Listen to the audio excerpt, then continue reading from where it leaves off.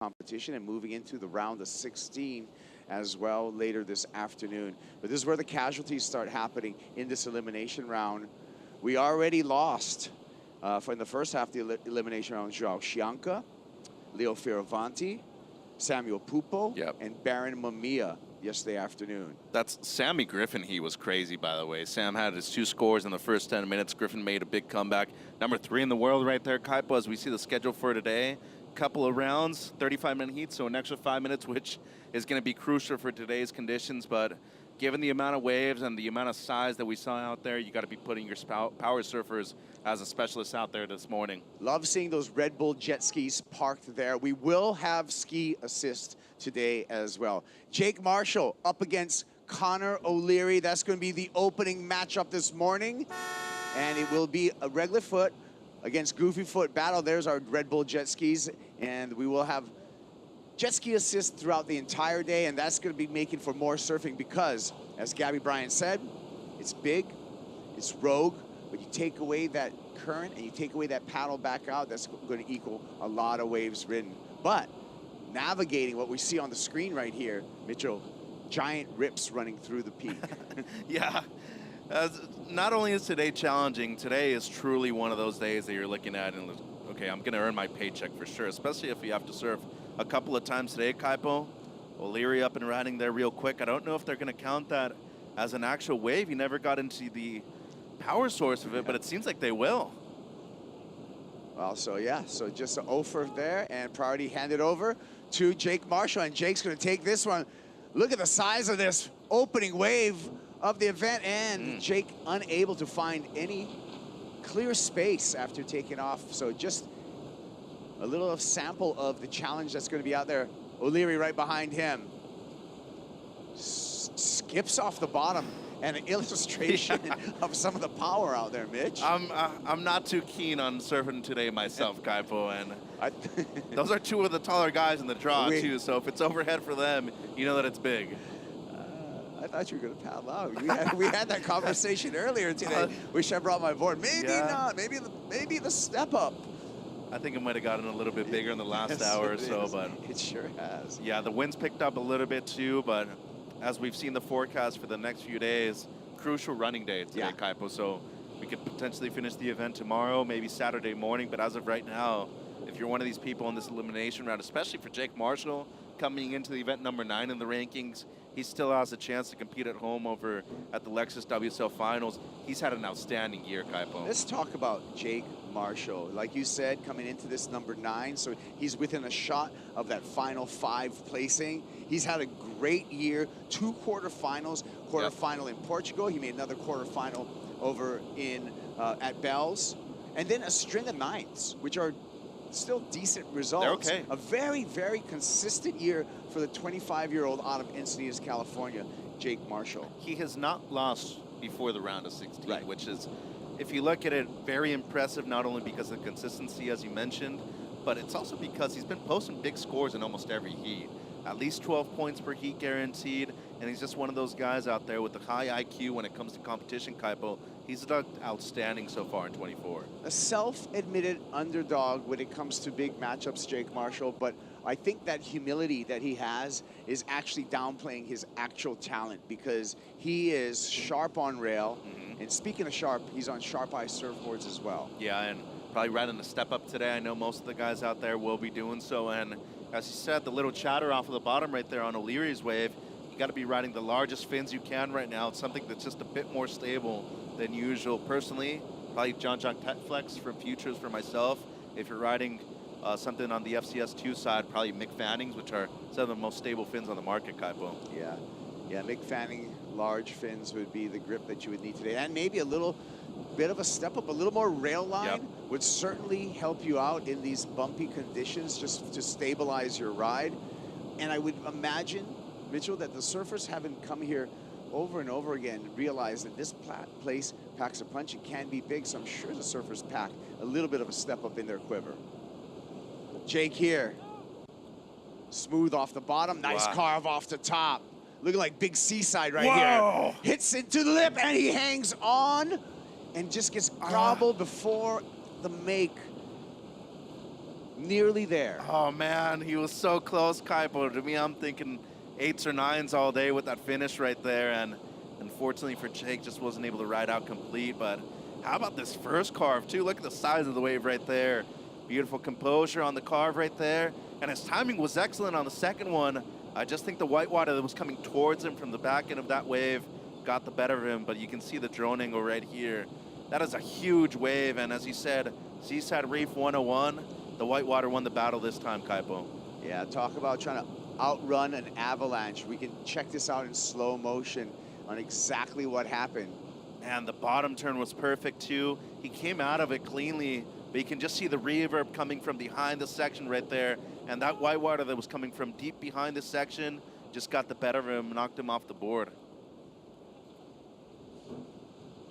Back on the Red Bull jet ski for a taxi ride out.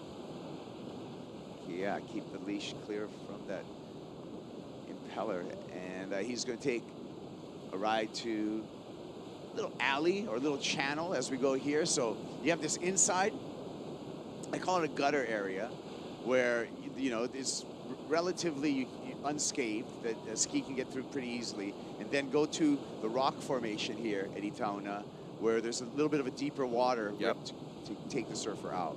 Yeah, and it ain't that little today, I can tell you that. Yeah. Even over there, like, you're probably still struggling to make it back out, and you can just see the amount of white water right next to where they're paddling back out, or using the ski, I should say.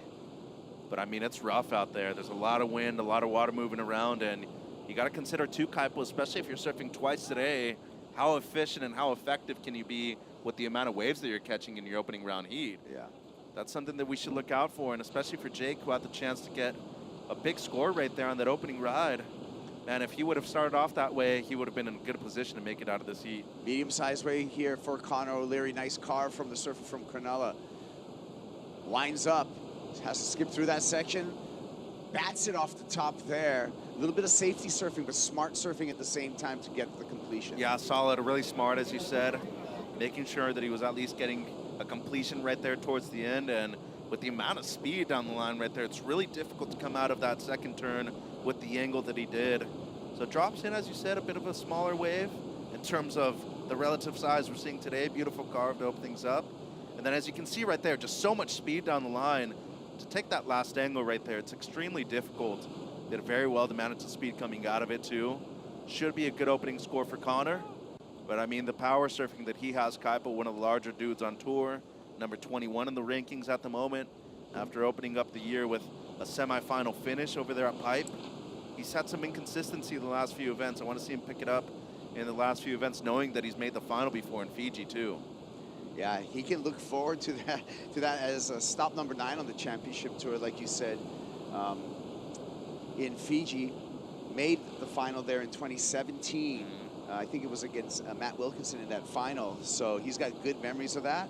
He's qualified, by the way. He's going to be representing Japan in the 2024 Paris Olympics. So next stop after Sakurema for Connor O'Leary is going to be Tahiti. Yeah, and all these men and women that have already qualified for the Olympics, it's going to be a busy summer. You know, you go straight from the Olympics, maybe having a week or two off in between events, heading over there to Fiji, and if you make it to the Lexus WSL Finals, you're going straight over too. So it's going to be a next couple of months that have been really busy for a lot of people, and for some, they're going to have some downtime afterwards, Kaipo. But for Connor right now, he still has a lot of work to do. Yeah.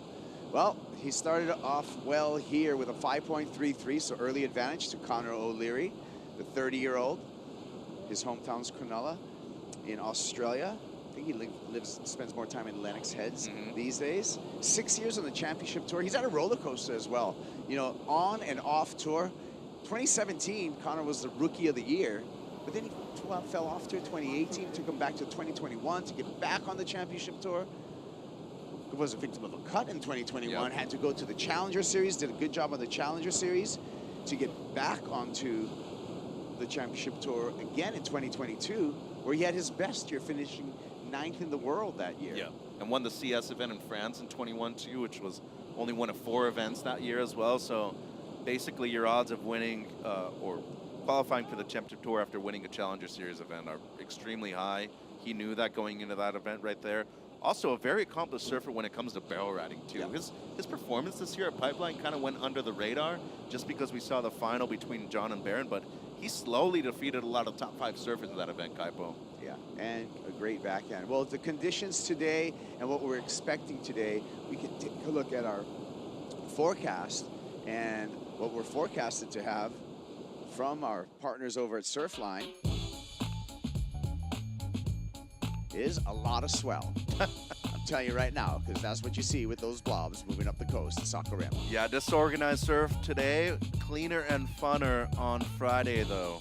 So that's what we're expecting for tomorrow. Luckily for us, though, Saturday morning, very clean window early on before that solid swell again arrives on Sunday. As you can see today, Kaipo, 6 to 8 feet on the faces. It's going to be much larger by the afternoon, but the onshore wind, once again, very strong throughout the entirety of the day.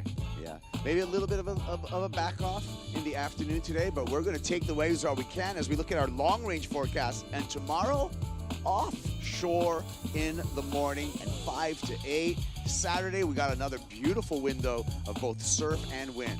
Yeah, and tomorrow definitely seems like a go day. I'd have to be thinking we're going to be running as much as we can, especially considering that the light onshore in the afternoon will be really good with a little bit of a smaller surf in the Arvo Kipes. Yeah, thank you to Surfline for all the data that they provide, and it helps us plan. Because really the goal is, and the reason we're running today in these challenging conditions, really the goal is to finish in the best surf possible. So when we're looking at the tourism competition and that department, and our commissioner's department, they're always looking at the marathon or the long term on this. Sometimes you got to get through some challenging days so that you can finish in the best possible conditions. Oh, look, I'm smiling right now. I come from the QS. We'd probably be running like 3 different areas right now at a QS event, you know. If it comes down to it, you got to run on any kind of wave that you can, especially if you're a championship tour surfer, knowing that there's a top 10 position on the line, a top 5 position on the line. You got to be prepared for anything, Kaipo. And I know these surfers out there, they know what to expect of themselves when it comes down to it. But in the end, you just got to know that every single morning you show up to work, there is a chance that you're going to go out there and compete. Yeah, these two competitors, you know, 3 years on the CT for Jake Marshall, 6 years on the CT for Connor O'Leary. And when you spend that time, you know, you do eventually have a little bit of a history with matchups between these two. So they have matched up in the past.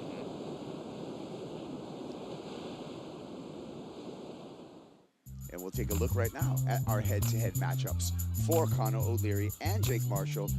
1 win for Connor, 2 for Jake. Remember, 24 elimination round. Jake Marshall got the best of Connor O'Leary. In 2022 in Sunset, Jake also beat Connor on his way to a quarterfinal finish there. Beginning of the year, though, Connor O'Leary was able to take out Jake Marshall in the round of 16 over at Pipeline. So, to me, it's like Connor O'Leary wants to even things up with this matchup right here, and here he goes. O'Leary, again, picking up a medium-sized wave, really hacks that turn, and showing some flexibility. So he's gonna back up that 5.33 because he just has a fractional score in his score line. So kind of just chipping away at it. More than when we look at this wave. That hurt my hips just looking at it, Kaipo. I mean, look at the flexibility he had to have and the core strength to be able to recover afterwards. Man, that was impressive, though, getting the second turn in before that wave closed out. Love the commitment from the Gecko right here from Connor, and talk about power. Look at this. Into the lip, fully displaces a ton of water. His back foot completely comes off, too.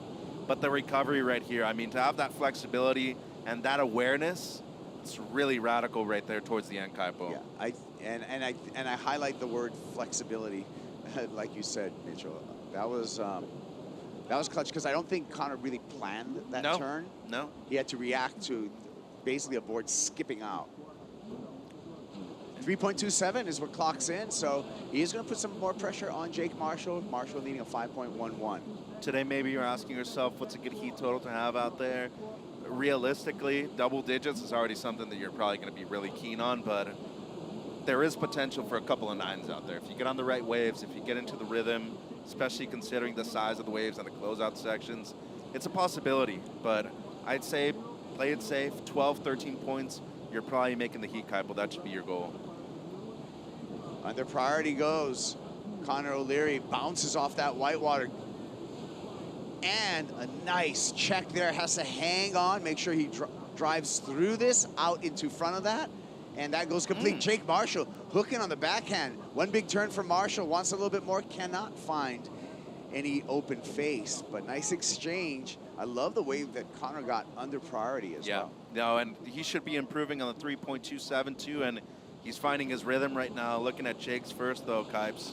Off of the bottom right there, just a one turn, but a major maneuver on the outside, a bit of a bigger wave too. Just a bummer that he wasn't able to fit one more in. And then looking at Connor's first wave of the set, a bit bumpier, up and over. Very impressive right there. And a strong finishing turn on a closeout section that was not easy at all. So great work. He's only looking to improve on the low 3. And, you know, we talk about the first wave of the set, and especially being how bumpy it is right now, it's a difficult turn to do right there. Up and over, especially with the amount of speed that he's carrying down the line. And the second turn just as critical, especially when you consider all of the ribs that are on the wave of the face right there. That's tough. Great job by the Japanese surfer O'Leary. Yeah. Solid finish. And the coach, Doug Marsh, he likes it. So waiting for score for both Connor O'Leary as well as Jake Marshall to set the situation. Isn't that cool nowadays, Kaipo? You have your little crews that train together, and now they come and watch everybody's heat and support each other. Like, I remember back in the day, you probably wouldn't see that too much. Now you have Ryan Kalin, O'Leary, Gabby Bryan. They're always hanging out, supporting each other. You see that with Betty Lou Sakura Johnson and John. Yeah, well, with Dog Marsh, we call it the dog pound. Strider Wazalewski, he's out there somewhere. Let's see if we can find them. Strider, what are you up to? I love it, Kaipo, the dog pound. I got in there earlier and got some information and just kind of listening to what they were talking about. And they were, you know, throwing a couple punches and really getting after what they had to do to make it through these heats. And as you can see on the inside here, we've got like crazy current coming along. All this water's got to go somewhere. So then it heads out and it gets compressed into this little channel way out the back, and it creates all that rip that's going out through the lineup.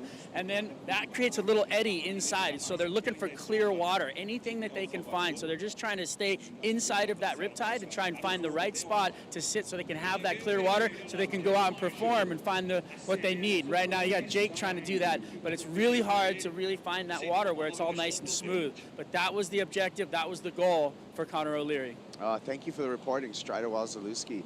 Yeah, I mean, and maybe that's the reason why we see Connor taking off on more of those medium-sized waves rather than just, you know, it started off, everyone was trying to dial a bomb, right? But now I think as the heat's progressing, they're identifying that maybe not the biggest wave is the best, but the one that provides you with the cleanest face. Yeah, well, for a longer wave for sure, but I will say though that the larger waves do offer up more critical sections, and you only need one in order to get an excellent score off of that. So I'm not opposed to it, but in terms of consistency of scores and bettering those scores, for sure what you're saying is the right thing to do.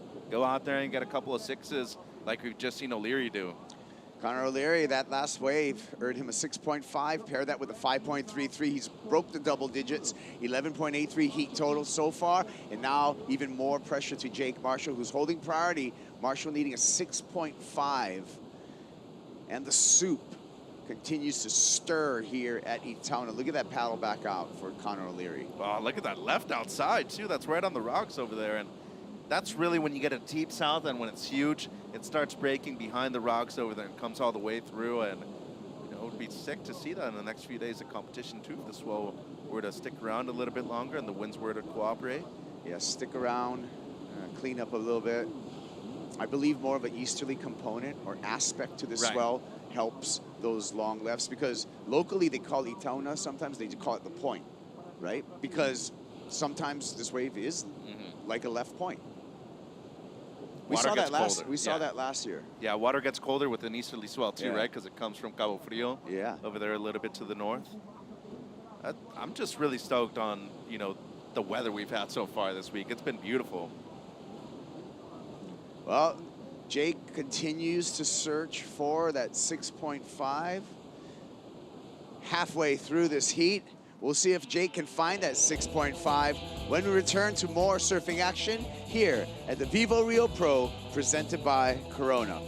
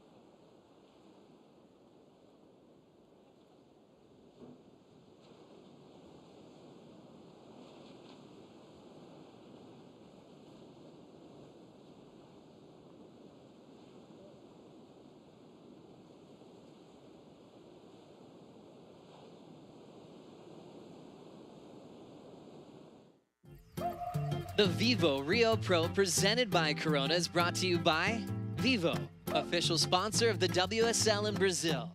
By Corona, this is living. And by City of Saquarema, official host of the Vivo Rio Pro presented by Corona. Welcome back to the Vivo Rio Pro, presented by Corona, men's elimination round. Heat number 5 out in the water. Kai Pagura, along with Mitchell Salazar, talking you through the action today. Connor O'Leary, he's in the lead over Jake Marshall. Marshall needing a 6.5. Marshall in the red jersey, holding priority right now with 13 minutes and 40 seconds on the clock. And the Mullets are also making a comeback too, Kaipo. We saw Mikey Wright with one a few years ago. Connor O'Leary probably rocking the best one on tour at the moment. Actually challenged me to have one later on this year too. I don't know. We're talking hairdos right now, mullets. Yeah. I'm a big fan of the mullet. I don't know if I can pull it off though. I like it. It's just, it's aerodynamic. It gives you a lot of like, there it is. Little extra flair in the head flick. There's nothing wrong with a good mullet, my friend. It looks cool when you do like a snap and it kind of waves a little bit too. Interesting that you pointed that out. I don't know if I could pull it off though. I like the challenge though. There's the coach, Richard Dog Marsh of Connor O'Leary. You can see that his surfer currently in the lead.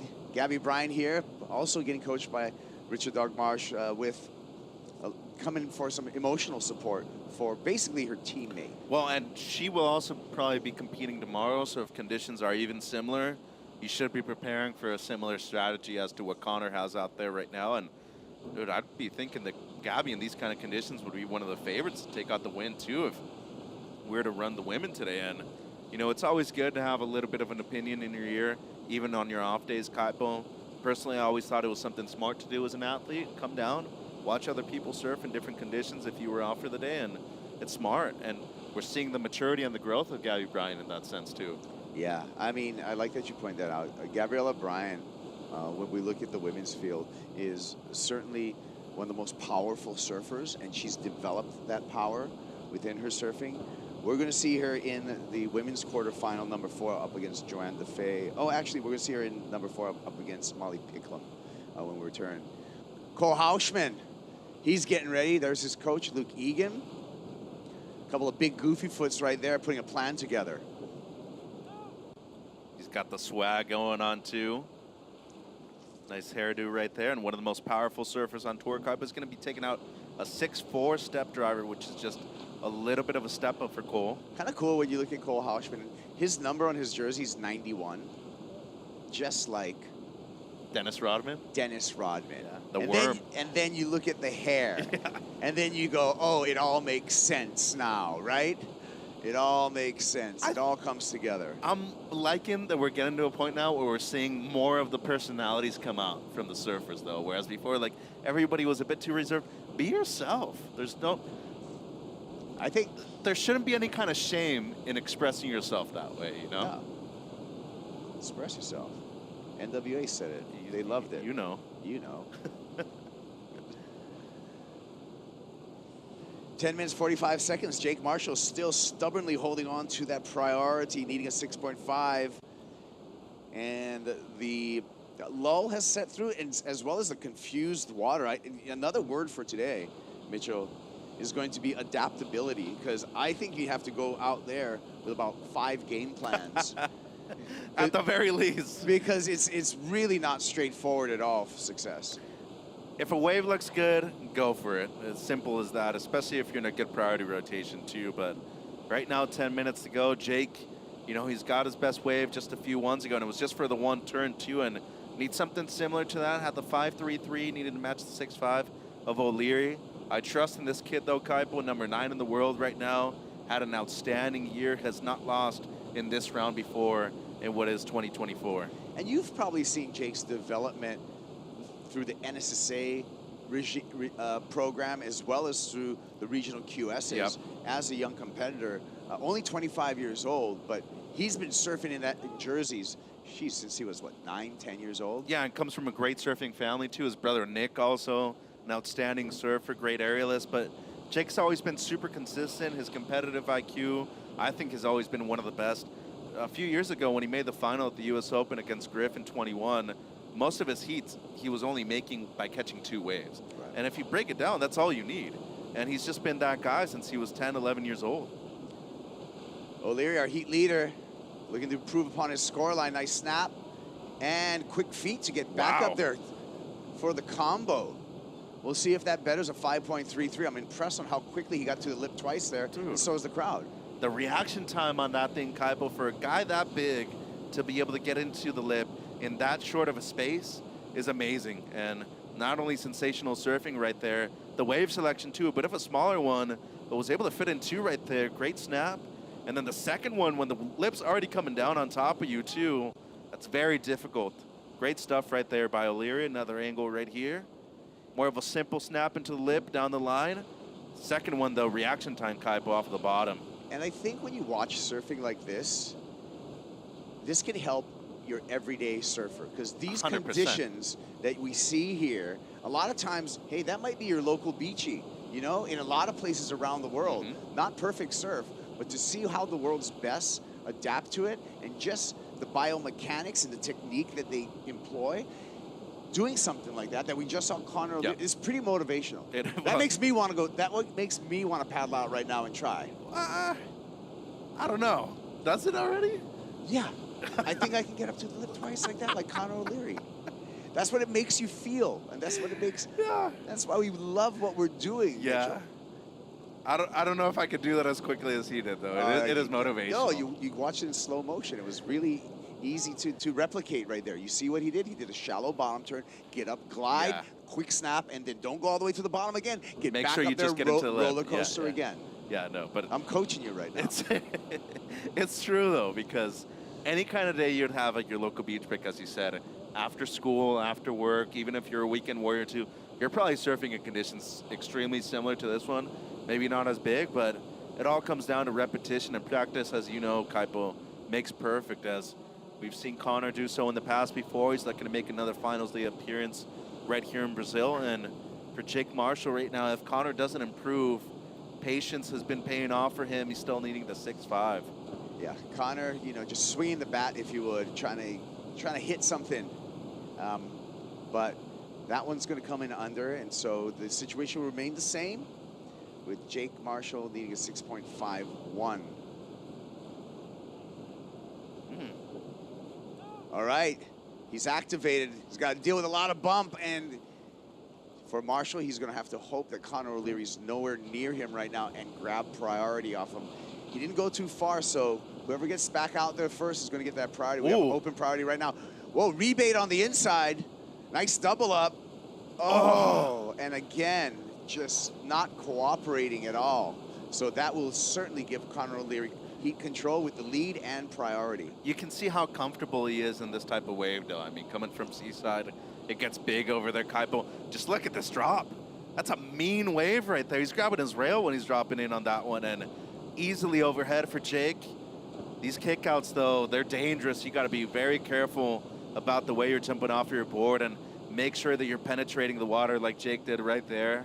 Good work, but still needing the 6.51 now, Kaip. So it's a difficult score to get in these kind of conditions. You just need to be maybe a bit more active. Patience wasn't necessarily being your friend right there. I still think it's the better game plan, though, but as of right now, you might need to be chasing something up and down the beach.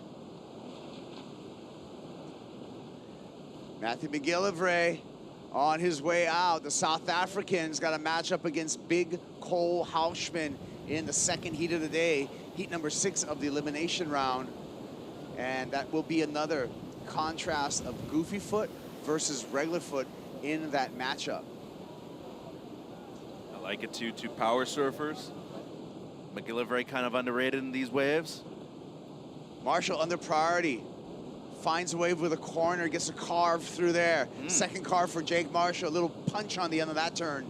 Kicks out, 6.51 is the target. Your thoughts, Mitch? I don't think so, and can potentially improve on the 5.33. Remember, that was just the one turn, maybe a bit of a bigger wave. This one shouldered off a little bit. 4:40 to go, though. I mean, not a bad attempt, though, Kaipo. It seemed like the wave was going to have some face down the line. A lot of speed in that first carve right there. And a bit more precise on the second one right there into the lip line. I mean, 6.51, just looking at Conor's two best waves, feel like it's going to fall short, but outstanding job just to be able to navigate the surface of this wave right here, manage his speed, and make sure that he's compiling a couple of maneuvers that are different to each other, too. To be able to do that on a wave as difficult as this one goes to show you has great ability out there on the face of the wave. Yeah, that number comes through for Jake Marshall at a 3.9. So he did improve upon his scoreline, but the need is still the same as a 6.51. So 4 minutes on the clock, and Conor O'Leary with a strong hold on this heat with priority and the lead. And Jake did requalify for the Championship Tour last year at this event too, Kaipo. Yeah, so got the job done, right? And we're going to do the same thing this year when we talk about the Challenger Series. We're going to be back here in Saquarema to qualify those surfers to the 2025 Championship Tour. Here's our heat recap. Conor O'Leary in the lead with some smooth surfing. Yeah, and he's made sure to be on the cleaner waves too. Always a bit smaller, but on not only the better waves, the waves that are offering up a bit more scoring potential with multiple maneuvers too. 6.5. And then the 5.33, just some beautiful display of power surfing on these open face waves by Conor O'Leary. And Coach Dog Marsh loves it. Teammate Gabby Bryan loves it. Love the answer back right here by Jake Marshall, though. 5.33 for a single turn. He combos that up with another one. We're probably seeing an excellent score, Kipes. Yeah, just needs to find some open water. Here we go with Jake on the paddle, and the priority play by Conor O'Leary. Oh my goodness. Sometimes you pay to play. A lot of times you pay to play here too. And that one's in the piggy bank right there, Kaipo. It seems like he's all good though. Advantage to Marshall right here though with priority now. Still needing the 6.51. It seems like here it goes. Oh, big top turn, and he was on the cusp of that score. If he rode out of that big top turn there, nearly would have accomplished exactly what he needed to do. So that was a painful happening, and to add insult to injury, a broken board as well. That's what happened. I think he was trying to go down the line and the board just gave in and eventually snapped. Wow, you don't see that every day. Nah, not that far back on a board. It snapped with just one fin remaining. Yeah, look at that. Sharp eye is done. That is crazy. Snap way back on the tail.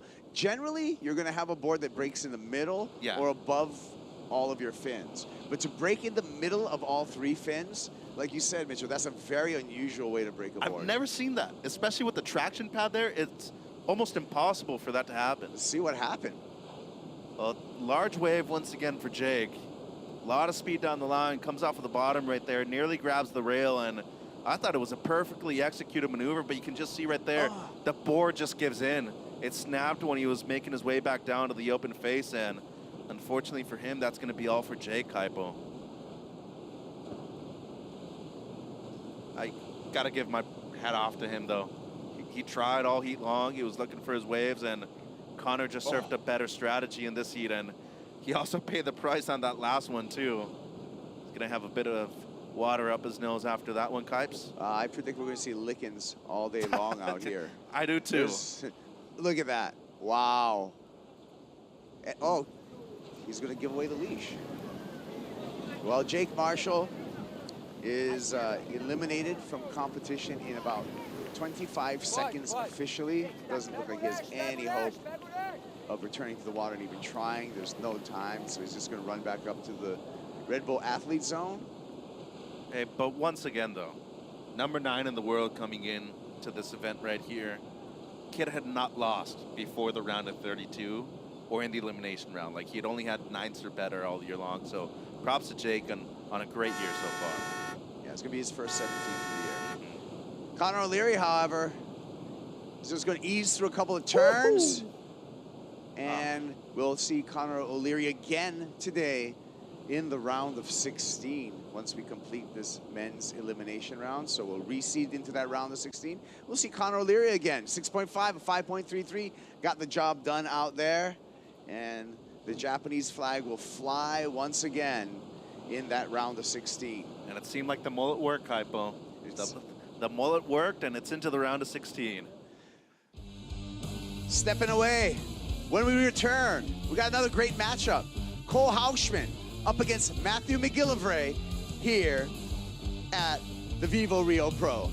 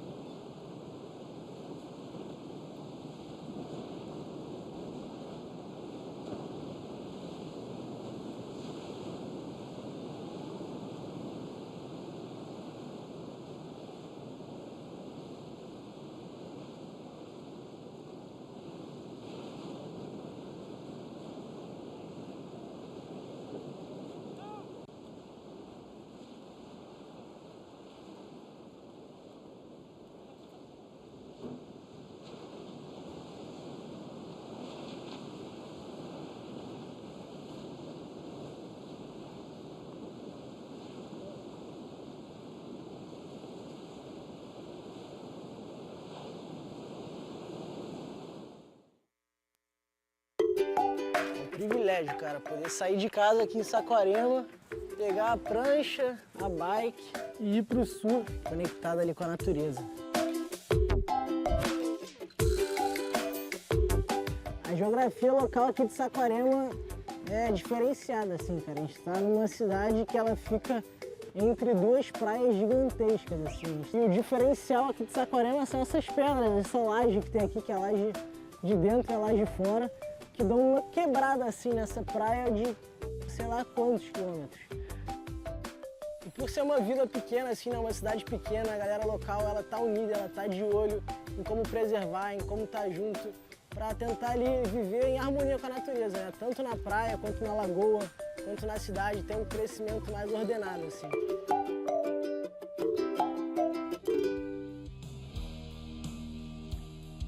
Connor O'Leary exiting the water.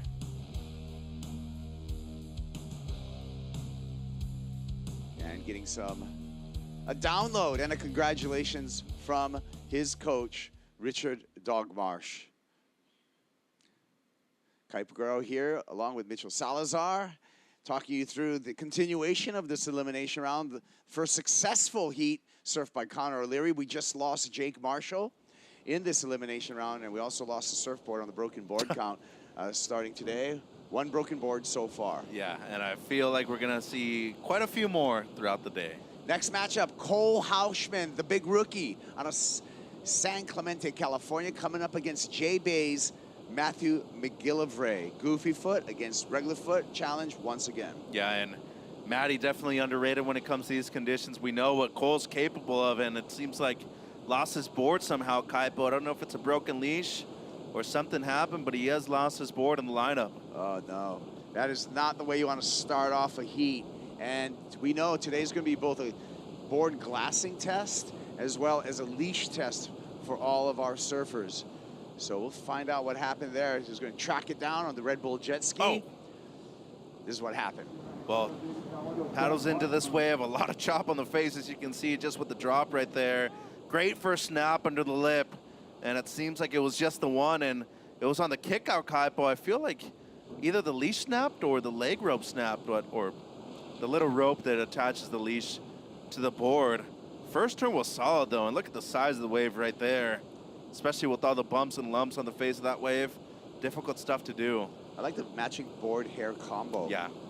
For Cole Hauschman. Hey, just like Rodman, number 91. Strider, what's going on?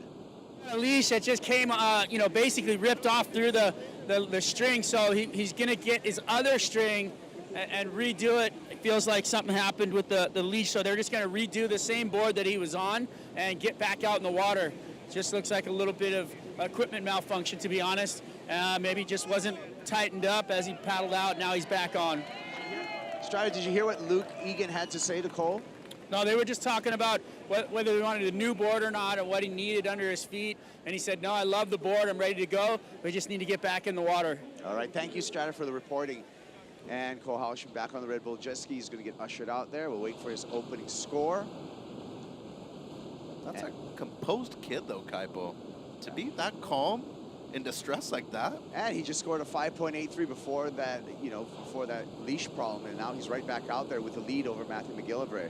I've seen people way older than him panic in situations like that with so much time left in the heat. He came in, he was calm, he knew what to do.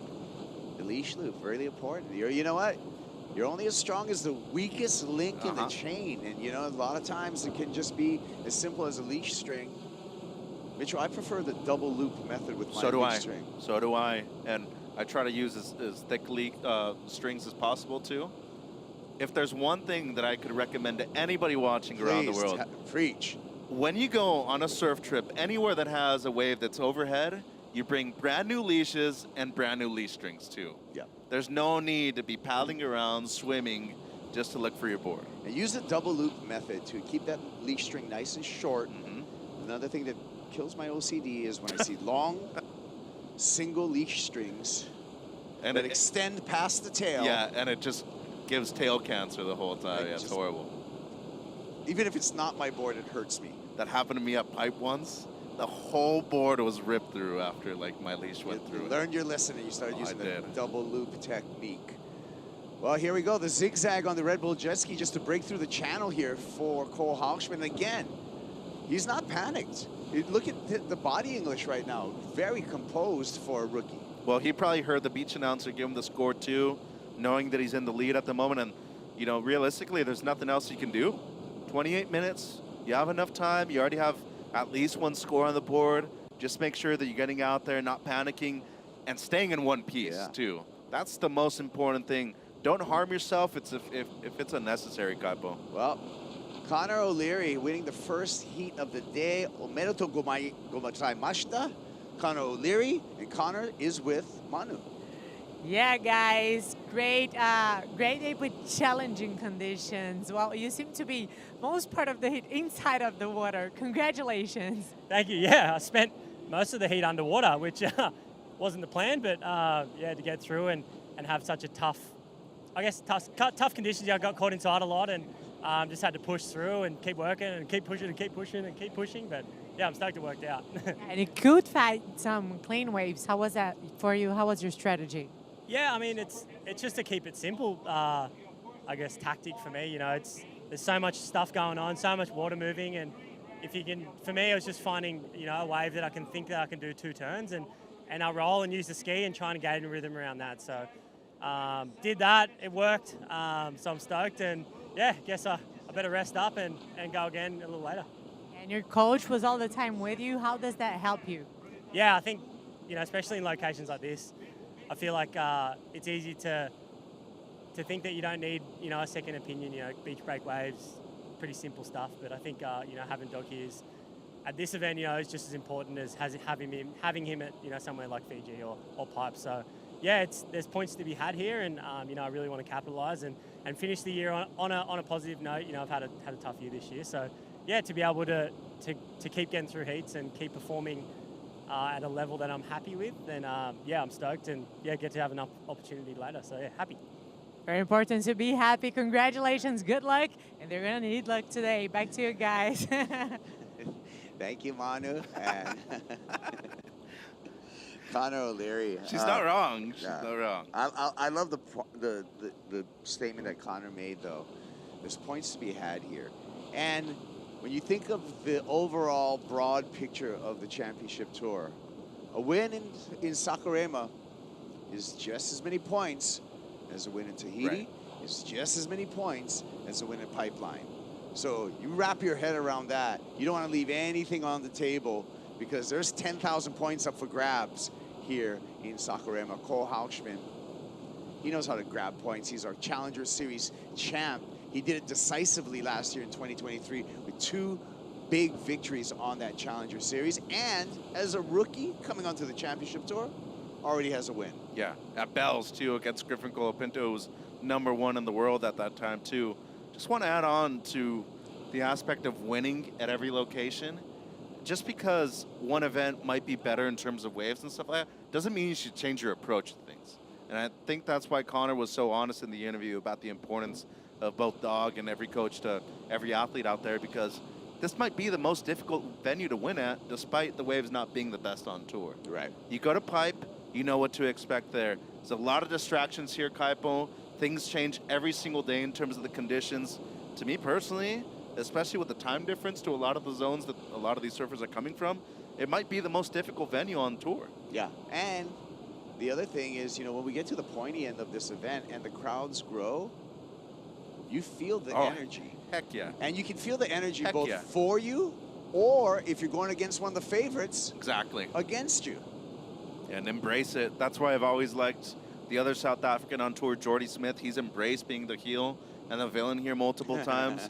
We look at Matty, 2 third-place finishes in 24 so far, coming off of the one in El Salvador.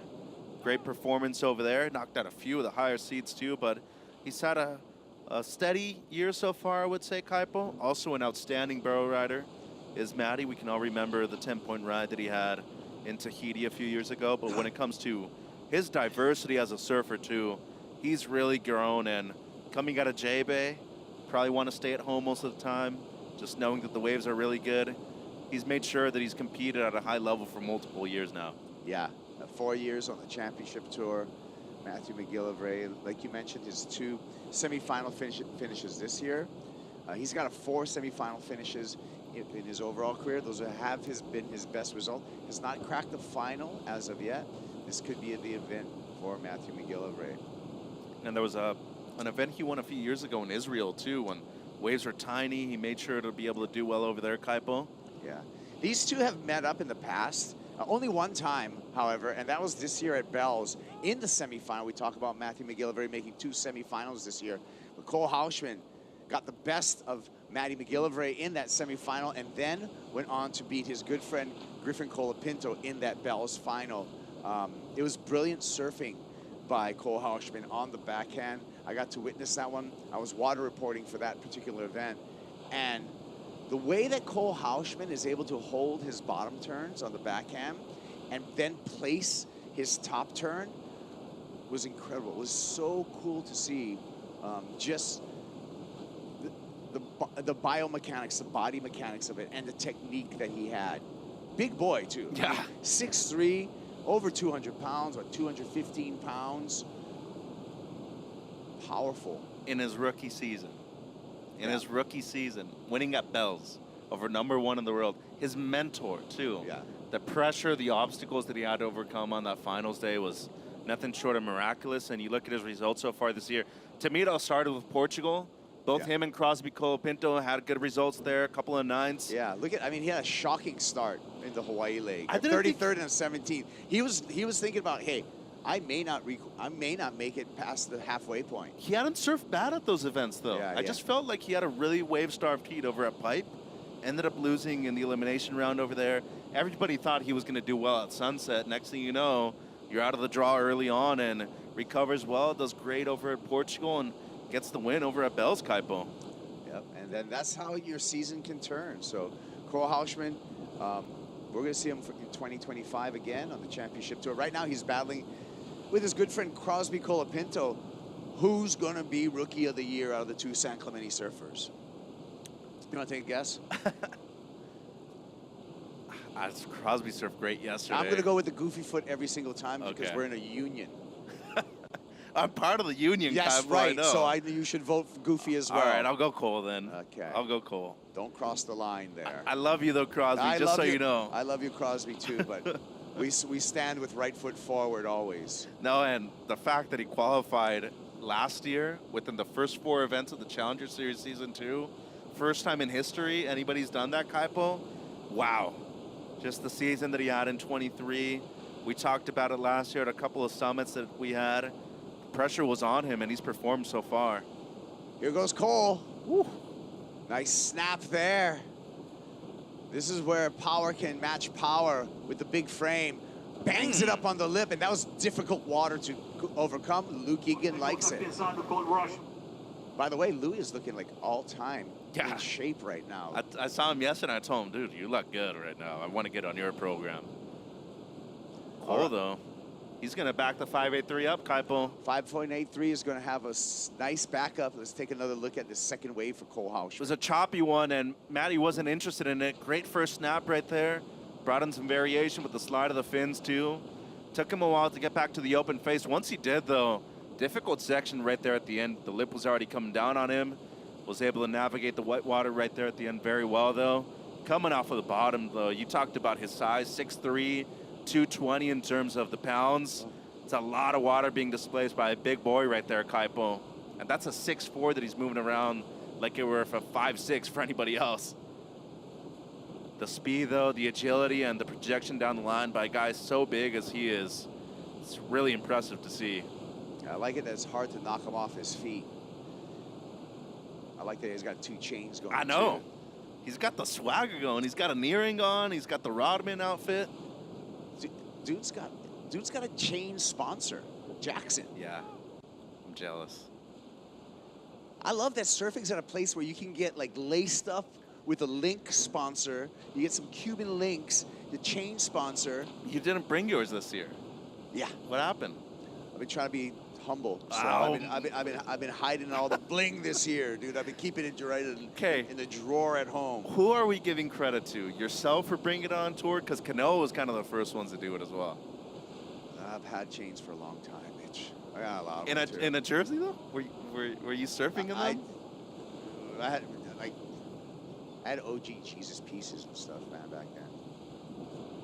Definitely don't know what that is. Yeah, I'm sorry. It's all right.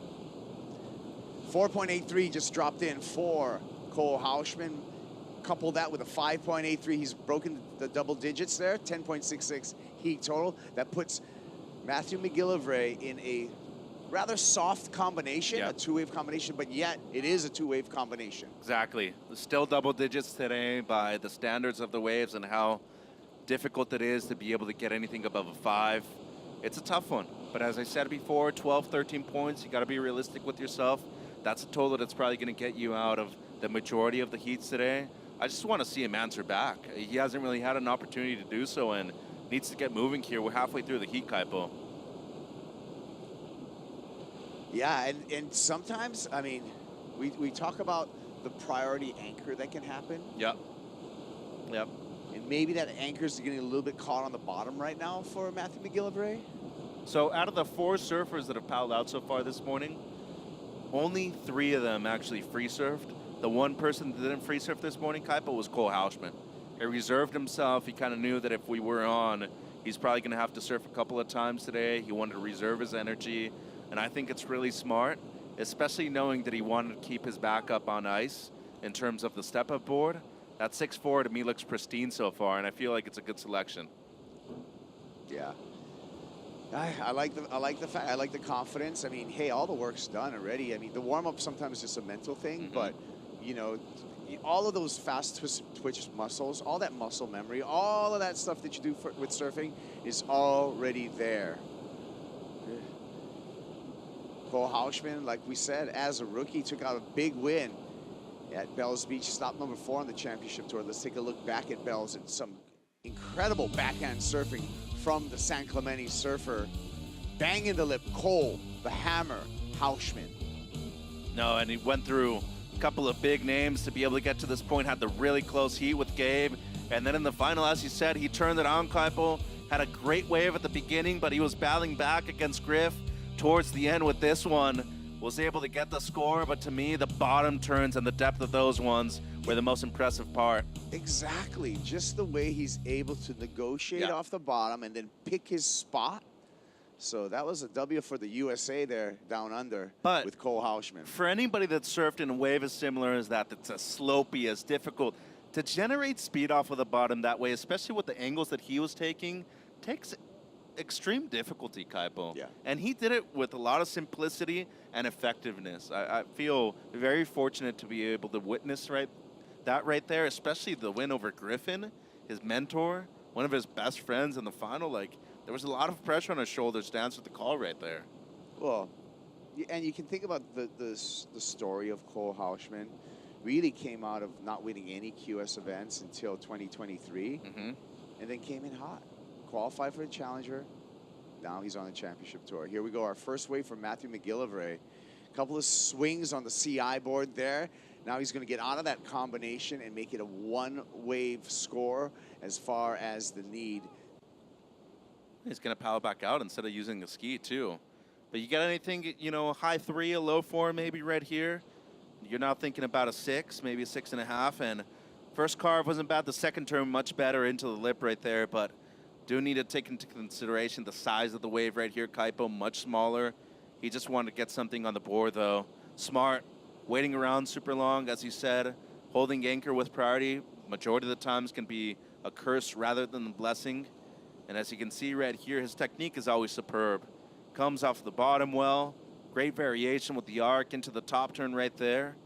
I will say, though, when it comes to the size of the waves today, that is a much more smaller wave than it comes to a lot of the waves we've seen from Cole so far. And that keeps the score suppressed. The 4-point ride checks in for Matthew McGillivray, but he makes it into a single wave need. The evil number is 6.66 is what he needs to take the lead off of Cole Hauschman. And we're going to take a Bonsoy brew break and see if Matthew McGillivray, if he can fight back. The big guy from San Clemente, California, Cole Hauschman, he's been dominating so far.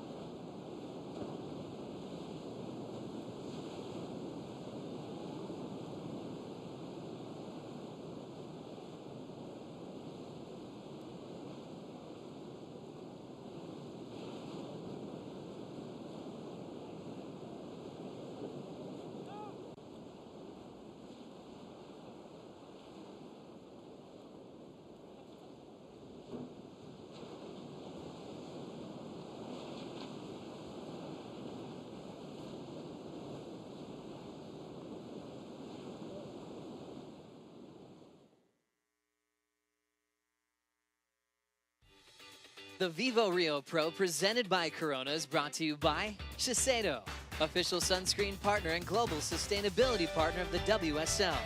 By Eventbrite, proud sponsor of women's surfing on the WSL Championship Tour. And by the state government of Rio de Janeiro, official partner of the Vivo Rio Pro presented by Corona. Men's elimination round, heat number 6 out in the water here at the Vivo Rio Pro, presented by Corona's Cole Hauschman. Currently in the lead over Matthew McGillivray, Kaipogura, along with Mitchell Salazar on the call here. Hauschman just with 2 waves ridden, but he's made both waves count, a 5.83, a 4.83. Had a little mishap at the beginning of this heat with his leash Velcro coming unattached. Did not impede the rookie out of San Clemente, and here he goes again. This is wave number 3 for Cole Hauschman. Finds a corner at Itauna. Off the bottom, slashes off the top with a huge turn, throwing tons of spray. Back up with a vicious snap, 2-turn combo. Big smile on the face of Cole Hauschman, and he's going to extend his lead over Matthew McGillivray in a big way. We were listening to Talking Heads this morning, Kaipo. How about some psycho killer right there from Cole Hauschman? Baby boy. That's going to be the best score in my eyes so far. What about da-da-da-da-da-da-da-da-da? Psycho killer. Ba-ba-ba. Dang, dude. That was it right there, I'm telling you. That was the good call, Mitchell. Not just the combination, Kaipo, the effectiveness of the turns, too.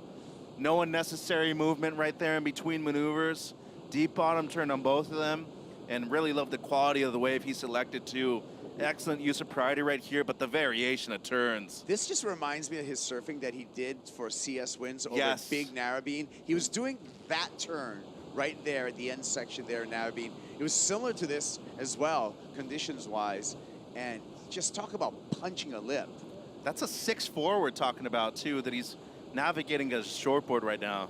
Louis likes it, as he should. That's Coach Luke Egan, former runner-up in the world. Luke Egan, one of the best goofy foots ever to come out of Australia. Yeah, longtime member of the CT, too.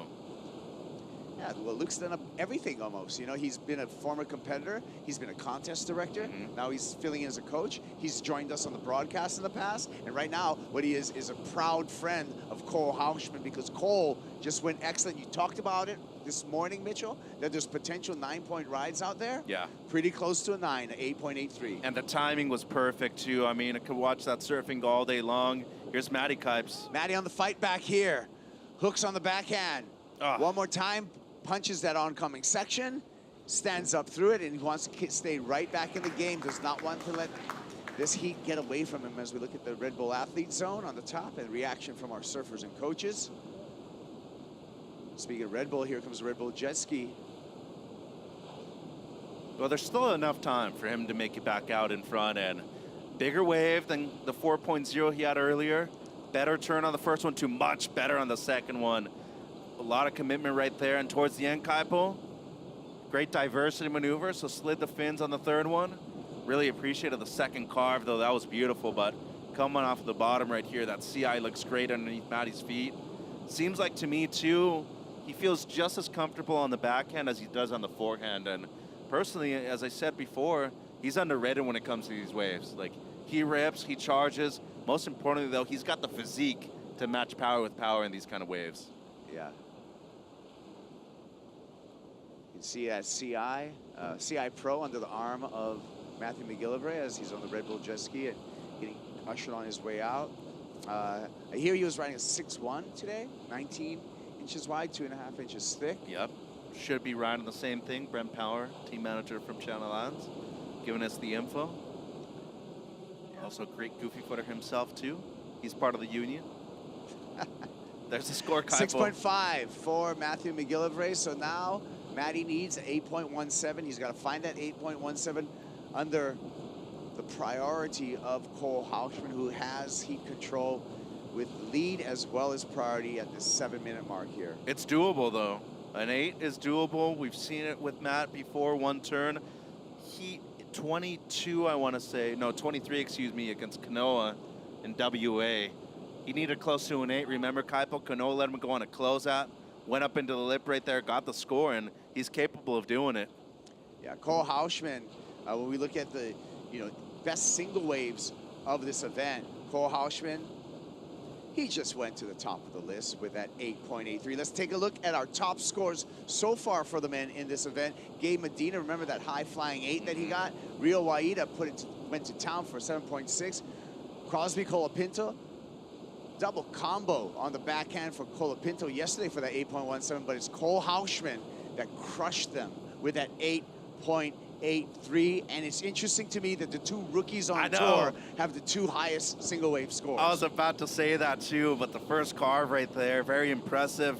The committed second turn though, Kaipo, that is strong stuff right there by Haushi. All smiles after that one for Cole. Got to be really stoked on his performance so far. Job's not done though. 6 minutes to go. You know how dangerous Matt is. Still needing an 8.17. It's doable out there. The 8.17 by Crosby, 8.83 by Cole. Both rookies, both battling for that Rookie of the Year. Cole, number 13 coming into this event. Crosby, number 10 coming into this event. That battle's going to go all the way down the line, I feel, until Fiji. Yeah, it definitely will. And both of them can be doing very well over there too, Kipes. Yeah. Matthew McGillivray just unable to find that, but talking about that Rookie of the Year race, you can check out the live rankings all event long. It's a new feature on worldsurfleague.com. You can see who's going up, you can see who's going down, all on those live rankings. It's a prestigious award too. When we talk about people that have won it before, you know, Andy, Kelly, obviously more of the most recent ones too. You have John and Gabe in the battle of that before a few years ago, and I think personally it's one of the most underrated awards we've seen in all of surfing too, Kaipo. People that have won it, I mean, some of the best to ever do it. That's true. I mean, last heat winner, Connor O'Leary, he was the Rookie of the Year way back in 2017. Here's the other guy who's going to be battling for the Rookie of the Year, and he's an exciting rookie. Number 66 on his back, Crosby Colapinto. He's going to be coming up against Emi Deval in heat number 7 of this elimination round. Made it into the finals day last year. Similar conditions right here at the Challenger Series event to qualify for the Championship Tour. Remember, they had a good crew at that event right there. Cade Madsen qualified. Jet Schilling, despite him not qualifying, he was still in the support group. It's been a strong year for those surfers from that area, San Clemente, Kipes. Yeah, they adopted Eli Hanneman as well, and he got straight onto the tour with a great performance here. It was a clutch performance. That drama is going to happen again October here when we return with the Challenger Series. Matty McGillivray just searching for something, but it's a rare bird right now that he needs. He needs an 8.17, and without priority, that's going to be difficult. It will be. He's broken away a couple of times now on his last 2 rides, the 167 and this throw rate right here of the offer, but I don't think an air's out of the question though, Kaipo. I know it's large out there. I do feel like if you land in air, there's no doubt it should be an excellent score if the wave merits it. It's obviously way easier said than done, and the wind is definitely on offer for it. The landing though is going to be very difficult, especially knowing that the backwash is a bit stronger today in comparison to yesterday. Yeah, it's going to be like hitting a wind lip kicker into a mogul field. Riding out of that, that's just a snowboard analogy there. Okay, but yeah. So like the wind lip kicker, and then you could do it there. And when you land in a mogul field, Mitchell, there's all these mounds and stuff, so it's not a flat landing. So it's very difficult. The only 2 board sports I've practiced, Kaipo, are surfing and skating. So as soon as you go into your snowboarding terminology, I'm like, already confused. Well, we'll do something that makes sense to you, like a heat recap of what's going to happen, because it's been some great surfing by Cole Hauschman, Mitch. Yeah, and start off with the 5.83 as well for just a single turn right there. A very large wave, big drop on it. Lost his board though. Afterwards, the leash came undone. Made it back out though and got the highest score of the event so far, Kaipo, the 8.83 right here for Haushi. Great combination of turns for the young goofy footer out of San Clemente. But Matthew McGillivray was coming back right here towards the end, dropped the 6.5 on a great combo of turns too. He's not out of it. See right there, navigating the whitewater. Different kinds of ribs on this wave right here. Love this second turn. Kaipo brings it all the way back around and made sure that he was patient and methodical with his approach towards the end. Dropped his best score so far, the 6.5.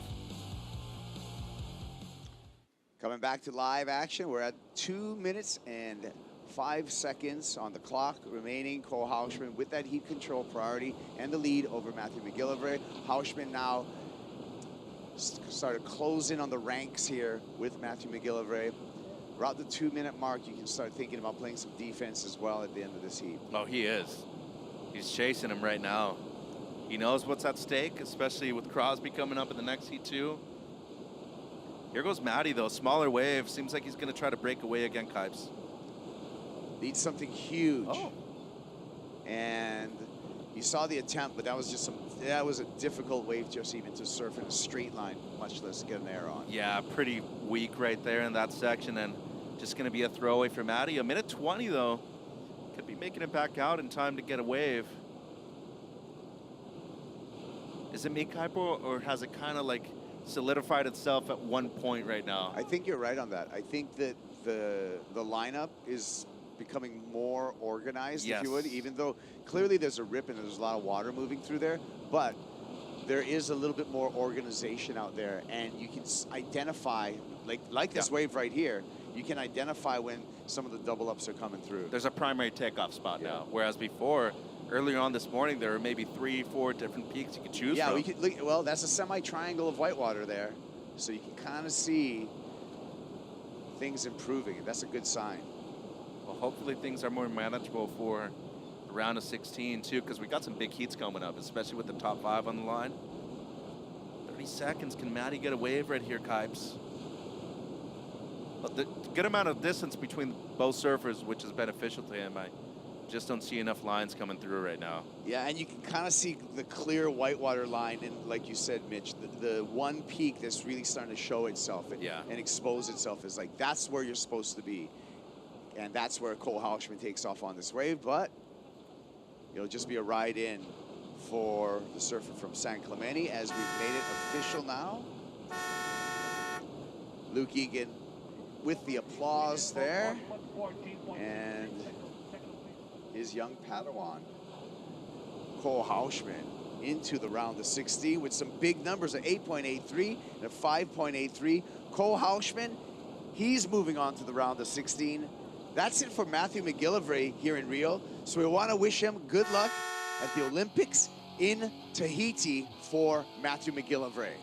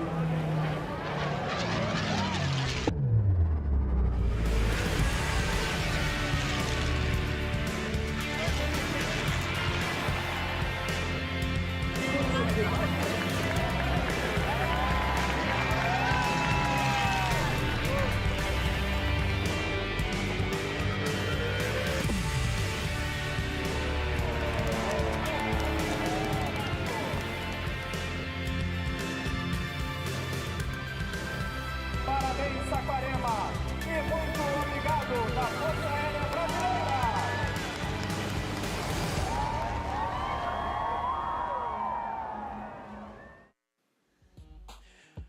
dia, everybody. Crosby, Colapinto, and Emi Deval are in the elimination round and enjoying the crowd that's already on the sand at Italo Beach. Winners move on to the round of 16, which is on the schedule today. Thanks for being with us.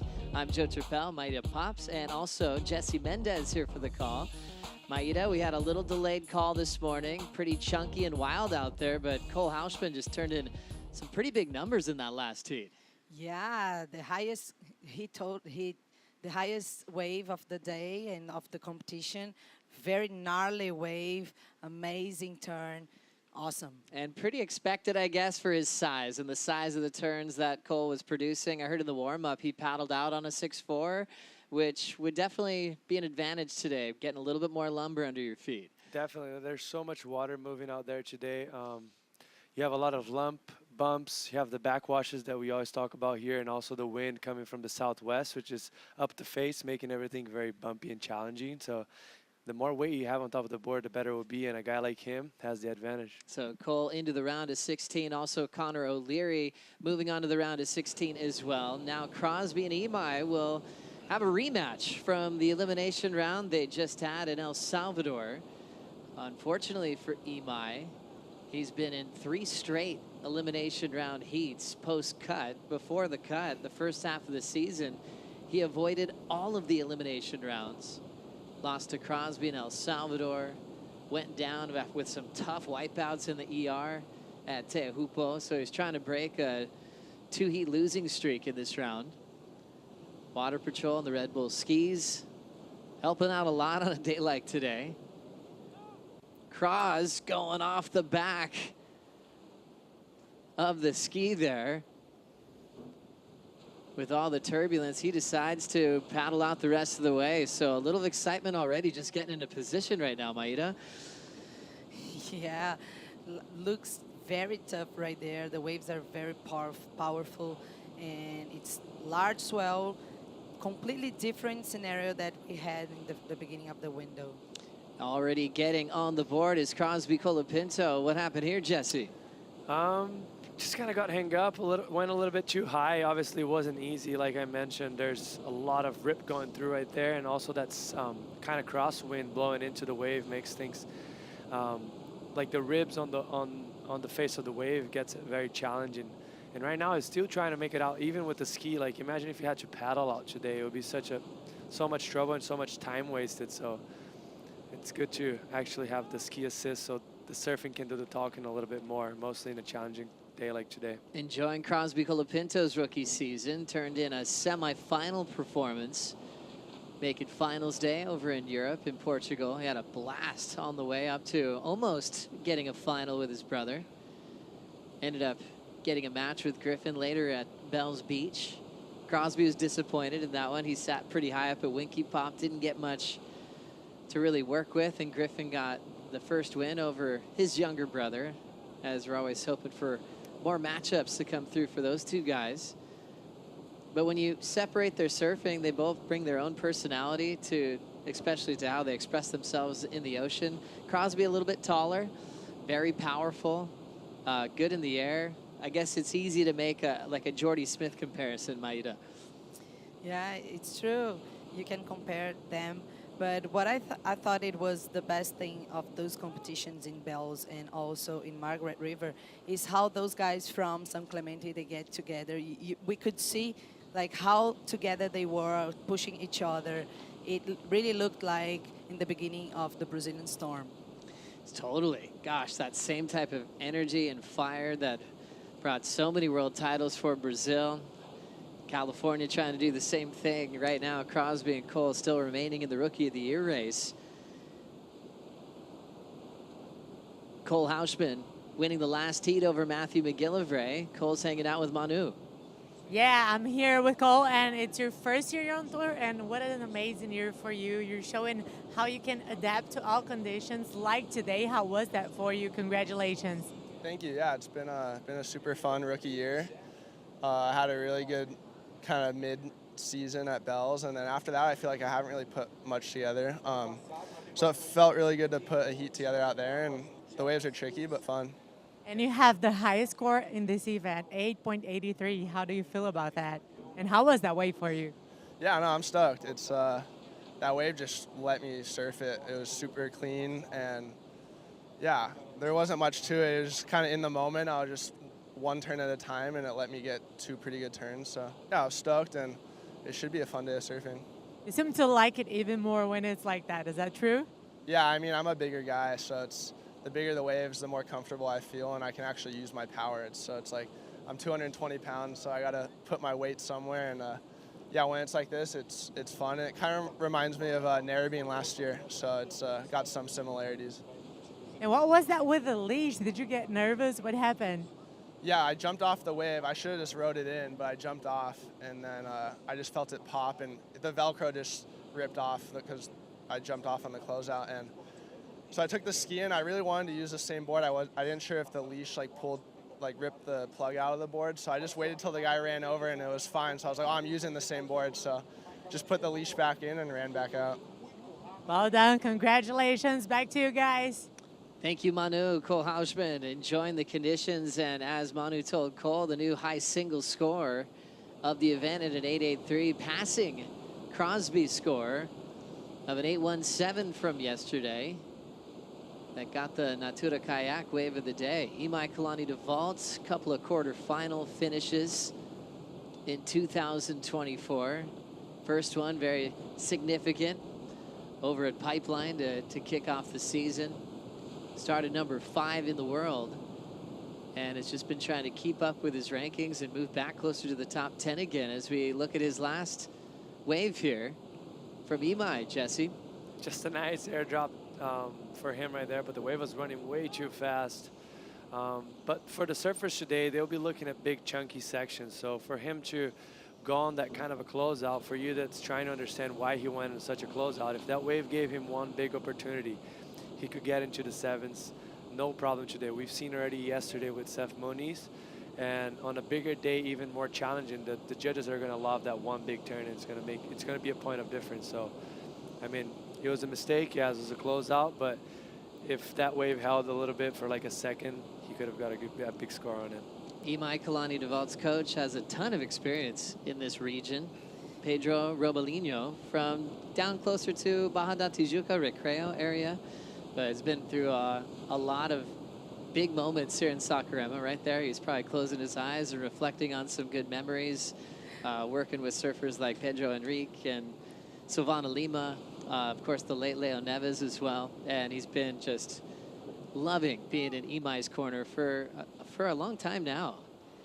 Yeah, it's true, Joe. I talked to him this morning, and he said that when they look to Emi Kalani's career, they feel that he's improving a lot, and he's having good results like in the last few events, but it was the first time that he made a cut, so he's developing his self-belief and everything, his mindset. And this morning he went out, he got a really good wave, and Robalino said that they are very confident, and they just changed the board for a larger one for sure. And I think he's using the 6-1 right now with round pin. Smart move. So a couple of inches longer from what he rode yesterday. Chipping in from out the back, Crosby. Ironing out the lump and bump with some speed, now driving off the bottom, attacking the lip line well. So putting some excitement through that lip that was changing shape as he was approaching it. Tags it. That'll be his best number so far in the rematch from El Salvador that Crosby won, and also a rematch from the quarters of the Challenger Series that Crosby won last year right here in Saquarema. Let's take another look here, Jesse. Yeah, it was a nice effort right there for him. Ended up getting stuck. There's more left over on that wave, but the problem right there, as he was bottom turn, look how much ribs there was in that wave, and he was trying to engage that rail, but he kept skipping a little bit, and it's going to happen 21. It wasn't his mistake or anything. Maybe if he went a little bit more down the line, instead of trying to go so vertical on that section, he could have made the most of that wave down the line. But I mean, it's easy said here. It's just a hard day of surfing today, and you're going to really have to pay attention to the details in order to complete your waves. Crosby on a 6-2 magic board that he really discovered at El Salvador at the last event. Rode it there, felt amazing. He got his 817 on it yesterday. A driver 3.0 from Lost Surfboards. Crosby growing up in San Clemente. The factory is just down the streets to pick up all the models that he needs. As we see that roll in now at the bottom, Imai going up and down. The challenge is clear on a day like today. A .67 and now another throwaway score for Imai. But talking to Pedro earlier, there's a lot of great coaching moments that you can be really proud of. And sometimes you've got to really think outside the box of how you might be able to win a heat. He remembered a matchup in a final with Pedro Henrique and Leo Neves here. He saw Leo, which is a good friend of his, you know, will go down the beach without a wetsuit on. Pedro Robolino was like, hang on, the water's freezing. What is he doing? So he instructed Pedro Henrique to sit on him, hold him in the corner, and then try to get a restart for the heat. Play ultra defense. He kept him out of the area. They got 2 restarts in that final. Leo was absolutely freezing. The game plan worked, and they got the win. For a coach, he walked away going, wow, I identified an opportunity, and it actually worked. What a moment, you know, for a coach to reflect on right here at Saquarema. And that's very deep into his strategy, right? Like, where would you come up with that, really? That's smart. Like, you gotta use every side of the rule book you can, and that was one of it, and he identified. Because they took a chance. Maybe they wouldn't get the restart, but that was game plan number 1. When it started working, you know, it all worked out for Pedro that day. He was wearing a nice warm wetsuit. Water can get cold here, depending on the swell direction. Yeah, it can. But as we were saying yesterday, Jesse, just as Charlie did with Medina that time, that he asked him to get in front of Caio Belli. Let's just have a look on this wave. That's right. Oh Late again, and Imai going down. But it's a great point, Maida. Certain coaches can understand the rule book, and they go, okay, what can we do within the rules? And I think Charlie Medina was really good at that, working with Gabriel over the years, almost like a Bill Belichick for the NFL and the Patriots, you know, just understanding what they could pull off. And sometimes rules will have to be updated because of how smart these coaches are. And they have been plenty of times since I've been on tour. There's been a few changes on the rule book that was applied because of either a coach identifying those situations or sometimes even the surfer. Ryan Kalin preparing for Canoa Igarashi in a rematch from last year at Saquarema. Coach Richard Dog Marsh keeping his surfer in the right headspace. And it's kind of a cool series with these guys. They've had 2 matchups at Margaret River, and now this will be their 2nd matchup at Saquarema. They've never met up anywhere else in the world. Coming up next, Canoa versus Ryan for a chance to be into the round of 16 today. Crosby now has his number in from that backhand snap, a 4 and then a 2.17. Last of Imai, 0.63. We know Imai went through a few wipeouts, hit the reef a few times in Tahiti. It was a low-scoring loss in the elimination round. Pedro did mention that Imai is feeling a lot better coming into this event in Brazil. Yeah, because he actually got hurt. As we see a big connection on the backhand of Crosby Colapinto. He had a huge moment yesterday on a combination of turns that got him an excellent score. And now his best moment so far, looking to improve on that 217, Maida. Yeah, very good looking wave. I like the way he approached the leap and then bang, right there. Jesse, timing was perfect there. Yeah, timing was perfect. The wave was clean. Like, I think key on this is how critical he was on that turn, just air dropping out of the sky. And today, as you see right there, like bringing the board all the way under his chest right here, just making everything very stable and dropping it very low as he was landing to make sure he was going to ride out clean. And that was beautiful executed. And today, this is key. I was talking about big chunky sections, and ideally you want a combination of turns, but on a day like today, this is not really reality for you to find a big wave that is going to have 2 clean sections. So go for one big, massive maneuver, you're going to get a big score. This is going to be a very healthy score for him, probably one of the best scores of the day. What a great read for Crosby. Colapinto, his wave before was a 4.0. His wave number 3, a 7.33. Imai now in a combination, needing 2 new waves to try to get out of the elimination round today. So great effort. Crosby can kind of simplify the demand, just slow things down. One big major move on a set wave can get you where you want to be in the round of 16. Yeah, and then if you keep trying to find the best wave as you can now, you can find, as Cole did in the last heat, he found one that he could pull like 2 movements to get an excellent score. I guess we're starting to really zone in Maida on the Rookie of the Year race, which is fun. Crosby versus Cole, 2 good friends from the same town as San Clemente, as we say hi to our fans from the sky here. The most passionate surf fans on the planet right here at Itaona. It's a gigantic beach. So there's a lot of room to get in the water yourself. I saw a crazy slab over there earlier this morning on the other side of the rock. Thing looked crazy, Jesse. It's called backdoor that wave. Actually, this is a great swell direction for there. The winds obviously are not ideal, and the ocean's very chunky. There's a lot of wind coming with the swell, very stormy, but there's still some crazy ones. Chipping in here is Emi Deval, back down prone again. That happened to him on a previous wave, and now able to recover into his first turn of the matchup. And the Maui boy will step off of his 4th attempt. You can see how tough it is out there. So much water moving. Even the struggle just to stay on your feet from the takeoff. And now we'll check out the roll-in again. Hung on. Sometimes tough to just get up in the flats there and still earned a nice first turn. Yeah, unfortunately for Imai right now, it seems that was a great wave. That was probably the best wave of the heat as far as quality.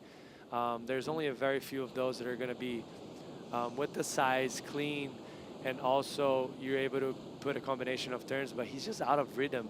Like, there's been 2 waves already, like you mentioned, Joe, that he was out of position for it, took off on his belly, and you don't want to do that mostly in a day like today where the waves are very short and there's a lot of water moving. So if he maybe gets the lap around with the ski and regroup, you know, press the reset button and try to get in a better rhythm, because now it's domination from Crosby. Canoa Igarashi preparing for Ryan Kalin coming up next. Maida, how about Canoa's run this year? What are you seeing from him that's been exciting you in 2024? Yeah, I love Canoa Igarashi, the way that he serves, and he's been very, very, I think sometimes he's just missing small details to get the results that he deserves and he wants to.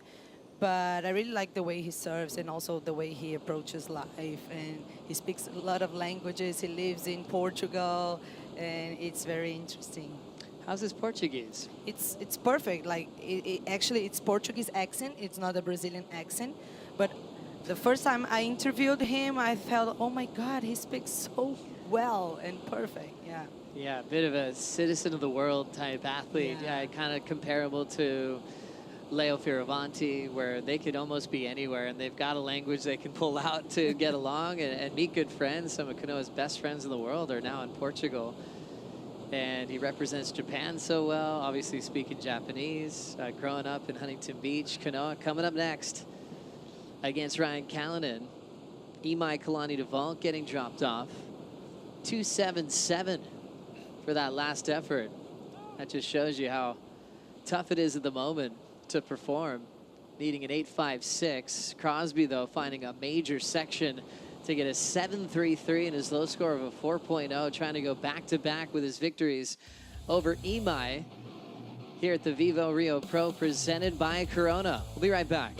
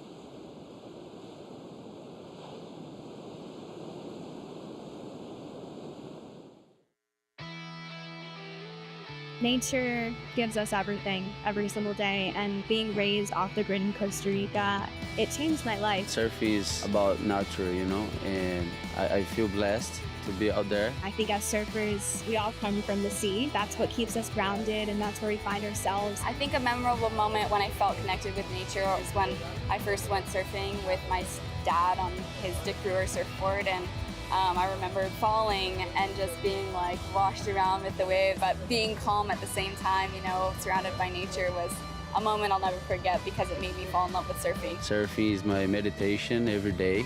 It's where I think about my life. You don't think about much, you know, you just enjoy the moment there, you're present. I think nature constantly shows us what the present moment is. And if we do that more often, do we become better people and the world would be a better place. Life on the beach and a life in the ocean is the one that we love. Look at all these happy faces, meeting their heroes. A lot of those young girls participating in the rising tide as well, and getting to actually get pushed into waves by their favorite surfers on the planet. It's been a fun time already in Saquarema.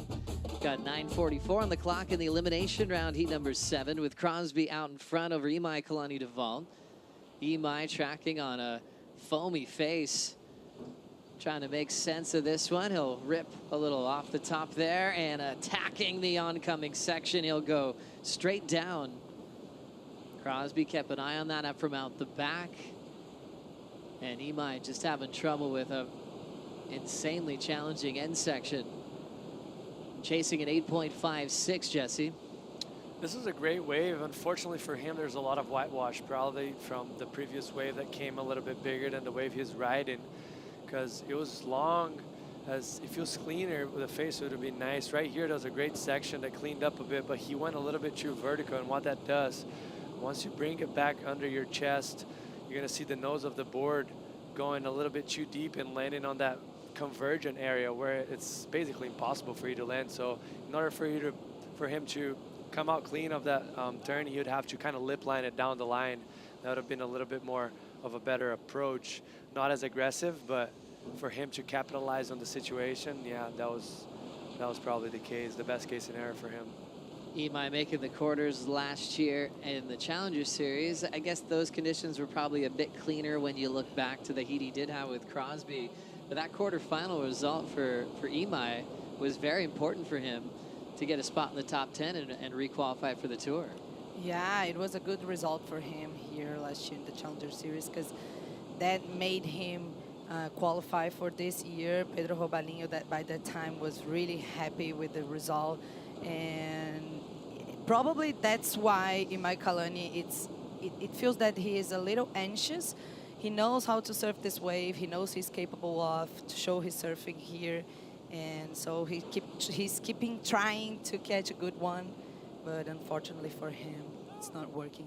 You can also see the importance of a wave like this on the calendar, being a Challenger Series event and also a Championship Tour event. You know, a lot of attention on this town and this wave here, which is really fun. A comparison of the feeling and the vibe from the Challenger Series to what we're feeling now in the CT, Maida? Yeah, it's a bit different, but Saquarema is the only city in the world that has the 3 divisions of surfing. So we have the QS here, the Saquarema Surf Festival, a 5,000 event, and also the Challenger Series and also the Championship Tour. So it's amazing to have this place and to see people improving here. You can come from the beginning, the qualifying series, and then get used to this wave, and then suddenly maybe you can make to the Championship Tour. Gosh, very important wave to try to improve on as a Grom, because it'll be here throughout your career on so many different levels. Right here at the Championship Tour level, Crosby Colapinto leading over Emi Deval. As we focus in on the recap, Emi's caught a lot more waves, dealt with a bit more time underwater, and Crosby simplifying things. His top 2 scores, Jesse, single maneuver opportunities. Yeah, and today we're going to see a lot of that. This is the best way for you to get a score today, the most simple way for you to get a score. And this is clear in the judge's eye that they want to see a big section in front of you, and you're just matching power to power. So for Crosby, he's just playing a smarter heat. Maybe Imai's complicating a little bit too much, trying to find those waves that has a little bit more down the line face and maybe longer, but it's not working for him so far. As you see it kind of out of rhythm right there, taking off a little bit too late on the whitewash. He had another one that happened the same, which was a great wave. But still, 5 minutes and 45 seconds left. There's still time. It's not done yet, and he needs an 8.56. I would see him probably looking for 2 waves at this point. Maybe in 2 minutes from now. It'll be too late for that. Maybe try and get that score in 1 wave. Jesse, when you were on tour, did you focus on like the sports psychology side and have mental coaches or anything like that? I did it for a period of time. Sometimes I had, sometimes I didn't. I wasn't really so consistent on my works outside of surfing, so I'll go through moments of training a lot and then not training. And I guess that's just how I was. I'll get bored sometimes and just switch it up. You're just flowing, just reacting to what's in front of you. That's kind of fitting for your personality, right? You don't want to overwork in any category. But I was also thinking about Imai finding himself in the elimination round now for the 3rd straight time and not winning. I mean, you could say Crosby's now actually in his 3rd straight elimination round, but he's been surviving and getting into the round of 16. What can you do for your headspace if you're like, here we go again? Like, I don't want to have this feeling again. Sometimes that just starts with your mind and finding confidence when you haven't been making heats. Yeah, totally, Joe. And I think the best thing you can do is just try to keep things simple, right? Like, when you go to an elimination round, it's definitely the worst result you can have if you lose, and it's the most nerve-wracking. You don't want to go home from that 1st or 2nd round in this case. So I guess on previous, I was a lot in round 2 in my career. So I guess what I was always trying to do is keep things simple and have a clear mind. Go out in the water and try to identify the next wave that was coming in front of you. Because if you try and get too caught up in your own head, it's just going to be very tricky for you to come out of your own problems inside your personal space. So I guess for him right now, 3rd in a row in the situation, yeah, it's not easy to bounce back. Yeah, we'll see if Imai can break the streak. At the moment, he's still needing an 8.56 as Cross is out in front. We were talking moments ago, Maeda, about the Rookie of the Year race. Cole Hauschman just jumped up a couple spots in the live rankings for his heat win, so he's just past Crosby. Colapinto needs to answer. Do you have a prediction on who's going to end up on top? I was hearing Kaipo and Mitchell earlier going with Cole Hauschman. Jesse Mendez, being a goofy footer, went with Cole as well. Are you seeing Crosby maybe ending up on top this year? Yeah, okay, I'll go with Crosby. You don't have to. I didn't need to lead you all the way to that answer. Yeah, no, I think, I mean, like, Crosby is also an amazing surfer, and I think his surfing really suits this wave here in Saquarema as well. So if he can, probably he will pass through this heat, and I think this is a nice venue for him to put a good result here. Crosby doing well here last year, the Challenger Series, benefiting from his time on that tour to have some more experience in Saquarema. You look at Crosby, where he's positioned now. Cole moved up 2 spots after the win over Matthew McGillivray. The live rankings update in real time when you go onto worldsurfleague.com. So Crosby then dropped. If he keeps this victory over Imai, he'll move right back up. So an incredibly close battle for Rookie of the Year. Both still with hopes to win some major events and show up at their home break of Lower Trestles for the Lexus WSL Finals. What an opportunity that would be. And there might be a bit more of a sense of urgency to get there, because as we know, that venue's changing next season. So for Griffin, he wanted to compete on his home break for a world title. He's hoping to get a 2nd opportunity, but for Cole and Crosby representing San Clemente, their time is now if they want to have that feeling to win a world title at home. Yeah, and they have a lot of work to do. Obviously, they're having an amazing 1st year on tour, but for you to crack the top 5, you're looking at a bunch of big results. You're looking at a few finals in a year. And right now, obviously, Cole has a win, but he needs a little bit more to back himself up. So they should be looking at finals days for the next 2 events and probably cracking into the finals if they want to actually do that. Yeah, maybe back-to-back wins. It all kicks off in September 6th for the Lexus WSL Finals. We'll see who'll end up as the world champion this year. Medina trying to get involved with the format to move up into the top 5. John Florence, one man guaranteed to be there, and he's never felt this new format. A lot of excitement to see John compete at lowers for the first time in the world title format we have today. Yeah, Joe, I think John, like if he gets there, like leading the rankings, he will be the force, you know, because he's surfing, he suits that wave, and this is Imai Kalani with another one. Bouncy on the takeoff, slowing things down. Pop shove it, just showing some frustration there with not getting a good section to work with. Tough one there for Pedro, his coach, as they will have to deal with now 3 straight losses in the elimination round. And Crosby going back-to-back with victories over Imai. And Colapinto moving on into the round of 16. Start of a fun rivalry now. Imai did beat Crosby at Pipeline to kick off the season, which was one of Imai's best results this year.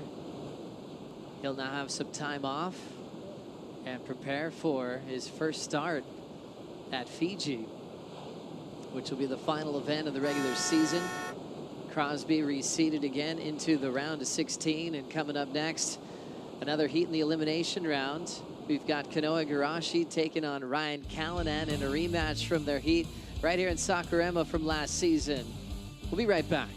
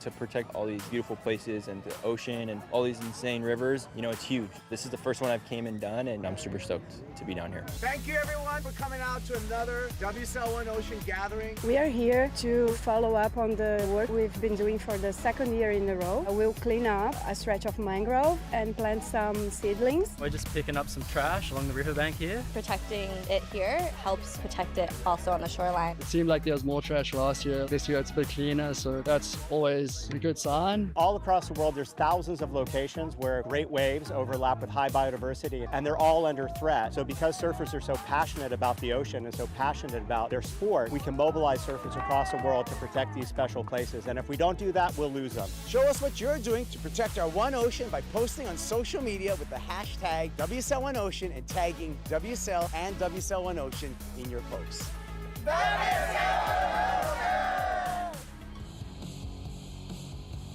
Another great view of Saquarema and the famous church there up on the hill. If you walk up there, you've got a panoramic view of the Atlantic Ocean, and you can see these two guys in the lineup from far away. Canoa Igarashi taking on Ryan Kalin, and a rematch from last year where Ryan went on to win the matchup, went all the way to his best result of his career in Brazil, a semifinal finish for our Cal. Canoa Igarashi's best result of his career in Brazil, a quarterfinal finish, as they go head-to-head now for the 4th time on the championship tour level. Canoa, the regular foot representing Japan. Ryan Kalin, the goofy foot representing Australia. Talked to Ryan earlier. He said he's going to ride the same size board as yesterday. It's a different one. That's really, he saves for really good waves, powerful waves. Canoa already got a start during the break, looking clean and smooth on the finish, Jesse.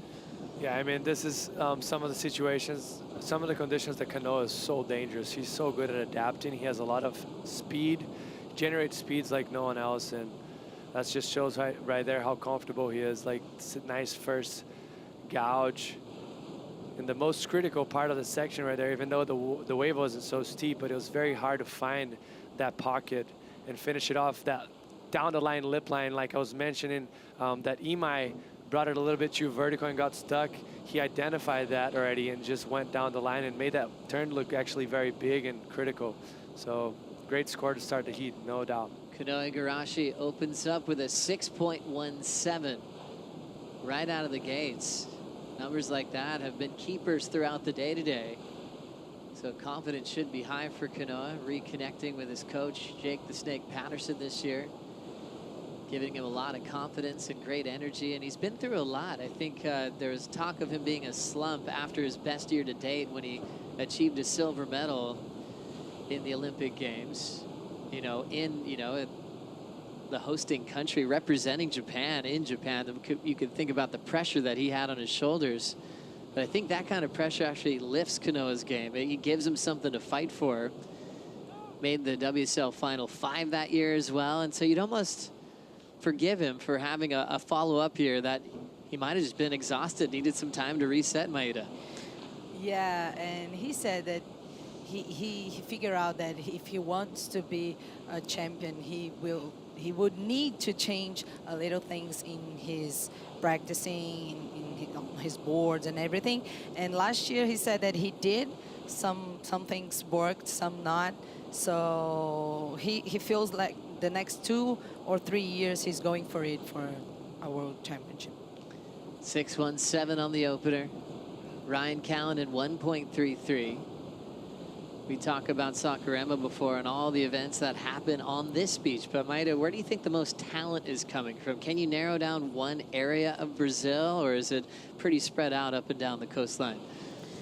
Yeah, I think surfing got like huge here in Brazil. So I think it's spread out. I think we have like good guys from São Paulo, also from Rio, and all over actually. Up north we have some guys right there, as well as Costa, and yeah. Cool, so pretty spread out. Yeah. Jesse, you feel the same, kind of all over? I mean, we have a huge country with a massive coast, so we have talent coming from up north all the way down south. If I'm breaking it down, being a little picky, I guess nowadays I feel like the center of surfing might be a little bit more south in Florianopolis. I think that's where a lot of surfers are, and then São Paulo. Those are the two states that are battling. Paulo, yeah. There's a bit more support as well as far as economy and everything that happens, so they're bigger states. So, and we have a lot of waves too, very consistent, so it helps a lot the surfers to develop. So I think those two states would be the biggest one, the ones that provide the most surfers. And yeah, I think that's my personal opinion, but there's good surfers coming out of everywhere. Let's catch up with the winner of the last heat. Crosby Colapinto is with Manu. Yeah, guys, and it's pretty tough out there, but you found some good waves, especially this huge one with a massive maneuver. How was that for you? What was your strategy? Congratulations.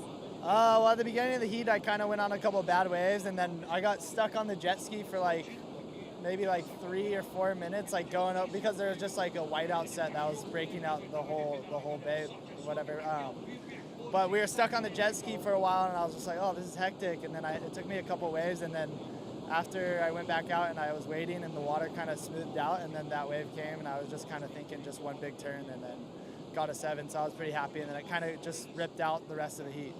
And it's not that this is new for you, because last year you were 3rd here on the CS in similar conditions. How does that help your mindset to compete right here, right now? Yeah, it was pretty nice last year. I qualified in waves kind of pretty similar to this year. So it definitely helped to have that last year and kind of know what rotation is with the waves and being able to just ride waves and just get that jet ski flow going. So you've been in Saquarema before, but now you're in a championship tour. How does that feel? How are you having fun? You seem to be having fun. Yeah, it's amazing here. Just to experience the crowd here and the passion that everyone brings and shows, and even for like all the Brazilian fans to the Brazilian surfers, it's like pretty cool to watch and just see how like emotion is going on. It's really cool to be a part of, and I'm pretty grateful for that. Cool, a lot of emotion. Good luck. Thank you very much. Back to you guys. Thank you, Manu. Obrigado. Valeu. Crosby Colapinto is a fun human being to hang out with. Always smiling, always joking around, always throwing little pranks with his brother. You know, their YouTube channel is really, really well done. They usually feature a lot of their good friends. And their parents are always so proud of them. As we get right into this one, a fall up and down from Ryan Kalin. So kind of interesting how the last heat we saw Emi struggling and Crosby kind of finding the gems. So far, Canoa just one wave, but Ryan might be trying to get out of that role of going up and down Maida. Yeah, and then we see like Ryan Kalin having the same problem to find the good ones. He already surfed 3 waves right there, but couldn't find a cleaner one to put his movements. Yeah, a very challenging scenario right there. What can Ryan do to find some clear water, Jesse? I think, you know, find clear water, it kind of comes with rhythm. There's going to be moments where sets are going to come. We do have a south swell angled, which comes from the right side of the screen, and it moves into the left. So all that water is going to be bouncing off the rocks right there. And you see that alley right there that Kaipo mentioned yesterday. The water exit's going to be right through that and into the lineup. So there's a lot of rip and unclear surface for the surfers to identify good waves and get clear waves. So for him to break up his rhythm, maybe get on the ski, try and ride a few waves, and yeah, I guess you got to change it up a little bit. That's what you do to break up the rhythm and find good rhythm in the heat. No quarterfinals today, but the plan is to finish the round of 16 to have quarters ready for the men. Women quarters already ready to go, and you can check those out on worldsurfleague.com. Paddling into this one, Canoa Igarashi, wave number 2. Nice smooth bottom turn and sliding out on the wrap. That'll be an incomplete maneuver for Canoa as he stays out in front. As he's representing Japan on tour, he wants to be the first from Japan to get a CT win here in Brazil. It's happened for Australia quite often, but it hasn't been happening too much lately. You know, Taj Burrow winning a couple of times. Dave McCauley, the most successful from Australia, winning 3 times in Rio, but also one other time in Santa Catarina when it was a little further south. For you, Maida, you've had so many impactful events in Brazil at the CT level. Is there one that stands out that really meant the most to you watching it all unfold? Yeah, I think it was 2007 when actually Kelly Slater got, I think, his 7th win there. It was in Praia da Vila, and Jedson was there, I think. My memory is not that good, but right, I was the era, there. though. Do you remember that? Totally. Yeah, I think it was an amazing. 2009 Kelly won out here, and then the final that Jadson won, 2010. Kelly was runner-up in that final, but that result for Kelly also went with a 10th world title year. Yeah, I think that's the one that I'm saying. I said 2007. It's 2010, isn't it? 2010 Jadson won, but yeah, Kelly won the year before. Those were both world title years for the greatest of all time. That's when the event was down south in Santa Catarina. Yeah, but really I remember he wasn't surfing, and then it was a combination of results that he won the title, and everybody was on the beach like wearing gloves with his face. Yes, I do remember that. He got very emotional when they told him that it was all happening that day. Jesse, for you, is there one that stands out as when you were a Grom watching, or even recently? So I guess when I was a Grom, I used to go to most of these events with my parents. They would bring me. But I think the one that stands out the most for me was when, I don't remember the year, but Felipe beat beat the bridge in, what do you call it? In Rio de Janeiro at, not Bahia, Bahia is the wave here. Barra da Barra da Tijuca.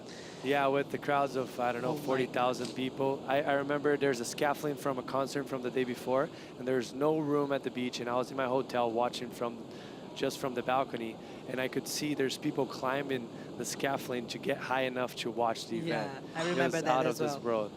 That's a moment I'll never forget. Remember Felipe's board would look like a toothpick through the crowd when he came in. His board disappeared, and it just went flowing through thousands of people. So many great memories, but that was a huge one. It was on the front page of the newspaper the next morning that Toledo beat Bede in the final. Bede was ripping, but he was actually comboed. One judge had, or two judges had, Felipe having a perfect heat that year. As we look at Canoa Igarashi redirect on the open face, hitting the oncoming section. That'll improve his backup score and strengthen his lead over Ryan Kalin. Yeah, and this is what makes Canoa so special in these conditions. He's so good at adapting. Like, he doesn't have a backup, so wasn't a great wave, but he just managed to get a backup score. Very tricky to read, a lot of bounce. Nice first setup turn, finished it off. He's not going to have a great score, but he wants to get himself in a good rhythm, which what we're talking about, Ryan, kind of not having the best rhythm so far in this heat, and Canoa is just trying to take advantage of that moment and making the most of it and have a big gap in front of Ryan. So smart surfing here from Canoa Igarashi, multiple-time U.S. Open champ, looking for his second CT win of his career. Potentially could happen at this event. Scores coming into 3-5, he improves. Now let's hang out with Rachel at the Vivo Recovery Lounge.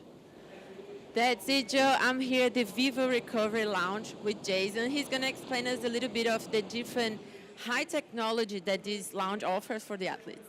Yeah, Raquel, so athletes come here usually to recover, okay, from long trips and old injuries, and we've got the compression boots for that reason. Downstairs we've got the sauna and the ice. Okay, we're also working on problems that are long-standing, so we've got the soft tissue work over here with Flora and myself. Sometimes they get hurt, okay, at the contest, and then obviously we've got Dr. Carlos behind us. He's going to do things like stitches and look after flus and colds that appear during the contest time, but also more serious things. And if we decide that it's a muscle injury or a joint problem, we'll look at that here and then monitor it. That's perfect. The athletes are definitely in good hands. Thank you very much. Back to you guys in the booth. Thank you very much, Rachel. Jason's been around for a long time at these events. Always so kind, speaks perfect Portuguese. He's written a lot of books in Portuguese as well, and travels all around the world, helping out a lot of the best surfers in the world as well. Last of Canoa Igarashi. Good one maneuver opportunity there, Jesse. Yeah, critical turn. Nice, very low gravity, center of gravity bottom turn. Getting a good fin release, bringing the board under his chest, air dropping. And yeah, that was a beautiful turn. I don't think it wasn't so critical. It was a smaller wave. So I see that coming close to the 3.5 that previously had, probably a little bit above that. But he's applying pressure. He's not giving the chance of Ryan trying to catch up to him at the moment. So he's trying to find his own luck out there. A lot of highlights in Canoa Igarashi's career, but it was definitely a significant moment when he jumped on the Sharp Eye program. Here comes an important wave for Ryan Kalin, wedging left, and he really digs in off the top. Setting up his second move, nice patience there, and blitzes the lip line and uses all that leftover momentum for a wrapping cutback. 3 solid maneuvers for the Australian, his best so far. And he's back in this heat, Maida. Yeah, he found a gem right there. He could place like 2 strong movements. I really like the first one. Let's see on the replay soon. But he found what he was searching for. Such a cool wave choice. Had a teepee type wedge overhead on the first section and just laid down that rail.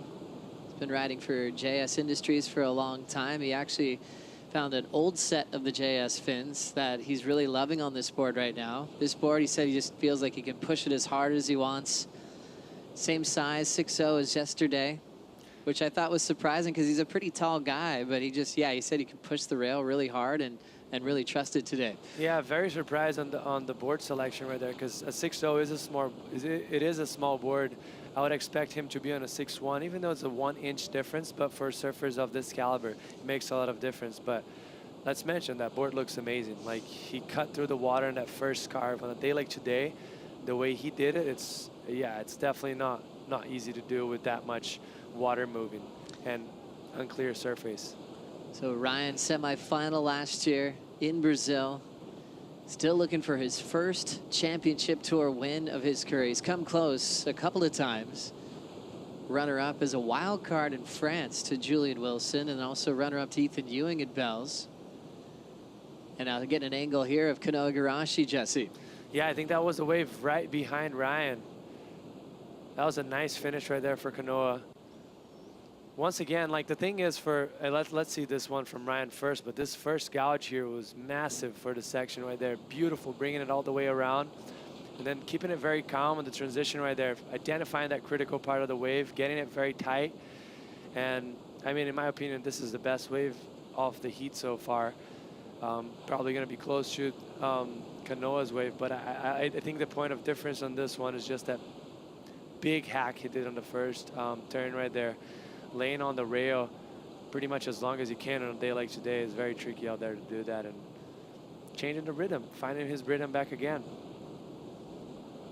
As you see right here, beautiful style from him, airdropping. So even though it was a carve, it was very critical part of the wave, and second turn even better, more critical. Beautiful wave selection also from him. He's right back on the heat with a very good score. So much power, a lot of variety as well for Ryan Kalin. Famous for doing some crazy airs when he was a young kid coming out of Meriwether Beach, and now is just hyped up for overall performance. Great in the barrel, great on the face, amazing backhand. He's almost maxed out the score just with one single hack at waves like Main Break Margaret River. Number comes through for Ryan Kalin, a 7.17. Last of Igarashi, a 6.63. So the best two numbers on that last exchange. As Canoa improves, he keeps his lead. Ryan now with priority needs a 5.63 to get the lead. He might be rolling in now. Solid overhead wave here. Draws it back in the pocket. Ton of speed here. Nice section to attack off the top, but Ryan goes down. That was a good opportunity he had right there. He only needed a 5.63. That second section was pretty massive, coming kind of against him. A lot of power. Just went a little bit over the handlebars. There's probably some unmatched power that he had right there in that second maneuver, but beautiful wave here for him. Cleaner on the face. Nice and steady. He kept his rail throughout the whole turn because the wave was kind of shifty. And then right here, he probably lost a little bit of balance as he was going on that bottom turn. And once he hit the lip right there, you see him kind of putting his weight over his toes, and then he ended up going over the handlebars. Unfortunately for him, because he was looking to get that 5.63 if he had landed that last turn. And that would have been a huge momentum shift in how he was able to find his own rhythm throughout the heat in such a short period of time. Yeah, for Ryan, the last thing he wants to look back on in this heat is the fall on the finish that would have changed the heat. He's got to react quickly and try to recover from that fall and give himself a shot to move on into the round of 16. Now in their fourth matchup here in the championship tour level. Ryan's won the two previous heats, one at Main Break Margaret River and last year here at Sakurama. More of the story to tell here in the elimination round. We'll be right back after this Bonsoy Brew Break.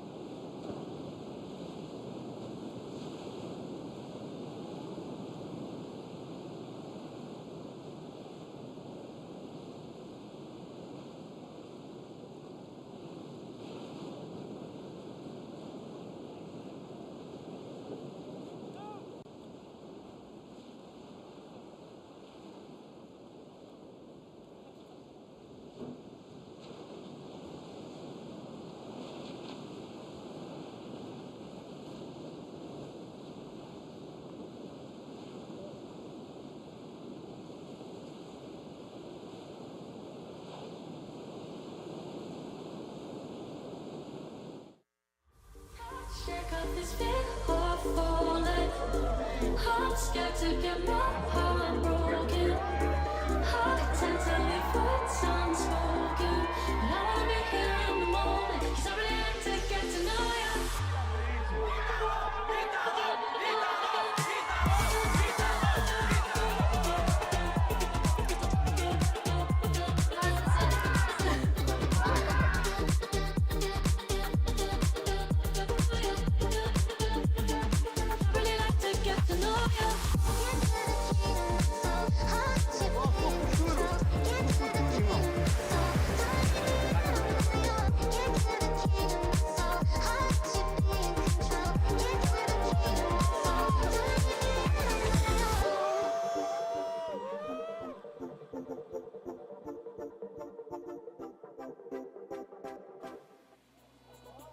Oh, bon dia, Sakwa, the official mascot of the Vivo Rio Pro presented by Canoa. I knew you'd be watching this heat. Thanks for being here.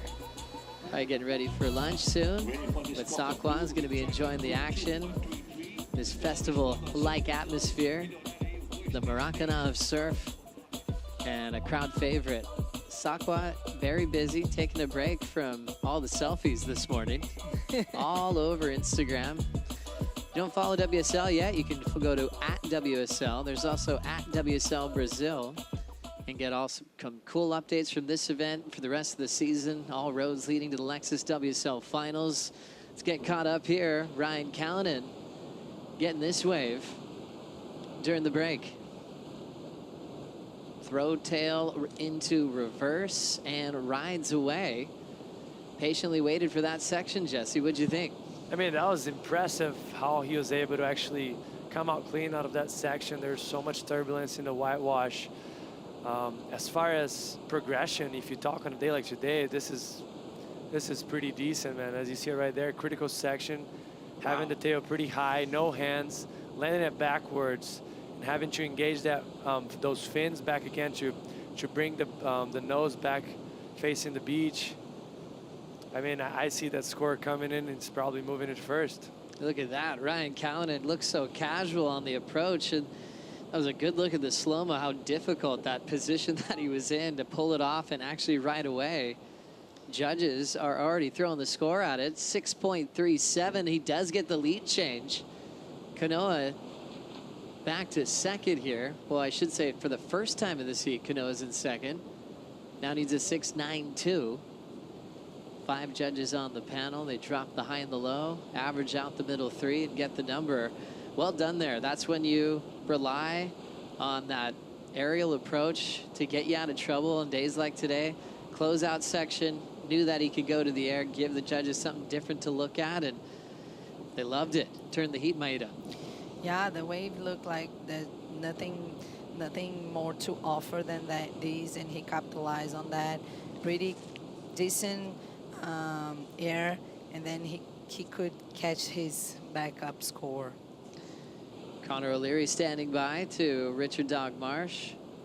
Getting coached by Dog just like Ryan, just like Gabriella Bryan. Breaking things down while Ryan's out in the water, and also getting a little bit of prep for Connor O'Leary, who's coming up next in the round of 16 to take on Jack Robinson. So a cool opportunity for Dog to be watching Ryan, giving Connor little updates on what he likes, what he doesn't like. Connor O'Leary making the flag change to Japan, raised in Cronulla. His mama Kemi, a professional surfer from Japan. Always supporting him all around the world. And he's looking for a big result here. Found some big sections to work with earlier this morning. And I should say he was picking off not the sets, but the ones just under where he can get some nice combos in, Jesse. Yeah, and this is, I mean, there's going to be 2 points of difference today. The big chunky section on a critical, very critical wave, or if you get lucky enough to find wave with two maneuvers, which in this heat we've been seeing quite a lot. We had both of the best scores for Canoa, the best scores for Ryan, and the one that he felt on the previous wave. So there's been a lot of opportunity in this heat, and they've been finding a lot of clear water, which is great for us to watch. When we look at the history of Canoa versus Ryan, they've had some battles All three of their previous heats have been decided by less than a point. And we've got the same scenario happening in real time. Ryan winning the last two decisions back-to-back, and Canoa's win probably feels like ages ago now for Igarashi, 2016 at Margaret River. But they've had these cool series. They've been able to get 2 battles at Margaret River, now 2 battles at Saquarema, and very, very close heats. 2 completely different styles, approaches from different parts of the world. We've got a classic on our hands. 5 minutes to go here. Ryan still out front, utilizing a single maneuver punt to get his low score and some really electrifying open face hooks to get his 717, which is still the best number of the heat so far. Canoa has priority and will let this wave go. Ryan takes a look down the line and lets it go free once again. And for Canoa's problem right now, it looks like there's a lot of rip coming out. You can see a lot of all the white caps forming because of that water exit on the left of our screen. You can see the wave's almost breaking, right? It keeps breaking every once in a while. So for him to maybe, he's trying to approach to get up a little bit more towards the middle of the beach to find clear water. As you see it, they're not paddling too much against the rip as they were before, trying to keep tight on that point close to the rocks. So that's, I mean, that would be ideal for him to find clear water right now. Half the battle being in the right spot at the right time. You love seeing athletes that understand how to master the ocean, make it look like second nature. Jack coming up next, talk about this instinctual feeling of just not even actually having too much in his head, just moving where he needs to be at the right time. And you can see that is probably one of our favorite reasons why we love watching him. He just always seems to be on the spot. And it's sometimes said the world's best surfers, it feels like they bring good waves to them. There's that mystique, that mystical side of the best in the world, that they're just so good at positioning. They feel like they have a special relationship with the ocean. Yeah, it's true, Joe. In 2007, I was in Tahiti, and during the finals day, it wasn't that good. And then when Kelly Slater got in the ocean, suddenly the waves came to him, and then he surfed pretty well. And then when the heat was done, I felt like, how come, you know? Because the next heat was horrible again, the waves. So I think this, he's always in tune with the ocean. So cool to reference that with Kelly, because he's done that for so many decades. Being in the right spot, the right time. Remember the moment with the Dolphins at J Bay where he followed them up the point, needed a score, wave pops up, and that's why we love pro surfing so much. It's a balance of being prepared as an athlete, being strong mentally, physically, but also having a really cool connection with the water here. Deep off the bottom and going straight down is our cow. And now we're getting down to decision time for Canoa. He's going to make a move right now. Chasing a 6.92. Patiently waiting for that first section. Hammers it. Airdrops, but he goes into a layback and does not recover. So put a lot into that one, Jesse, but he's now really running out of time. I mean, that's what he was kind of looking for, right?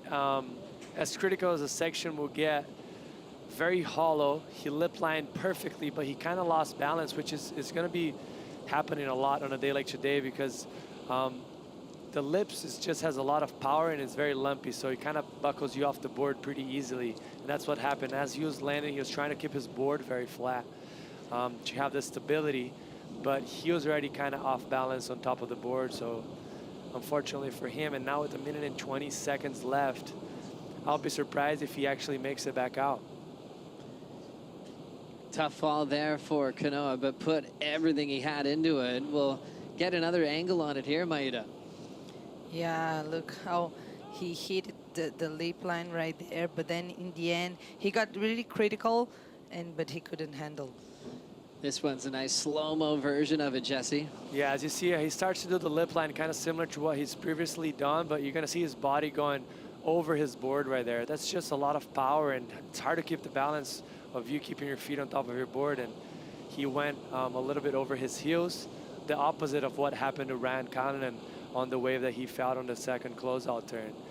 But both of them coming undone, and that's how what his road today is. You see it, he gave up already. It's so hard to pedal back out today without the ski. Another close battle with these two. Ryan now goes 3 in a row in history over Canoa Igarashi with wins and back-to-back with wins over Canoa at Saquarema.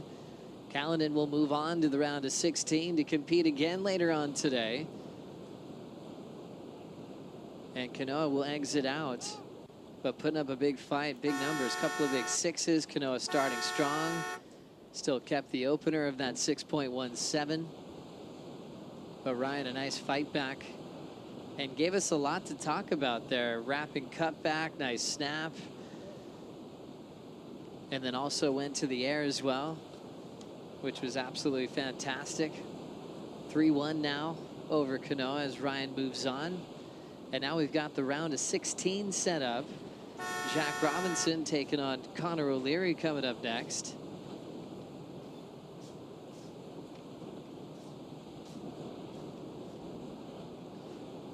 And now with Ryan moving on, that'll do it for Canoa Igarashi here in Rio. We'd like to wish him the best of luck in the Olympics in Tahiti.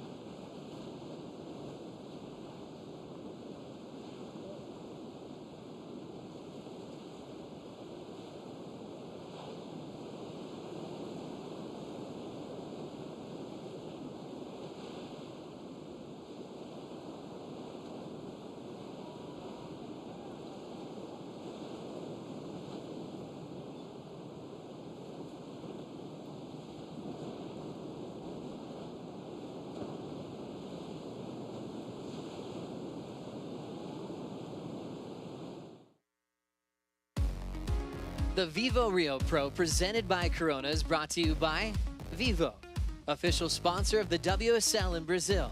By Banco do Brasil, official bank of the WSL in Brazil. By Natura Kayak, feel the power of freshness. By Bonsoy, official milk of the WSL. And by Yeti, built for the wild.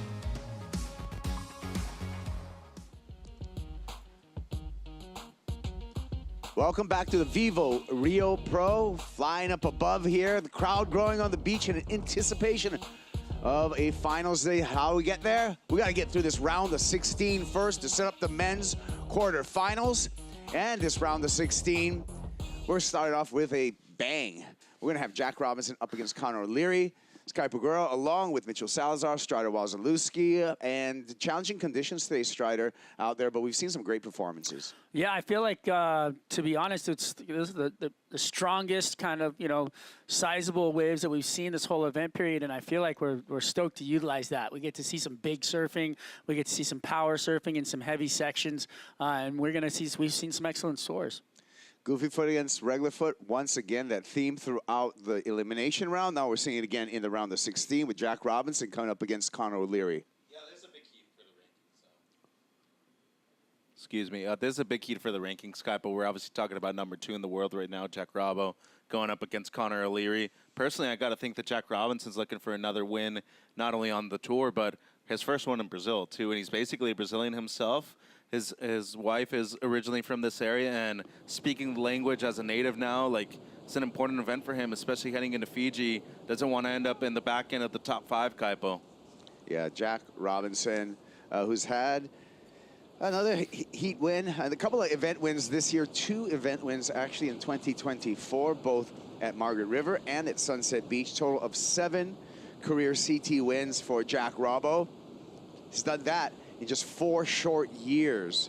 So he would have to be, Strider, on paper, the favorite in this heat. But given these lefts and what we've seen from Conor O'Leary, even in the elimination round, it is not going to be a walkthrough at all.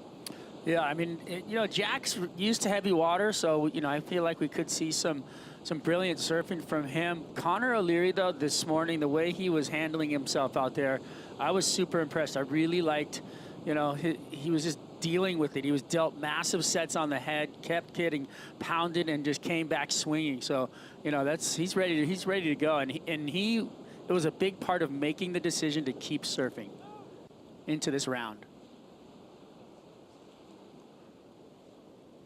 Well, we can see right now what's going on, Mitch. We got open priority between these two. A little bit of a tussle to begin. Yeah, O'Leary looked at a wave, decided not to stand up and let it go, and still open priority, as you were mentioning, so a little bit of cat and mouse out there.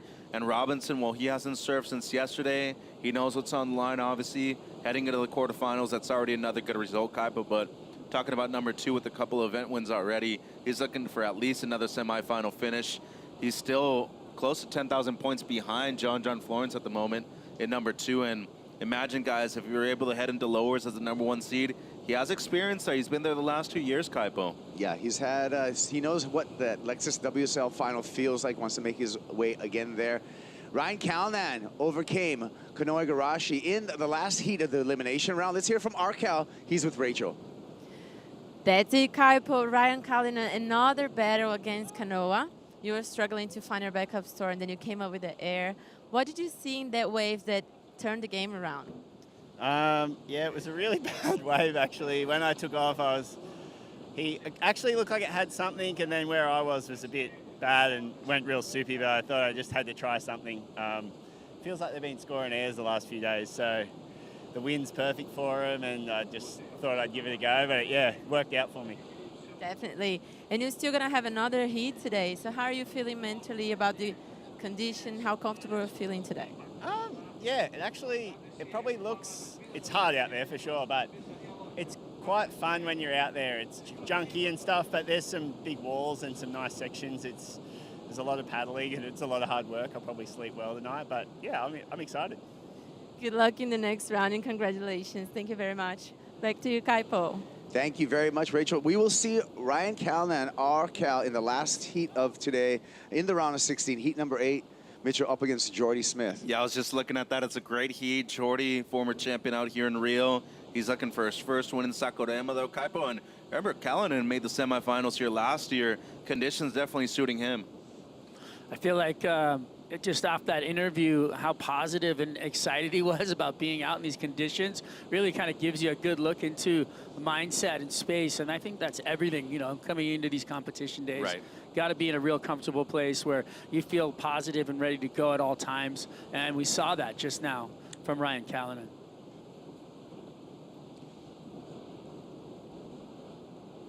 Beautiful shot right there, the overview.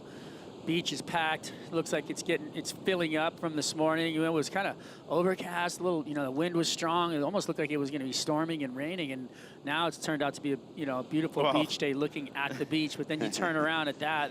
That's all that was, you know, basically looked like it was coming into rain, and now look at the beach is sunny. 2 sides of the coin right there, guys. You look towards the beach, towards the mountains, nice and sunny. Then you look towards the ocean right there. It seems like we have a massive storm incoming. Yeah, well, we got the call. We're surfing through. The goal is to finish in the best waves possible. Getting through this round of 16 is going to help us down that path to get there. These two surfers have matched up only one time in the past, and that was just this year. Jack Robinson taking out Conor O'Leary in El Salvador in the round of 16 as we look at their history. We can also look at the analytics at this particular event for the two and their heat winning percentages. When we look at the analytics between these two, Conor O'Leary, 30% of a heat winning percentage, We have Jack Robinson coming in here with a 50% heat winning percentage. So things are pointing towards Jack Robinson, not only in history, but also the analytics towards heat winning percentage. Yeah, and this year so far, he already has 13 excellent waves, Kaipo. Most important, though, getting close to a 10-point ride already this year. But the people he's beaten in the final, Canoa Igarashi over there at Sunset Beach, who had more than 15 points in that final, too, by the way. He dominated from start to finish. And then over there in WA against John Florence, who had been the best surfer of the event, he's no doubt really won those two events in prime fashion. Man, these guys, talk about athleticism at the moment. They're having to battle this current, and when the waves are bigger and the sets are bombing, the current pulls straight out the back, right? So it doesn't give you this cross current that they're dealing with right now. We saw that during competition yesterday, and we're seeing it again right now. As the sets lay down a little bit, you get this cross current that pulls across the venue, and then on those bigger sets, it just starts to cleans up the lineup, and then the current goes out the back, and you don't have to deal with it. But man, that is a lot of work right there the entire time trying to find a wave. Yeah, we talked about Jack Robinson and his season so far with those 2 CT wins. Jack and his season summary and the numbers there as we dive into the analysts of Jack Robinson and his season summary. It's been a good one for Jack.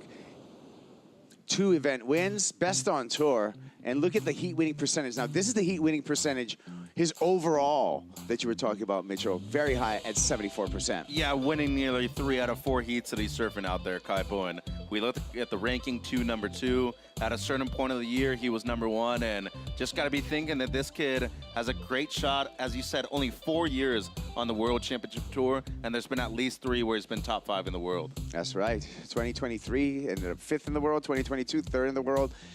If he stays in that final 5 conversation, we'll see Jack there at the Lexus WSL Finals, kicking off September 6th, all the way to the 14th, that one-day event, the Super Bowl of pro surfing. Well, look, and there's an incredible statistic that was unmatched, Strider, until the last event in El Salvador. He had won all of his events, Kaipo, in a span when John Florence had won his last. Yeah. So to be able to do that, to be able to have that kind of dominance in a four-year span, it's just absurd. I mean, he's really gone from being a star to a superstar, Kipes. Yeah.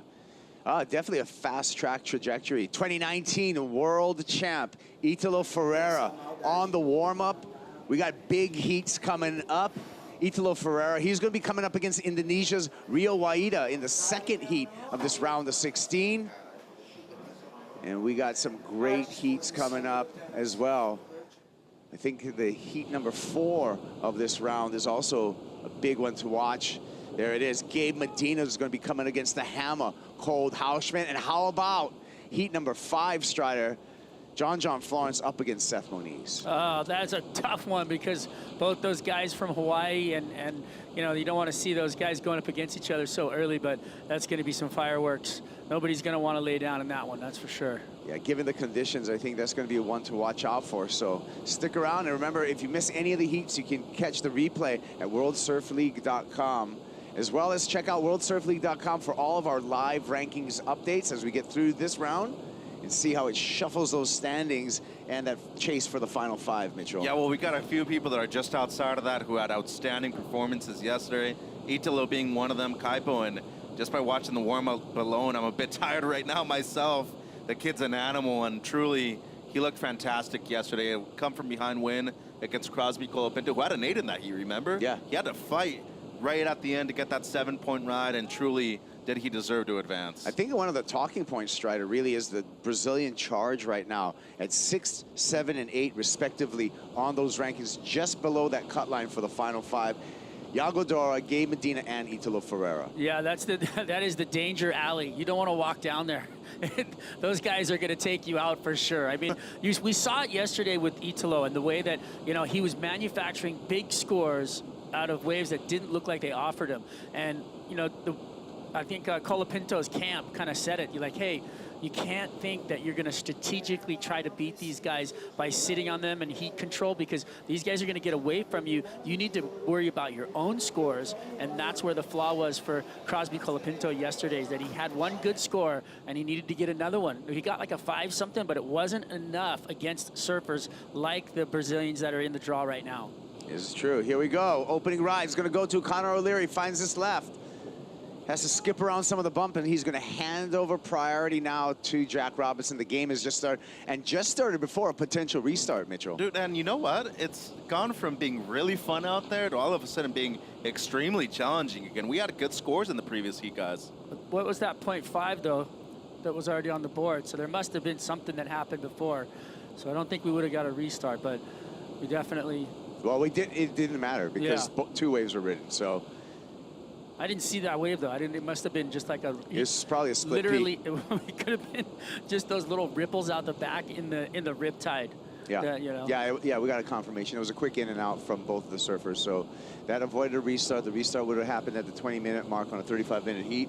Did not happen, so now we have a 20-minute heat with no meaningful scores on the board, Mitchell. Yeah, and Rabo right here, Kaipo, obviously being in excellent shape himself, coming from WA, he's used to a lot of power in the water. The kid knows what it takes to be able to succeed at a wave like this, a wave that moves a lot to Strider. But the most impressive thing to me, gentlemen, is the fact that he went 2 for 2 against John John at John John's best venue. You know, he'd never lost that title over there in WA because he didn't compete last year due to injury. Yeah. So in his mind, after his interview, he's saying, I've gone back-to-back at home in WA because he didn't have the opportunity to defend his title in 2022. No, and the way he did it, too. 2023, I'm sorry. He left his best surfing literally for the final, too. That one straight air that he had, the hang time, how high it was, just ridiculous, Kipes. Well, I mean, he's such a talented surfer. But right now, you know what? A part of the nemesis for both of these surfer striders is going to be the clock. 19 minutes remaining and nothing. No score, no meaningful score yet on the board. The first breakaway score could equal a win. Yeah, you know, the thing about, especially with Jack Robinson, the never die attitude that he holds, and he gets those last second waves, and he has done that repeatedly, and it's because of his belief in his mind that he can always win. He never lets it go. And that's something that all these surfers have to have, I feel like. But more than any of these guys, I feel like Jack's got it. And he just really, you know, he sees it in his mind, and he lets it sit there on him, and he won't give up. Well, that's how he qualified for the finals last year, Kipes. Or the win in Tahiti. He was losing all final until he made a comeback right there at the end against the all-time great over there at Chobes, too. Yeah, that was incredible. I know. I remember watching him from home and just being like, this guy never gives up and truly believes in himself. And in the end, gentlemen, both of you know, self-belief is probably the most important factor when it comes to professional athletes. Yeah, it sure is a mental game. Here we go, starting the game here. Jack Robinson looking for something. Lip glide there and a little sloppy, but he's already going to call for the ski and just to get something on the board, just to get things rolling. Yeah, and both of them seem to be super out of position, Strider. Well, I think that, to be honest, the conditions have changed a lot. I feel like there's, you know, it looks a little bumpier and lumpier. It's not as big as it was earlier. So we're seeing kind of less activity in the lineup, which actually is creating more a cross current. So it's making the waves even jumblier, you know, lumpier, as you can see right here. That's from that cross current, and then you've got that side wind coming at you. So it's making it really hard to even find the lip to hit out here right now. So, you know, these are tough conditions right now for these surfers, especially in a pivotal time in the event. And who the heck knows how he even made it around this section to get to the lip right there too. Got enough speed, Kaipo, under the lip snap. Given the waves, and especially the 5s and the 6s that we've seen in the last few heats, got to be thinking this score is going to be kept relatively low. Still a decent opener for Jackie. Well, let's hear, you know, Jack Robinson searching for a world title. That's been what he's been in the hunt of. He's in a hunt again this year. He's in a hot pursuit. Let's hear from Jack himself on his thoughts on a potential world title. Yeah, I feel like I want to be I need to be a world champion because it's just the ultimate feeling. It's the ultimate, you know, just to accomplish it, you know, like, and do it. And it will be one day. So I'm not worried about it. It's still the same drive, the same feeling, and it happens when it happens. It's one day for sure. Yeah, I feel like you know, yeah, you know, this year, or, you know, whatever it is, it's just, I'm on the path to it, you know, so we'll keep working. Law of attraction, positive mental attitude, visualizing already manifesting a world title. Conor O'Leary here.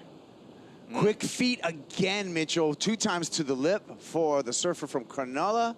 And that is going to be, that's going to top the 3-point ride that already been put down by Jack Robinson. Yeah, sensational reaction time right there, too. Especially getting the second one right there. Looking at the takeoff, guys. From behind the first section, up and over the whitewater, and then straight into the lip for the second one. So going to be a decent score, and all it takes is a couple of 5s to get through most of these heats, guys. So Kaipo, it's a good start for O'Leary. If that's the case, O'Leary is halfway there, Strider, a 5.17. Solid surfing, really clean too, you know, just precision. I feel like, I don't know what it is, but I feel like Conor O'Leary deserves a little bit more in the scoreboard.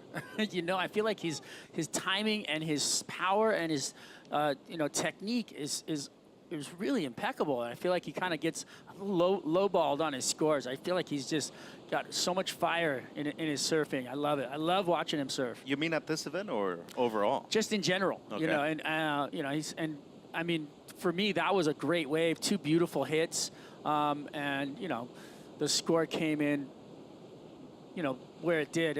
For me, that was, you know, much better than Jack's wave. Yep, couple of points on top of Jack with that 5.17 for Conor O'Leary. 6 years in the championship tour. This year has been a tough one for him, as you alluded to, Stratos. String of 17ths through the mid-season and not being able to break through for Conor O'Leary after a brilliant start, Mitchell, over at Pipeline with a semifinal finish. But things have been challenging since then for Conor O'Leary. Yeah, and you wouldn't have thought that Pipe would have been his best result of the year so far, but started off with the right foot forward, and as we all know, it's his backhand that's really made him his money so far in his championship tour career. But I think overall, as Strider was saying, I don't think he necessarily gets scored adequately. What I would say is that it's hard to score him, Kaipo. He's very precise, he's large, and we've seen surfers and judges alike have to make adjustments to the surfers on tour due to evolution. And I think Jack Robinson's a big part of that too, guys. Yeah, I think you nailed it when you said the evolution of surfing, because you know his fundamentals is just all about power and precision, and I think that the judging criteria has the evolution of technical surfing and innovation in it, and I feel like maybe that's where he's lacking. There we see the season so far for Conor O'Leary. Like we said, started out with a great semifinal finish there, and a decent finish also at Sunset Beach where he took to the backhand. But then after that, that string of 17ths really plagued him. Good news for O'Leary. We're going to see him back in 2025. He did survive that mid-season cut, and we'll see him next year on the championship tour. And another good news for Conor O'Leary is last event of the season, it's at Fiji, where he's made a final before. So things are looking up for Conor. This guy is catching fire in the back half of the year, Mitchell. Italo Ferrera, focused, energized. Can't wait to see what he's going to bring. Oh, and he's had a lot of energy in the locker room just with the warm-up, too. Had a great performance yesterday, come from behind win against Crosby, where not only did he get a couple of seconds, Kaipo, he had to work for a lot of those scores that he had in his top 2. Yeah, you could remember there's Rio Waida, who Italo's going to be matched up against. The Indonesian's been gaining just confidence and just putting stuff together, individual wave scores as well as organizing a heat. Wants to make sure the bottom of the board's super fast too. Good on him too. It's a smart thing to do, and as we saw with Cole Houshman this morning, make sure Alicia's put on correctly too. Everything is on correctly, especially your fins. That's one thing that we need to take into account with waves this size, Kipes. Another thing too, Strider, with jet ski assist and your fins, something to pay attention to, because getting on and off those skis and sleds, it's easy to knock a fin free. Yeah, I think 100% if you're going to be in these heats and there is jet ski assist, put a screw in just one on each one. You know what? Just make sure they're held in there, because anything can happen. You're on. Look at how crazy the surfaces of the water, and then you'd add a jet ski and bang it around out there, and your fin can get popped out easy. So you got to be careful.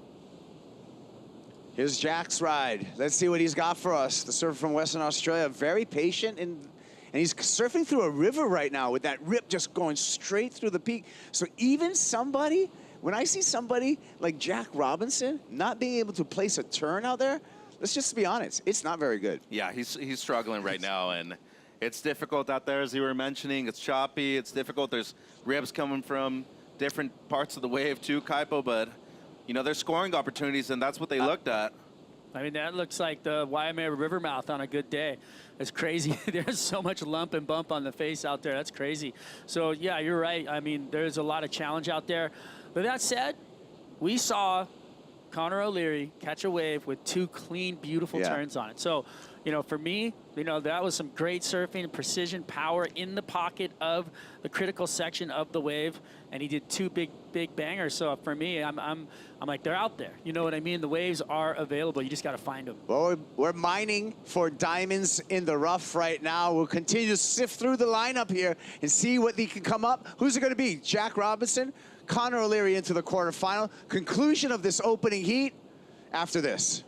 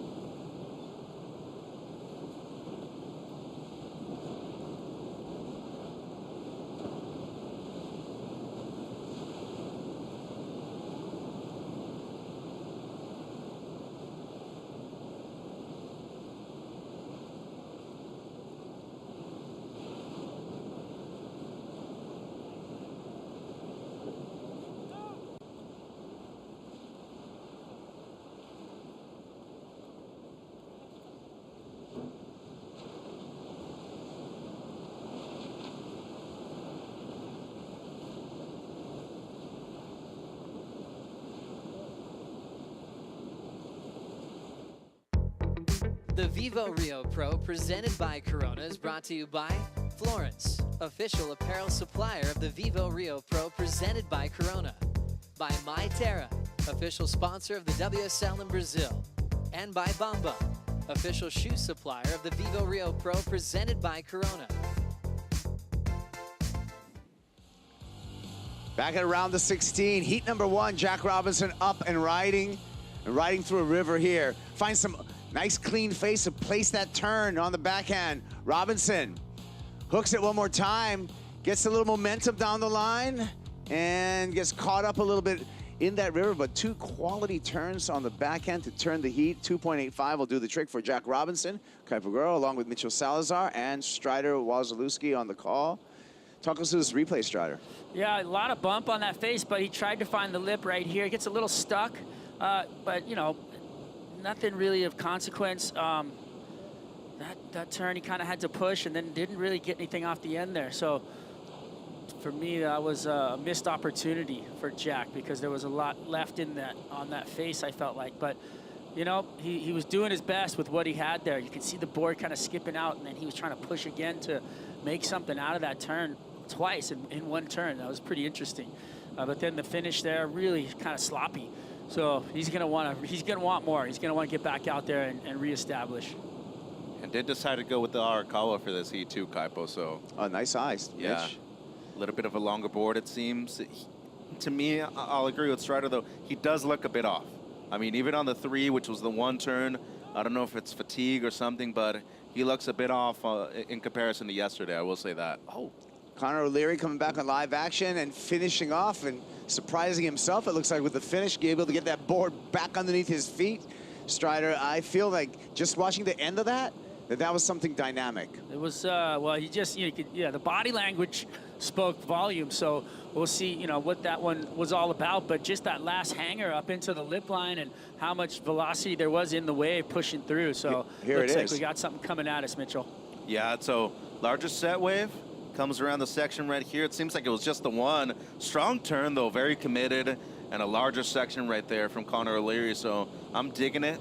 If he matches the 5.17 as of right now, going to be forcing Robinson to at least get something in the high to upper sixes. You're picking up what he's putting down, Mitchell. I like You're digging it, huh? Yeah. All right, well, 4.17 for Jack Robinson. Got Jack into the lead. Just a 2-point ride for Connor O'Leary. And it will be a seesaw battle. Connor will retake the lead with a 2-point ride. I think there's a foregone conclusion that that wave's at least a 2, Strider. I would say so. I mean, to me, that wave, as a big, pure maneuver, betters what Jack just did. Because Jack, every maneuver he did was kind of sloppy and not really initiated with any kind of control or power. And so we'll see what happens here. I'm not, you know, it's hard. This man on screen, though, the Energizer buddy, he's ready. Oh, little pop shove it into the water by Italo Ferrera. He's got Vivino on the side of his board shorts. Oh yeah, he's got the every sponsor here he's sponsored by. That's crazy. Have you seen that? Have you seen that? He's got the Banco, he's got the Vivo, he's got the Mytera, he's got Red Bull. I mean, this kid is loaded up and ready for he is the poster child for this event. I love that. I love that. And you know what? That Timmy Patterson board was looking blady too. Yep. So we'll see as Italo puts that through the paces. Scores in for Connor O'Leary. He's going to flip the heat with a 4.17. Jack Robinson now needs a 5.17. Robinson with priority. Robinson's got 4 minutes on the clock, Mitch. Yeah, I mean, it's enough time, and I thought that score was going to be a bit higher by O'Leary personally, but just in terms of the consequence of the maneuver, that's what I felt. But Robinson right here, only needing a 5, that's a pretty decent number, Kaipo, out there right now, and he struggled to get anything better than 4.17 at the moment, so 4 minutes ain't a long time, and both of them, once again, have really struggled with the amount of current out there, and I think Jack, one of the most fit surfers on tour, if that guy's struggling, imagine an average surfer out there right now. Be going backwards. We would have given up already. Yeah. Yeah. But the thing in Jack's favor, he's got priority. So, you know, if something comes, it's just going to be up to him to execute. I am not on the bandwagon of priority right now, though. We're at nearly the low point of the tide. Yeah. And I feel like positioning is really the key factor. Right. Like, you just need to be in the spot to even catch a wave, first of all. Yeah. Let's take a look at the tide. It is 12:28 local time. We have a low tide of 1:48 of a 0.9 feet. So we got another, you know, hour or so of draining tide. So you're right. There's our tides right there. And then after that, we'll be pushing through a high tide until dark tonight. But it is that low tide that's making a lot of these rips really obvious, Strider. Yeah, this is really one of those venues where I feel like there's so many different elements that play into each heat. You know, you have to take them all into consideration. And coming here, imagine the quiver. You'd literally have to bring a board from 2 to 20. Because that's what you could be riding here. Yeah. So you've got, you know, different fin sizes, you've got different board sizes, you know, your leashes, everything out. We've seen broken boards, you know, leashes ripped off the strings today because the waves are so powerful. I mean, there's a lot of different things to think about. And then you got this rip current going across the face. Then you get to the beach and you've got the vibe of the energy of the crowd too. And you got all these elements that are just going crazy, getting thrown at you. I was talking to Griffin Colapinto. I mean, yesterday, that heat he had against, I think it was Sammy Pupo, he was in the losers round. Yep. All of his opponents around him had advanced into the next round already. He had an afternoon heat. He had the tide was high. He was up against one of the most dangerous wild cards in the event. You know, mentally coming into that heat, you could think of how much you had to deal with. Yeah, I mean, and Sammy Pupo would be imposing figure in that he's won a CS here. He's been a runner-up in a Challengers in the CT here. Here comes Jack on the comeback. Can he get a 5.17 on this wave? Nice start with a couple of turns. Fist pump. Mitchell, I'm going to go to you. What do you think? Is that a 5.17? It was a smaller wave, and he just needed to go something, as I was saying before, like positioning right now is so important. The combo wasn't bad. So a little bit of a check turn right there, and then much more solid on the second one. The one thing I will say is that there wasn't really an integral use of a bottom turn on the first turn right here. It was more of just a widget. You can see right there, it's a little bit of a setup. The second one, he does push a bit harder through the lip, though, and I mean, just comparing it to the 517 of Conor O'Leary, to me, that was a bit better. And I feel like it's going to be cut short right here. What do you think, Strider? Unfortunately for me, you know, we're going to leave it here because, or fortunately. Well, here we got Conor. Slashes there. So nice open face turn for Conor O'Leary. Really has to strive for a finish. Bangs it, timing it with the backwash. Remember, Conor O'Leary will make things much more difficult if he's able to improve upon that 417 in his scoreline now, Strider. No. As a whole, look at this. As a whole, Conor O'Leary has surfed a much better heat. And that's very evident in the precision and the clean surfing that he's doing on the rail and in the lip. You know, Jack has not had the opportunity to do the type of surfing that Conor O'Leary has done. I'm going to let you comment, scores have not Mitchell. really fallen into that view, if you understand what I'm saying. What do you think, Mitch? Well, of course, Conor's going to improve on the 417 here, but as I said, the score for Robinson probably not going to be enough. I love the way O'Leary was able to compete, not only in this heat, but in the previous one too, Kaipo. Surfed excellent in my mind in terms of how the waves were. Yeah, well, you know what? Came up short for Jack Robinson on his last attempt anyway, so it will be Conor O'Leary. Conor O'Leary moving on. He's going to be our first quarter finalist. So congratulations to Conor O'Leary. And you know what? That's it for Jack Robinson here in Rio. So we want to wish him good luck at the Olympics in Tahiti. Good luck, Jack. See you at Taupo.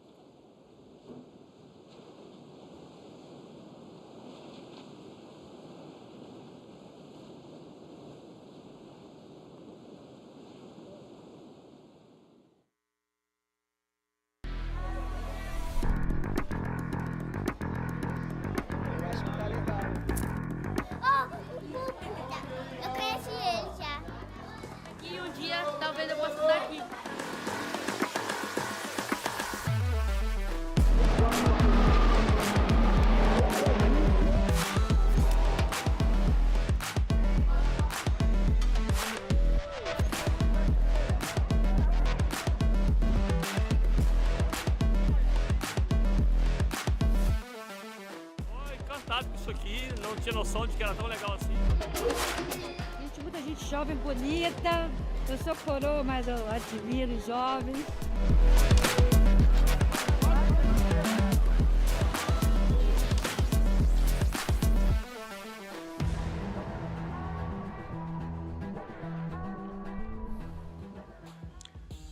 Lots going on here at the Vivo Rio Pro presented by Corona. We are in heat number 2 of the round of 16 where we have our 2019 world champ and Olympic gold medalist Italo Ferrera coming up against Rio Waida, the first Indonesian ever to qualify for the championship tour.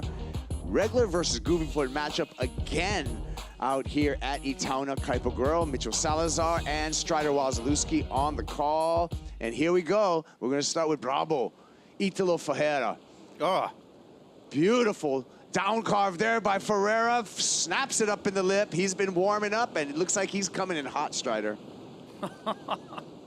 That was so fun, so easy for him. Walk in the park, but really well done. Put together wave, beautiful carve to lip glide. We call it a finner, where you just bust the fins out the back and throw it down a little bit. Great technical surfing here. Yeah, I really like this first turn too, guys. Holds it for a long time, and as you said, the little board slide right there at the end for Italo.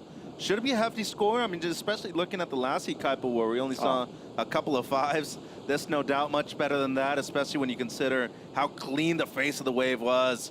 Love how long he was able to hold the rail on that turn, though, and then comboed it up. Nice turn into the lip right there for the former world champ, especially coming off of a poor result over there at Punta Roca. He's looking to have a major bounce back here, Kipes. Yeah, and not that it has anything to do with the science of judging, but I just feel when you see someone rides a wave that makes you want to go surfing, that's got to be a good number, because that's what the feeling that I got from that, Strider. You're tapping into the emotions of the psyche, right? And when like what you just said is exactly what he did, and everybody watching that probably felt the same. Made him want to that looked fun. He made it good. His execution at the end, where he was finished and jumped down to his board, like you could see the energy continuing, and that's something that gives us back something. And so the judging panel must feel the same thing. I couldn't agree with you more. So we're waiting for that number for Italo Ferrera. Clock's at 29 minutes and 40 seconds. So plenty of time on the clock for Rio Waida to respond. Well, he wanted that little nugget. I know, too. that thing was kind of a sick wave, yeah, too. It was, man, and he wanted it. He was one paddle away from getting it. Yeah, the surfers having to battle this rip. And look, talk about energy. Ferrera right back in the lineup and still just fighting the rip, trying to get a backup. Number just clocks in for Italo Ferrera, a 7.83. Ferrera is going to get a chip in here. Ribs on the face, but that one had way too much turbulence, Mitch. Yeah, and that was a big wave, too, on the outside, and you can just tell how strong the rip is right now, guys. It's pulling them back out every single second of time out there in the water. He has a rebate here, Kipes. Nice little rebate on the inside here. Ferrera looks down the line, searching for a ramp, finds it, flops it up in the air, right around. Air reverse for Italo Ferrera, continuing momentum down the line. Some froth to deal with. Takes it straight to the face there, no problem, and he's going to ride out of that, back in that 7.83, and getting the crowd riled up on the beach. He's giving him chicken skin. Look at him, chicken skin. Well, there's one thing for sure. When his mama asked him when he was a kid what he wanted to be when he was growing up, he decided to be a problem, guys. You know what? He's about to drop another big score right here. Yeah, I'm sorry, but I don't know how Rio's going to get back in this heat. Yeah. He hasn't even started yet. How is this, Strider? Check it out. I mean, it's just, you could see him telegraphing, knowing it was coming, but the amount of distance that he threw on that air was ridiculous. He flew 20 feet across the lip line, landed, and there, I know there's all this talk about wave pools and wave systems and giving yourself the reps, but that wave was 3 times the size of any wave in a wave pool. So like doing it on a bigger wave like that is so technical, it's so hard, and finding a ramp and a landing place, I mean, this is just super impressive, beautiful work, harnessing the power. Dang. And then look at how boned out, tail high, like this is what we came for. And I am so stoked to get to see this right now, because this is making us all smile as he did on that first wave. Will he top that 7.83, Mitchell? I think so. Just due to the radical nature of the maneuver, the progression, And we haven't necessarily seen an air today. And that not only was an air, it was a radical air too, Kaipo. Yeah, I'm going excellent. Yeah. But you know what? It's easy for me to say that because just when you see something like that in my mind, I'm just like, that was so awesome. Hey, we're surfers. I mean, if it feels excellent. Yeah. It should be. Yeah, I agree. So we're waiting for that score for Italo Ferrera. And we're going to see how much of a hole that Rio Waida is going to get dug into once that score drops to your point, Strider, because, I mean, Rio hasn't broken really a three-point ride as of yet, and Italo's going to drop another giant number. Well, the heat just started, so you got to give it that. But for me, this thing's already in the refrigerator. Oh, my God. Already? No. There's 26 minutes left, Strider. Come on. I'm going to go get some lunch. 26 minutes on the countdown, and the number drops in for Italo Ferrera, and it's bad news for number 45, Rio Waida, an 8.5. So now Waida is in. This is, Mitchell, this is a serious combo. 16.33 two-wave total. There's all the judges' numbers. They were pretty straight in their agreement with that 8.5. Yeah, this is the highest heat total of the event, too. So not only drops one of the highest single wave scores of the event, also drops the highest heat total en route in the first 10 minutes, Kaipo. In the first 10 minutes, and look at his history here. He hasn't competed that well. He's always succumbed to the pressure of competing here at home in Brazil, and I'm just really stoked to see the bounce back after the poor result in Punta Roca strides. I mean, I told you that they were selling up some good combinations for lunch, and there it is. That's a big one. The picanha was served medium rare today, Kaipo. Real quick, right off the grill. Here he goes again. Now what's he got for us?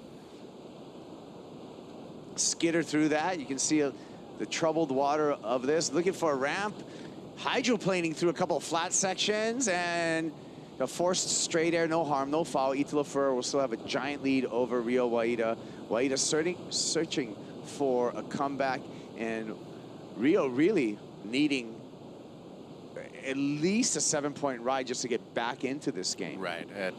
Italo just needs to be careful about what it's trying to do right here, because not only does he have him combo, as you said, it's a pretty severe combo too, Kaipo. More than 16 points, went for the straight air right there. Those landings can be very dangerous though. Just be aware of your surroundings. If you feel like you're in a comfortable position in the lead, I feel like this is unnecessary. Just make sure you're all right to compete in the later rounds of the event. Stop it. Let that guy go. Let him be him, man. Come on, he's an animal. He is not going to slow down. I think we're going to see another huge air out of him, and maybe even better his scoreline in this heat. Could be. I will say this. Indonesia and Glenn Micro Hall are cursing me right now for saying what I said. But, you know. The fridge? Yeah. Well, but you know what? Let's see it. Come on, Rio.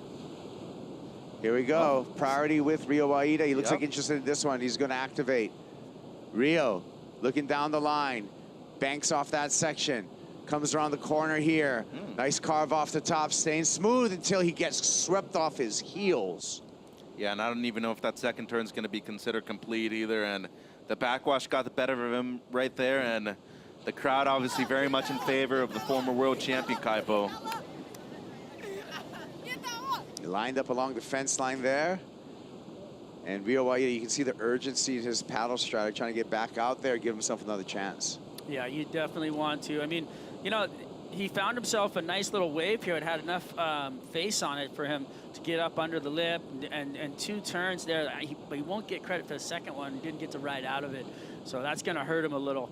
But, you know, his surfing is there. He's definitely an amazing surfer. And he does take to the air quite well on the right-handers. We'll see if he can put down a couple on the lefts, because that's what he's going to have to do to elevate his score line into the excellent range to catch up to this combination. Yeah, and what we're seeing from Italo right now, what we saw in the opening round from him too, when he turned the heat at the very last minute, even looking at his watch before he threw that helicopter, is that Italo seems to me, Mitchell, and I want your opinion on this, as maybe the most dangerous surfer in the draw right now, or at least one of them as far as the performance level that he's bringing. Here he goes. Woo! Smash.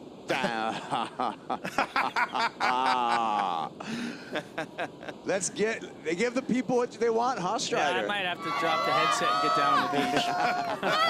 I'm missing the energy down there. I really love it. I feel like, you know, he's feeding off of it, obviously, and how beautiful is it to have that many people that excited on the beach and educated. These fans know what's going on. They love the surfers, the surfing, and, you know, the vibe is incredible here. Now, pose the question, what changed? Why is he performing better under pressure in front of a big crowd at home? Because we hadn't seen that before. Because it's home. I think it's because it's home and there's comfort, there's energy. I think that that Italo Ferrera, we know who he is, right? And he feeds off of energy. He feeds off of a crowd. You saw his warm-up. You saw this kind of surfing right here, Mitchell. This was insane. Well, I really like the grab rail carve right there by Italo, and then throws in the rotator on a pretty hefty sized wave right there towards the end too. And the claim, obviously, one of the best in the world at that too, and should be replacing the 7.83, if not very close to it.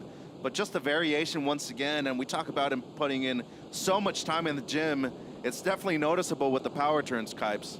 Yeah, love that grab rail, Strider, and then this full road. Well, you can see his eyes eyeing up the landing as he left the lip line, and you know, not getting ahead of himself, but he is just so money in the air right now.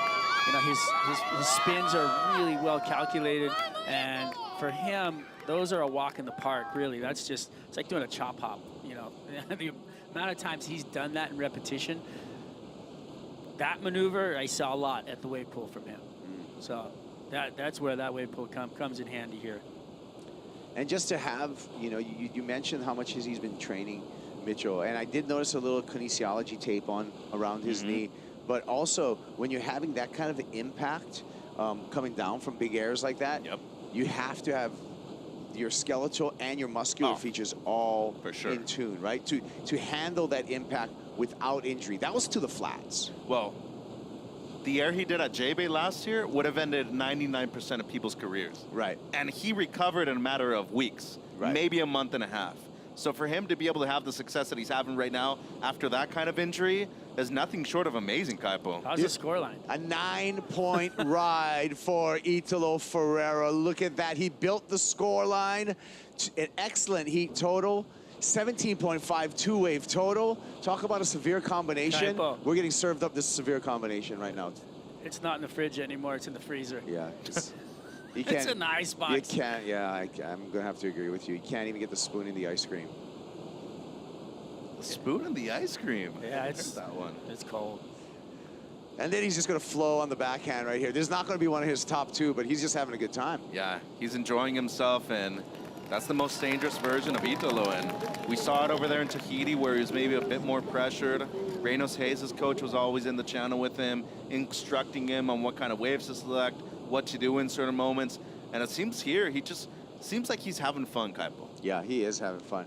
Well, I'm going to change the subject a little bit, you guys, because we haven't heard from the last heat winner. Connor O'Leary took out world number 2, Jack Robinson, in the first heat of this round of 16. Let's hear from Connor. That's it, Connor O'Leary. Congratulations. Definitely your heat. The last one was more tricky than the other ones. How did you find yourself out there? Yeah, that was a lot more difficult than the first heat I had. I feel like the first heat, the rip was kind of, it's going out to sea, so you can kind of like sit underneath and next to the rip and pick off a few waves, but that rip was just constantly through the lineup throughout the whole heat, so it was hard to adapt and just kind of had to ride whatever was in front of me and then use the ski and hopefully gain rhythm from there. And yeah, it was scrappy, but yeah, I'm really happy to get through today for sure.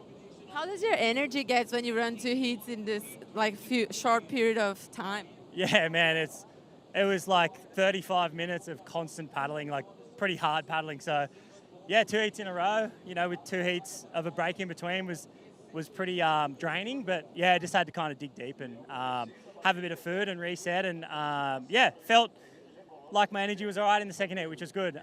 Seeing as though, you know, I reckon I ducked after about 35 waves in the first one. So yeah, no, I'm really happy and stoked to get into the finals day tomorrow and hopefully get some fun, clean waves. And let's talk about your equipment now. Did you choose another surfboard to ride? Yeah, I went up to a 6.3. The first heat I was running a 6.2, and I guess just an extra bit of length with the bump and the wobble, with an extra bit of stability is something that I guess you can control. So yeah, controlled the 6.3, felt pretty good. So yeah, we'll see. Hopefully there's some few waves tomorrow so I can keep riding it and go from there. That's it. Thank you very much and congratulations. Back to you guys. Well, Connor O'Leary, quarterfinal number 1. And you know what that means, Mitchell. Points. Well, also. For the rankings. Also, it means For that the Connor shakers. O'Leary is going to be going up against Italo Ferrera in that quarterfinal number Ooh. 1. I'm already setting up that Oh, quarterfinal wow. number 1. Nice. So the good news is that we're going to have at least one semifinalist being a goofy footer. The union is succeeding, gentlemen. We're getting somewhere in life. Yeah. No, but all in all, though, O'Leary's had a fantastic event. Both heats today in a period of, what, an hour each, maybe? Yeah, got his work done. Yeah, and he surfed great both times. Yeah, that's two wins for the dog pound right there. Yeah. Roof, No. roof. Oh, you guys. And Gabriella Bryant's into the quarters. Into the quarterfinals. That's a third mark. Ryan Callanin's also in the round of 16. He's having a good event. Yeah. He's having a good event. Arcal's still got one more round to Can't go. do that little poodle bark, though. Oh, my gosh. You guys are funny. Oh, my gosh. Ferrera, if you're just catching up with us right now, Italo Ferrera has been on an absolute heater. He's opened up with a 7.83. Then he backed that up, improved upon that with an 8.5, and then got a flat 9. And here he goes again, back up in the air. And that time here, he's has to throw that away. But Ferrera has been put in the highest heat total so far of this comp at 17.5 two-wave total. Can we just talk about, he seems like he's the only guy in the heat, and it seems like he's catching better waves than the heat before him had. I mean, he's identified where to catch and be in this heat better than anybody on the field all day. Yeah, well, I'm going to take a Bonzoy brew break if you guys want to join me, but we'll be back with more frothing here at the Vivo Real Pro presented by Corona.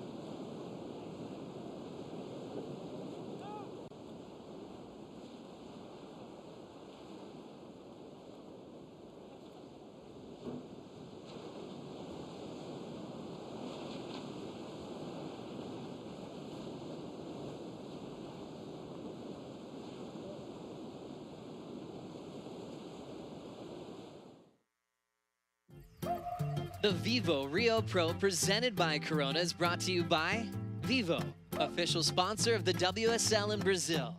By Corona, this is living. And by City of Saquarema, official host of the Vivo Rio Pro presented by Corona.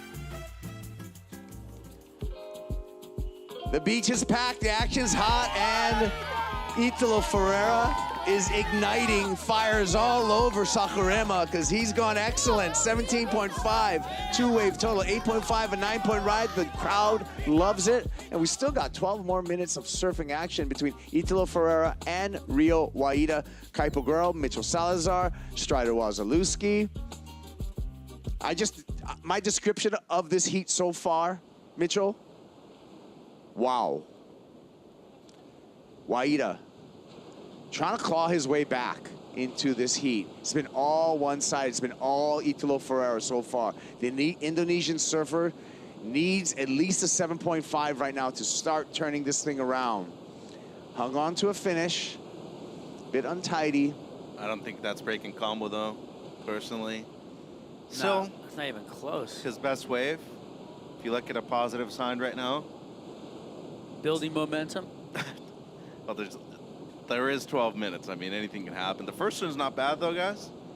Then carves it back, and it's really the finish where he struggled both times on his best waves, the 2.83, and then this one right here. But yeah, I mean, I gotta agree with Strider. This one's not only in the fridge, it's in the ice box right now in the cooler. And you know, it's a bummer because Rio up until this point had at least a 7 in each one of the heats he'd served, and he's just struggled to find a good wave so far in this one.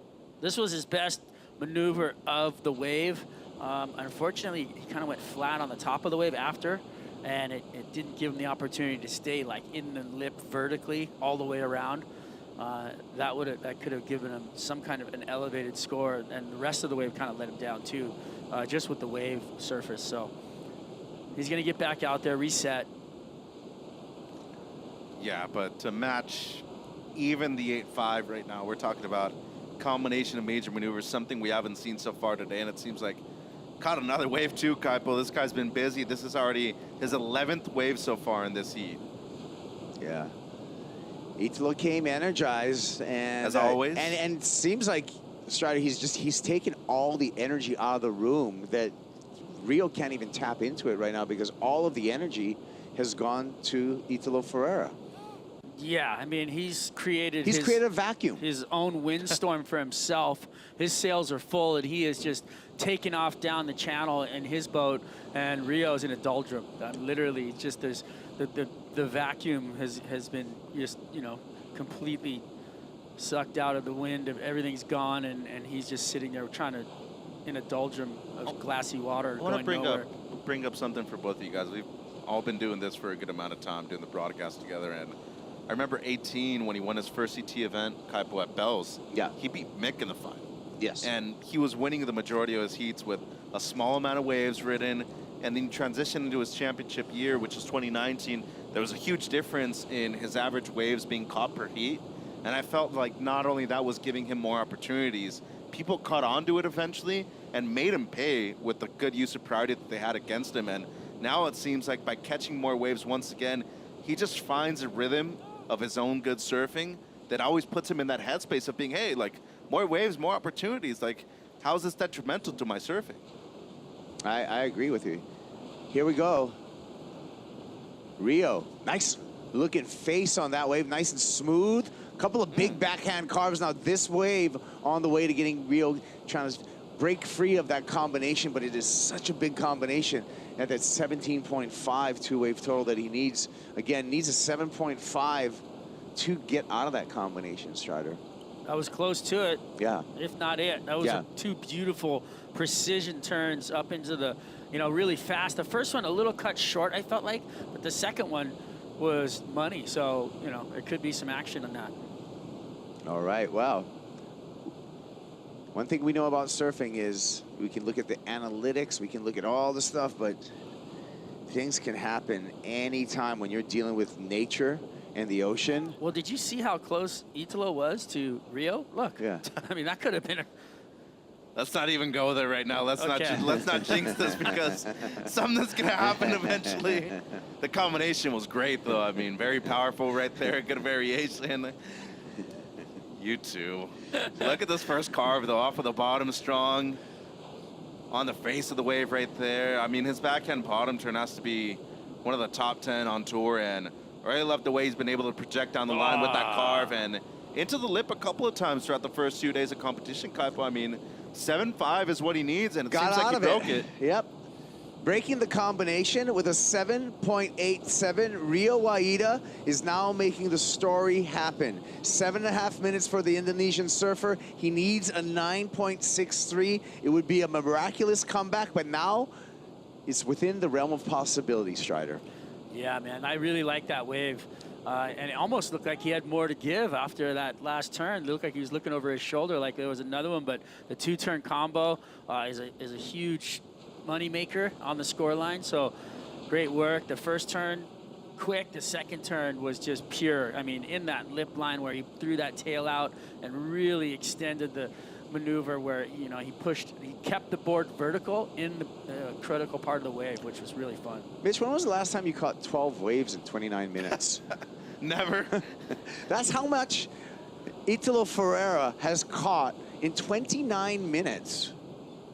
12 waves. Talk about a busy surfing strider. Yeah, he's not slowing down, and he's just like you guys talked about a little bit earlier about a rhythm and just, you know, making sure that he's on waves and not slowing down. Griffin Colapinto, he'll be up in heat 3 of this round of 16 up against Liam O'Brien. Colapinto now number 3 in the rankings, but remember when we refer to the live rankings, that can change at the conclusion of this round for Griffin Colapinto. So he's seen number 2 in the rankings, Jack Robinson, eliminated. Think he smells a little opportunity here, Mitchell? 100%. This is the golden opportunity right now for him, for Ethan, and obviously for those guys just 6, 7, and 8, including Italo right now, to make a jump into the top 5, Kaipo.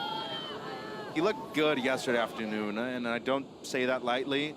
I thought the bounce back after the first heat in the morning, especially going up against Sammy Pupo yesterday, who, to me personally, isn't even considered a wild card. Like, I mean, that guy should be on the CT still. If you get into social media, take a look at Griff's last post. He talks about how important yesterday's win was for him. It's really interesting. Dive into, you know, his vulnerability that he's putting out there for everybody to see.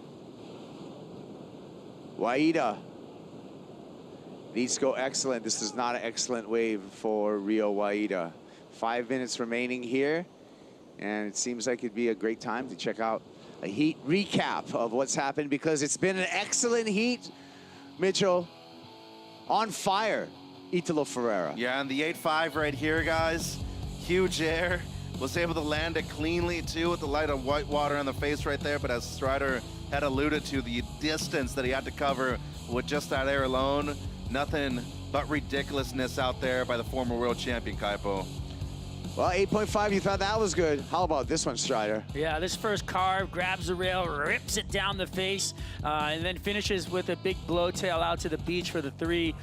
Just had money all over it. I mean, goes into the 9s with that, and you know what? That's a crowd pleaser, 100%. Printed a 9-point ride. Then Rio Waida was able to get out of a 2-wave combo with this 7.87, Mitch. Yeah, I really like the combination right here, especially the second turn, precise, very beautiful, and of course technique, always on point by the young kid from Bali.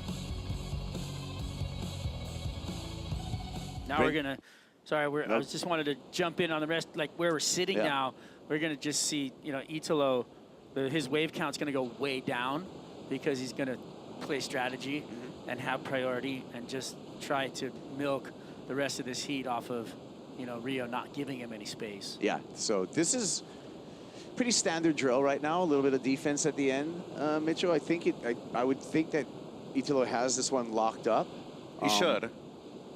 I mean, Strider, don't bring it up again, but we have seen it happen before.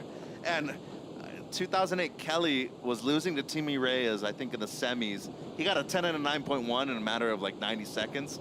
After that, I think anything's achievable in a heat, Kaipo. Yeah, that was at Backdoor? Yeah. Yeah. Well, he also there were a lot got of excellent rides that day at Backdoor, my friend. I'm just saying. I'm just saying. I don't know how many, what does he need, a 9 point what? 9.63. I don't know how many 9.63s. That's what I was saying. Yeah. Hey, you're right. There's a possibility. I mean, it happened back then, but he that doesn't have priority, and so his first choice of wave will be taken from him. And that was perfect Backdoor in that scenario. So people were dropping 8s all day long that day. I'm trying to make things exciting, guys. You are making things exciting. All right, question for you guys. Italo Ferrera has made this heat extremely exciting, and I'm excited to see Italo Ferrera in quarterfinal number 1 up against Conor O'Leary. Off of the top of your head, a favorite Italo win? Oh, I just think the coming off of Tahiti was super inspirational. You know, I like him getting chaired up the beach in Karamas also. That's my favorite one. The way he jumped into the seat right there on the beach. I liked his world title win at Pipeline. There you go. Against Gabe Medina in the final. Yeah, I mean, that was incredible. So many to choose from. 8 total for Italo Ferrera. 8 CT wins. for the surfer who's been on tour for 9 years. So that's a pretty good record. Right. For him to win his world championship tour. Yeah. I mean, yeah, and then I just got the news from my statistician that Rio's highest score ever on a CT has been an 8-point ride. that's kind of crazy. He's super consistent too. Yeah. I would have thought that he would have at least gotten something in the 9s by now. But we're down to 90 seconds right now, and this has been a great show. And you know what? You know what? This has exceeded our expectations, because remember, just a heat ago as we began this round, it was Struggleville out there, Strider, for Connor O'Leary and Jack Robinson. Yeah, Jack looked like he was on Struggle Street, literally. He was just having a tough one. And then the very next heat, we see the explosiveness of Italo Ferrera, Mitch. Yeah, well, different styles, obviously. Maybe a bit more knowledge in terms of the wave and how it works, but it almost just feels like this guy's on a different level right now, especially after the early exit over there at Punta Roca, losing to Brian Perez the way he did. Kaipo, he got kind of ridiculed, and Brian had never won a heat up until that point. It was the first heat of the morning, and it was a good wake-up call after the victory into heat for Italo. And that's exactly why Italo Ferrera is going to play hard in this final 40 seconds, because he knows never to let his guard down after something like that, right? So he's going to play in the paint right now. 30 seconds on the board. Ferrera with heat control and priority, and the block has been done. It's 28 seconds. It's shaking hands. Great sportsmanship between these two surfers. So the comment about 2008 backdoor, it's irrelevant now, is what you're saying. Because the waves are so perfect. It was a great conversation, though, Mitchell. I love you guys. Yeah, and you know, for someone like Rio, just when someone comes up so on fire, there's nothing you can do but, you know, enjoy the moment as well and just accept that defeat. He's going to move on to Fiji. Because the next time we're going to see Rio, actually, we'll see Rio in the Olympics. Yes, we will. Hopefully it's firing over there.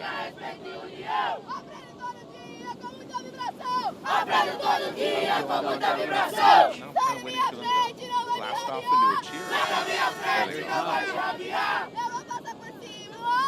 Big climb going down, whatever it may be. It's been a while. They've kind of been in that same position for a good amount of time.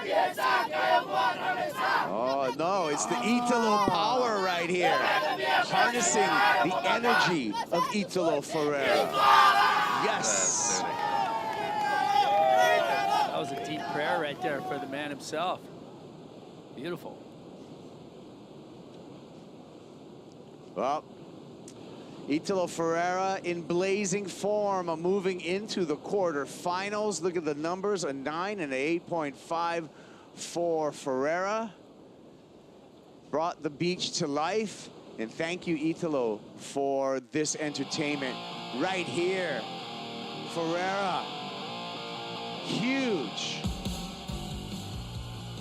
We're gonna say goodbye to Rio Waida. But we'll see Rio over in the Olympics. Good luck to Rio Waida in Tahiti.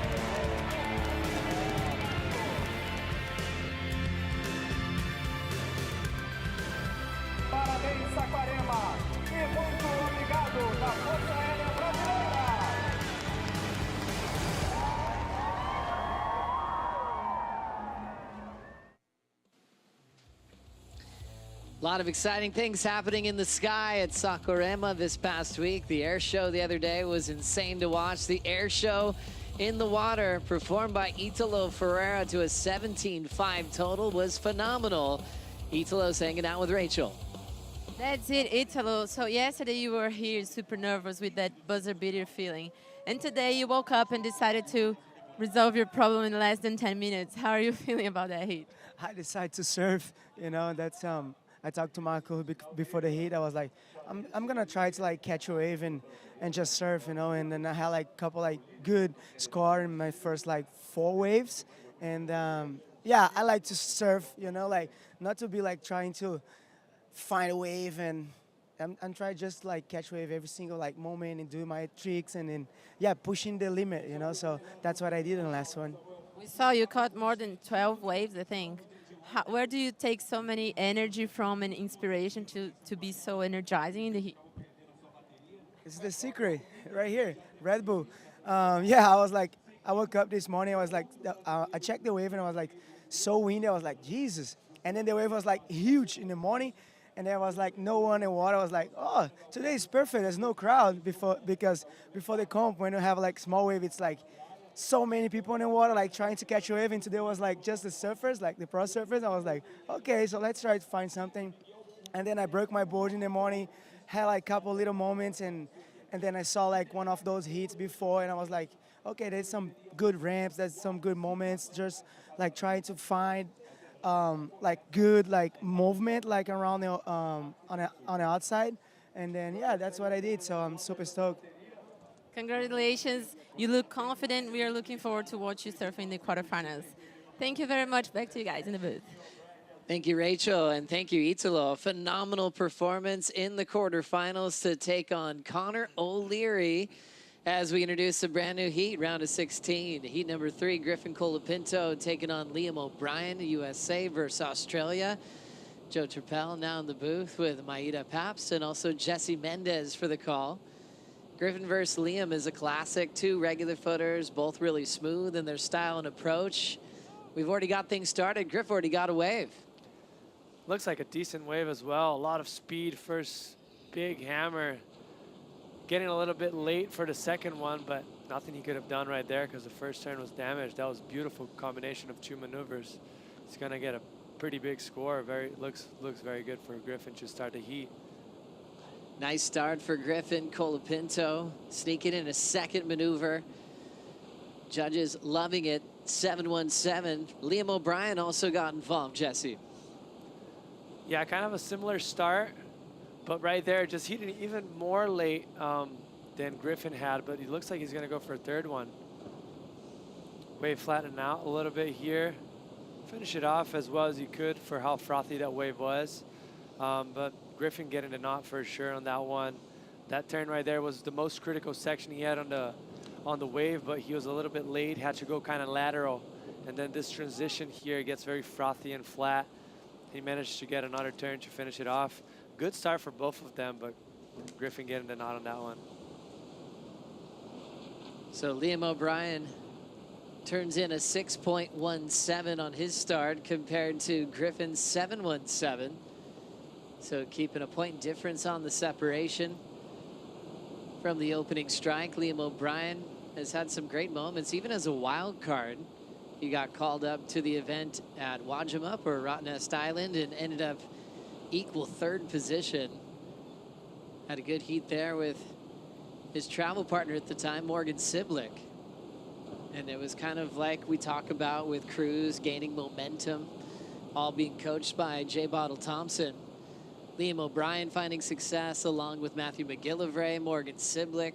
That rookie year ended up finishing number 5 in the world. So fun to see a coach get on a roll as well. Jay Thompson with CT experience representing Burley Heads, where Liam comes from, Maida. Yeah, Joey. We've been talking about this momentum of the athletes, how they can put all together to really develop their surfing and also their mindsets and these kind of things. Because we know that like it's not just surfing. You have all all to put together your mindset and your confidence. So Liam O'Brien is one of them that is developing this pretty well. Wasn't always easy for Liam. Had the injury before what would have been his rookie debut. Worked really hard. Got himself back on tour with big results in the Challenger Series, not needing a wild card. Yeah, and it's crazy the mindset to have to overcome that when you think you're in the best time of your career, and then the morning before the season starts, you get hurt at Pipeline with a very bad injury, and having to bounce back on the QS once again and actually jump right back on it. It was very impressive from him. Just shows how, and he's a collective and calm guy, so he puts everything in order back home and went into work. So I guess the biggest news from this round, world number 2, Jack Robinson, out of the contest. So he goes straight to Griffin Colapinto, the number 3 seed. Hoping to get a win here to see if he can jump up a place in the final 5.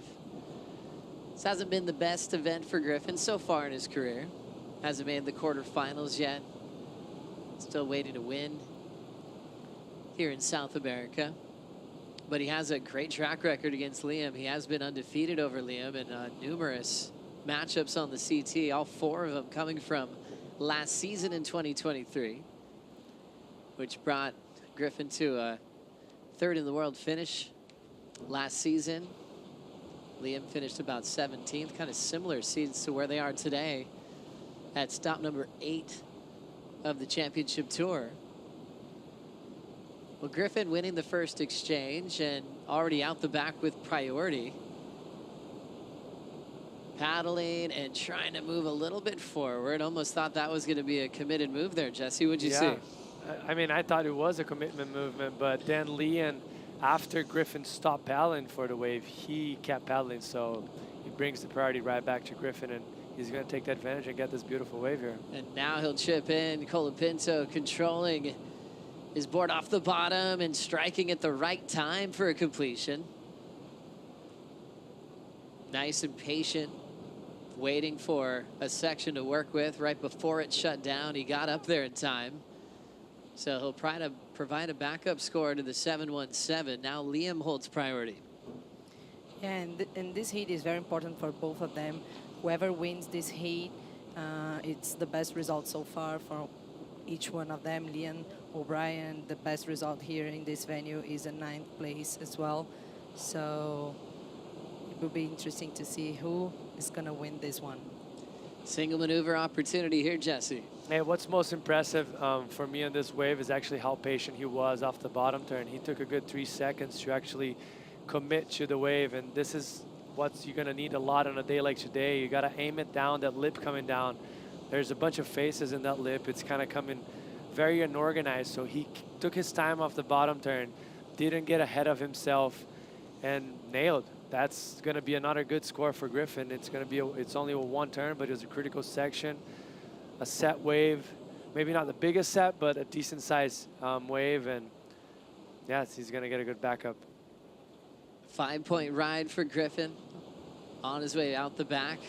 12.17 combined total.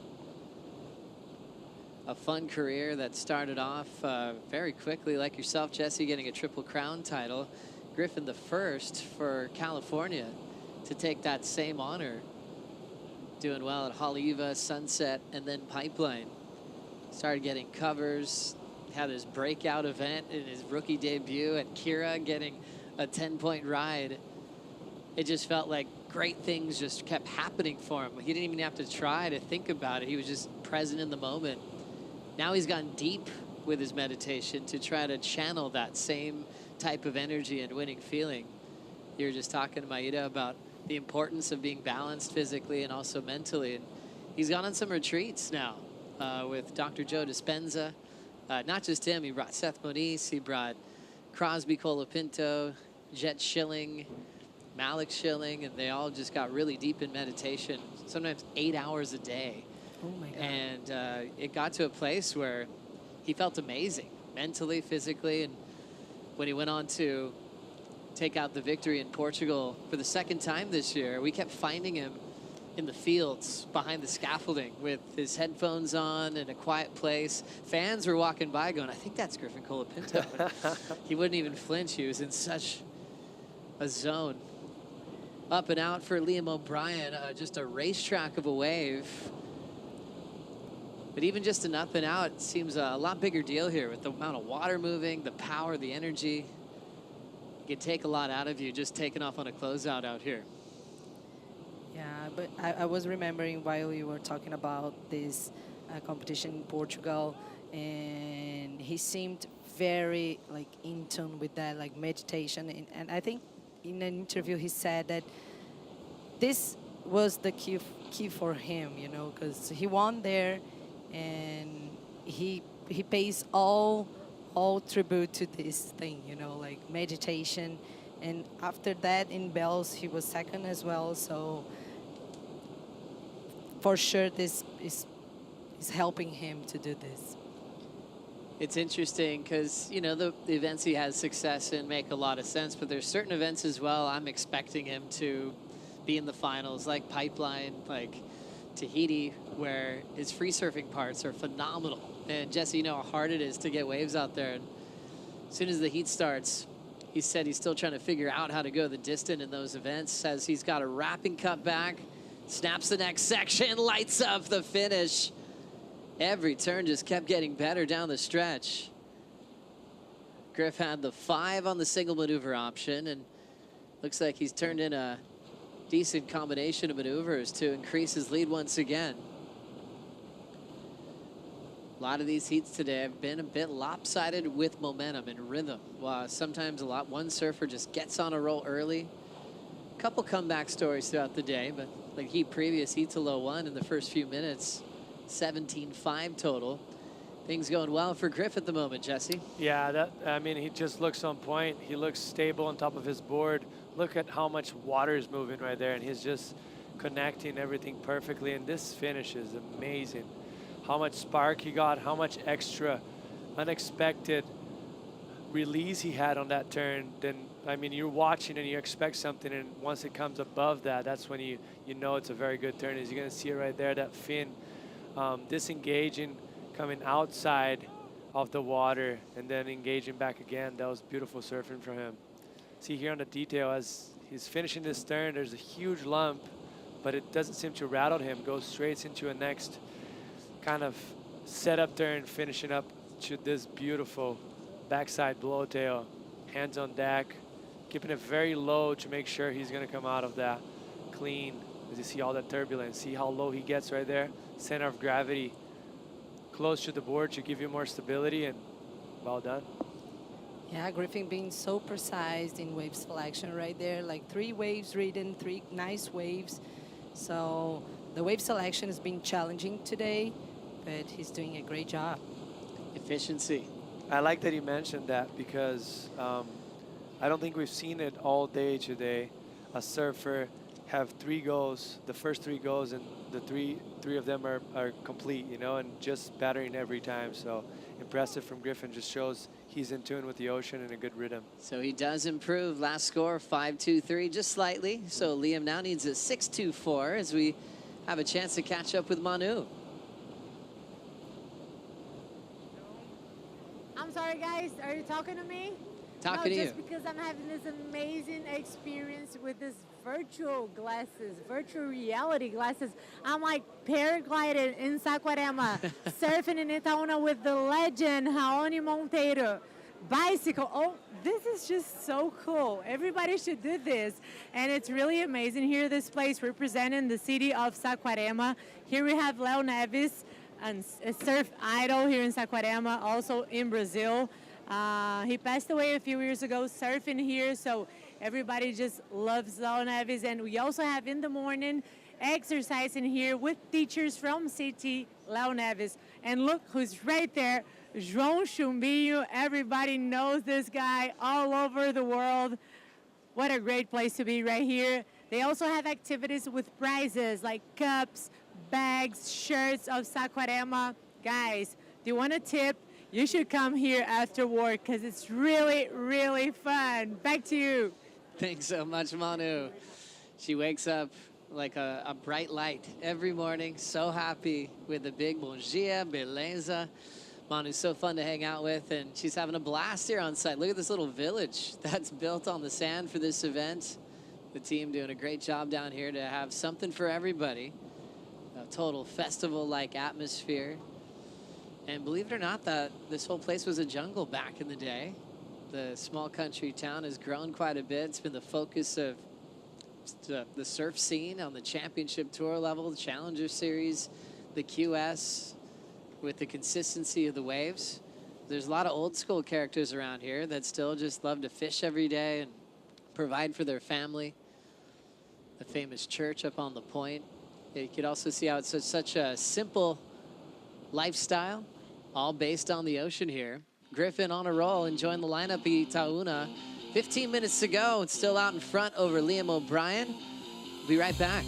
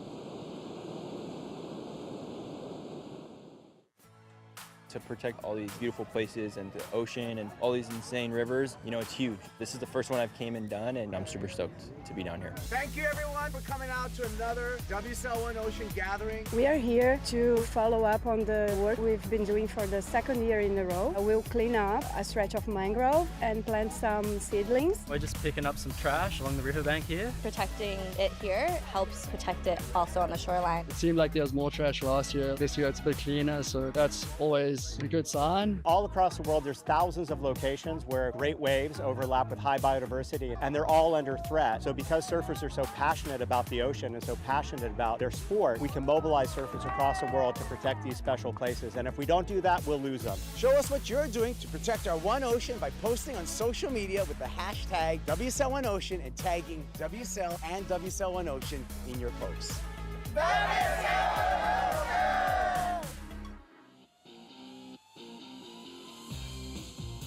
Welcome back to the round of 16. Griffin Colapinto still leading over Liam O'Brien.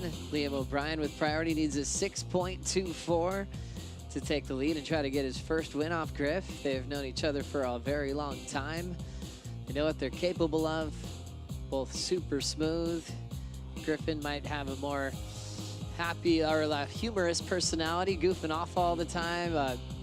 Enjoys the camera quite a lot. Liam a bit soft-spoken, super kind, thoughtful human being.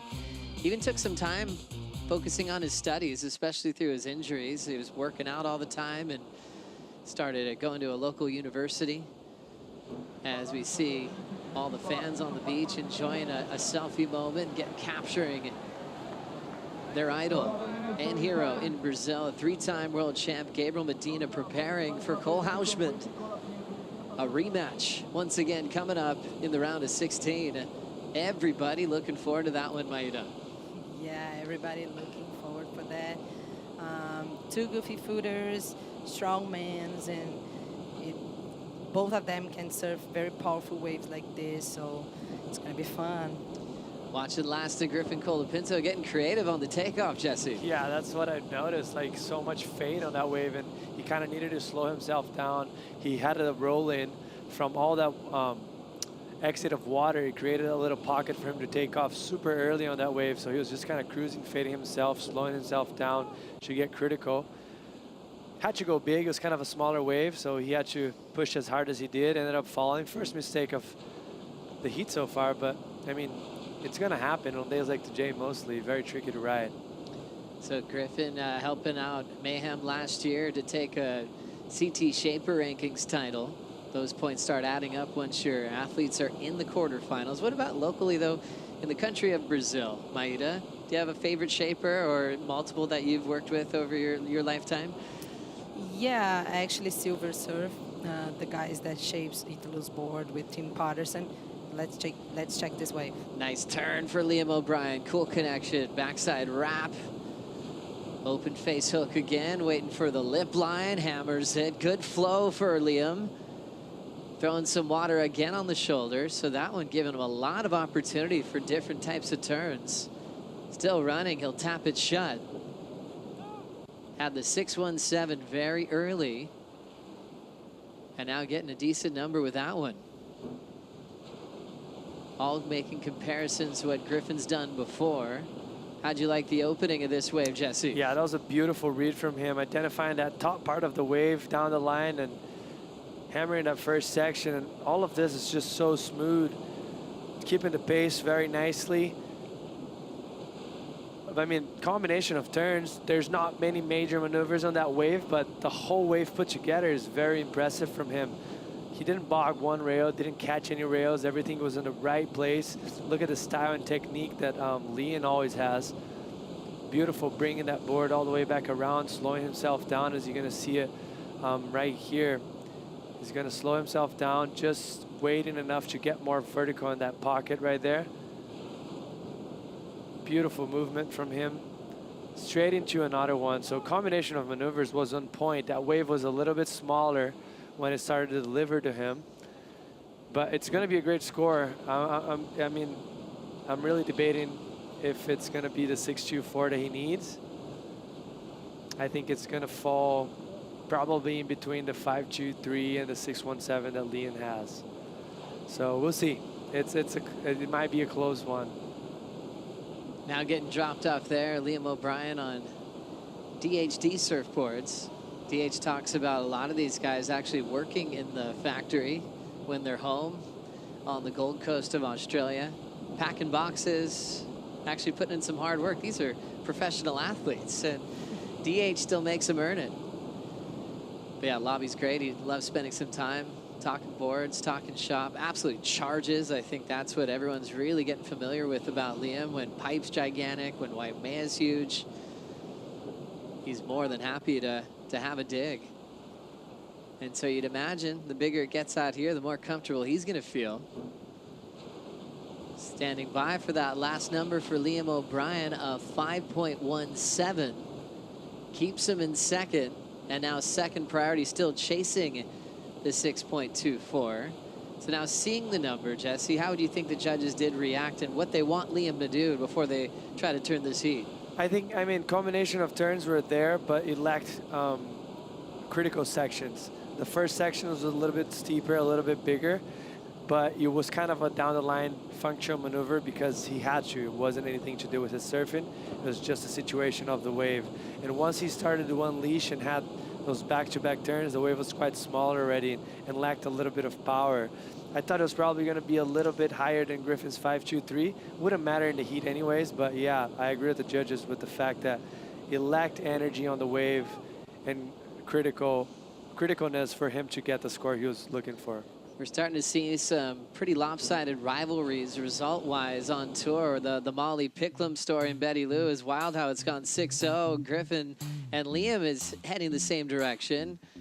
All 4 wins for Griffin over Lobby all happened in 2023. Last season from Sunset Beach, Bells Beach, Margaret River, and a semifinal as well at El Salvador, where Griffin ended up going all the way into the final. Liam trying to break this streak, trying to get his first win off Griff here in Brazil. It still has 6 minutes to go for it, chasing a 6.24.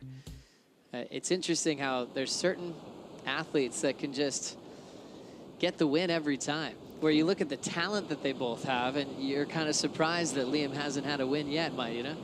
Yeah, it feels like when you have someone that always beats you, before you get in the water, you must think about this, and then maybe you get a little freeze with that.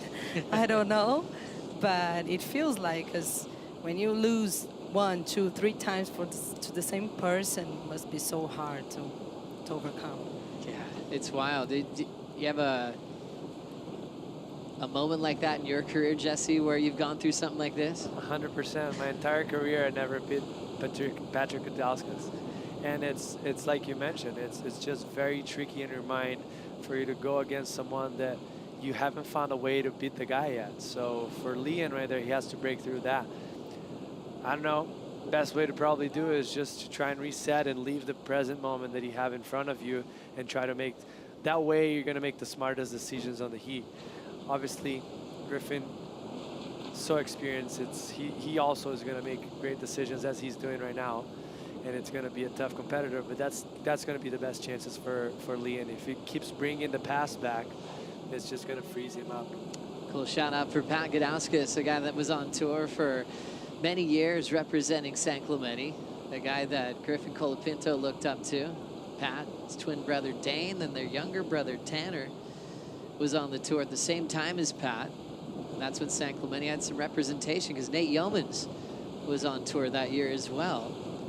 That was a different mid-season rotation at the time, where Yeomans and then Tanner fell off the tour right before lower trestles. Pat did that famous kind of Gorkin flip rotation in small conditions at Teahupo to survive the cut at the time. But we talk about talent pools in Brazil and where they're coming from. Right now, San Clemente is just producing so many contenders, and a lot of it's due to guys like the Gudauskas brothers, Kolohe and Dino turning into more of a mentor these days and really looking after the next generation. But the Gudauskas brothers were always putting on these Stokerama events that Griffin was a part of as a little kid. They'd throw them for free. And next thing you know, they're creating little world-class athletes up and down T Street all the way to lower trestles. Well, it's all been about Griffin's real smooth start in this one. Liam was right behind him the whole time, but he's still playing catch-up with 3:15 on the clock. So we enjoy the recap of heat number 3 of the round of 16. Griffin, 7:17 start. Liam O'Brien right behind him with a 6:17, Mayuda. Yeah, very good-looking wave. Nice. 2 maneuvers right there. He got a little late in the second one, but he managed to pull it off. Then the answer back from Liam looked like he picked a real smooth open face, squared up, drilled it. It's still his best number of the heat so far. Yeah, that was, I think the differentiation on this heat, really, like the surf of both surfers have been on point. The difference was Griffin was able to find in all of his waves 2 critical sections, and Liam had lacked a little bit of that. So basically wave selection on this heat is giving the edge for Griffin. As you see right here, nice smooth wave for Griffin, nice first turn. Sets up everything perfectly for this beautiful backhand blowtail to finish it off. And Liam would have one big turn in the beginning, and then things would kind of slow itself down in the transition and wouldn't give him a good closeout. So unfortunately for him, that's what's making the difference right now. Still a really close battle, still an opportunity for Liam to try to beat Griff for the first time. Both trying to earn their first opportunity in a quarterfinal at this event in Brazil. And remember, Jack Robinson out at the top of the round, going down to Connor O'Leary as world number 2. John Florence, the only one guaranteed a spot into the Lexus WSL finals. So we'll see if Griffin keeps this lead, where he'll go in the live rankings. You can check that on worldsurfleague.com. And now getting a little bit closer to the Medina Hausman battle. Coming up next, Gabriel Medina just outside the final 5. Entering the second to last event of the regular season. And now into the final minute. Griffin is in a good spot with priority and the lead, Maya, to shut this one down. Yeah, for sure. With priority, actually he's giving Liam some space, but I mean, now he's pedaling here, down here, and yeah, 45 seconds left. It will be hard for Liam. It's funny, just the story of being a surfer and the awkwardness of sitting on somebody. You know, over the years, you remember the old post-seat interviews like 10 years ago, there's always this like, oh, I don't want to do that, I don't like to. Now it's just like, okay, that's part of your job. You've got priority in the lead, you're going to sit on your opponent. You remember that, Jesse, the apologetic interviews? Now it's like, hey, this is how you play. I mean, it got to the point that he got very serious surfing, and it's growing, and it's becoming an even bigger and more straight sport, which you have to do what you got to do. So you can't really play around. You can't give an inch to the surfers nowadays because they'll eat you alive, and that's what Griffin's doing there. He's sitting underneath him as well, which gives him a little bit more time to even decide, make decisions. But it's done. Griffin Colapinto stays undefeated over Liam O'Brien, makes it 5-0 in their one-on-one history on the championship tour. Griffin also achieves his first quarterfinal berth at this event here at the Vivo Rio Pro, presented by Corona, world number 3, knowing that there's a little bit of daylight ahead of him with Jack Robinson out, trying to get a little bit closer to John Florence, who has a gigantic lead out in front in yellow. Griffin flying into the quarters. Coming up next, a huge heat. Cole Hausman meets Gabriel Medina once again. Coming up next here in the round of 16.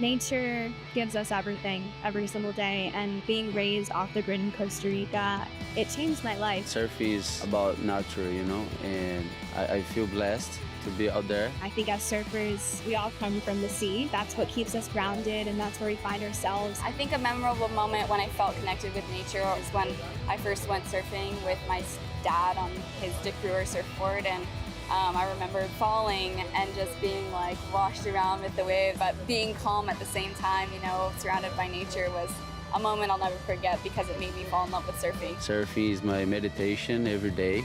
It's where I think about my life. You don't think about much, you know, you just enjoy the moment there, you're present. I think nature constantly shows us what the present moment is. And if we do that more often, do we become better people and the world would be a better place.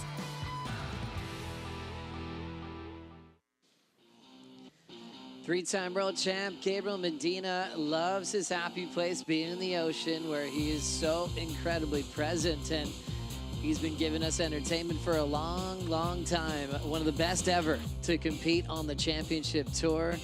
Three-time world champion, looking for a 4th world title this year. If he can achieve that, he will equal Mark Richards with 4 world titles on the all-time great list. He takes on rookie Cole Hausman, and we've already got a story to tell there. The big heat they had together at Winky Pop, Cole winning, going all the way to his first victory at Bells Beach over his good friend Griffin Colapinto. Back at stop number 4 of the season. Now we find ourselves at stop number 8. In Gabriel Medina's home country, Saquarema, as we know, growing up at Maresias and becoming world famous. 11.4 million followers, I believe now, Maeda, on Instagram. I'm one of them. Yeah. That makes us 3 of us. 3 of us, all right here. An absolute superhero. Yeah, the crowd must be like going crazy with this heat, especially after Winky Pop that he lost for Cole Hausman.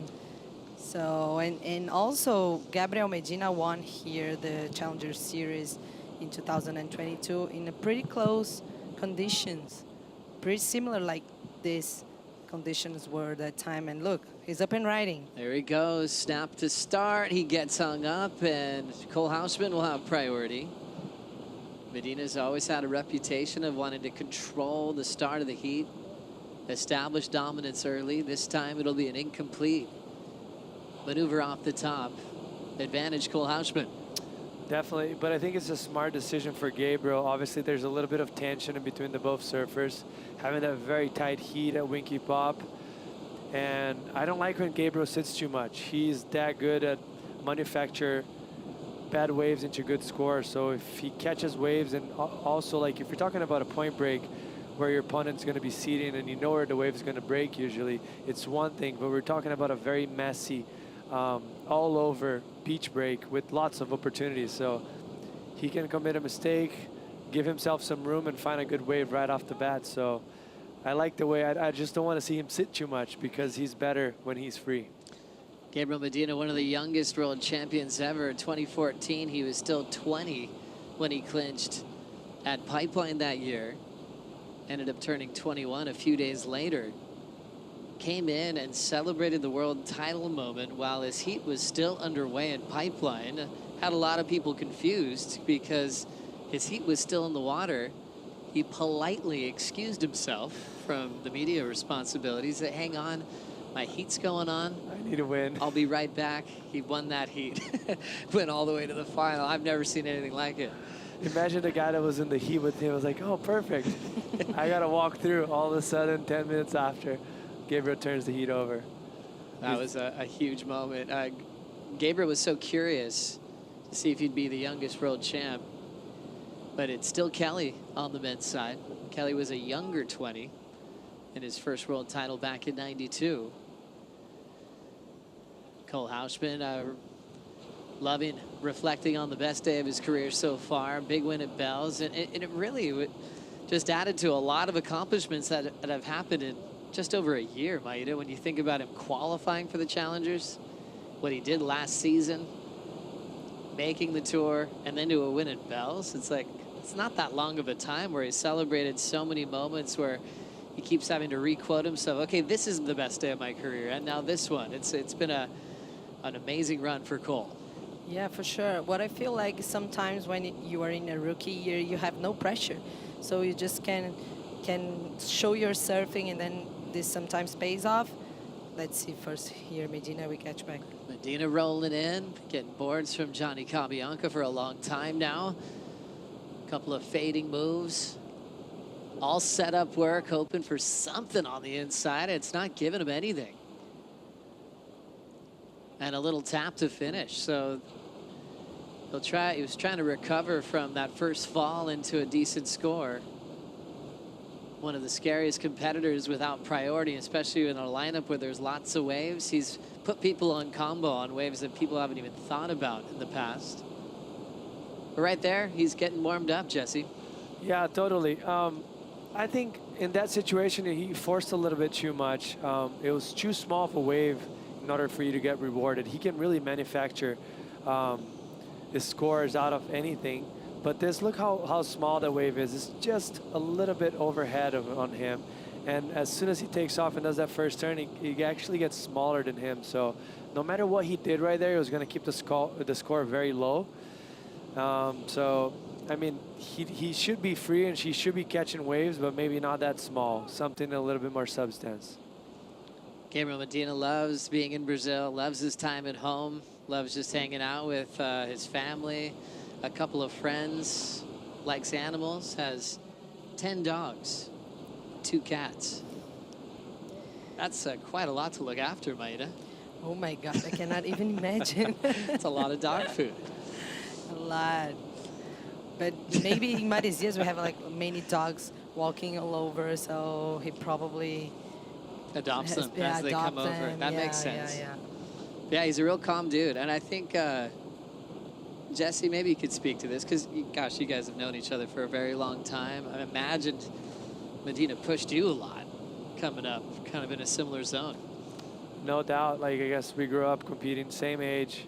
I guess every weekend we're competing against each other. Like, you know, when you're a Grom, like, it seems like you compete every weekend because you have that many events and just everyone pushing each other. It was a great crew of surfers that ended up qualifying for on the tour, actually, a bunch of us. So it was fun to grow up and build with each other and get stronger with each other in competitive surfing. Name the kind of sparring crew you guys had back then. So I guess if you're going on a period of 4 years gap, which would be 1 division up and 1 division down, it would be Migi Pupo, Gabriel Caibelli, David Silva, Ian Gouveia. Who else? Gosh, that'd be hard to win heat against you guys. Felipe. Yeah. Wow. Felipe. Alejo was 1 year older than Migi, so just on the borderline there. Jadson as well. There's so many of us that were competing pretty much every weekend together. What a generation.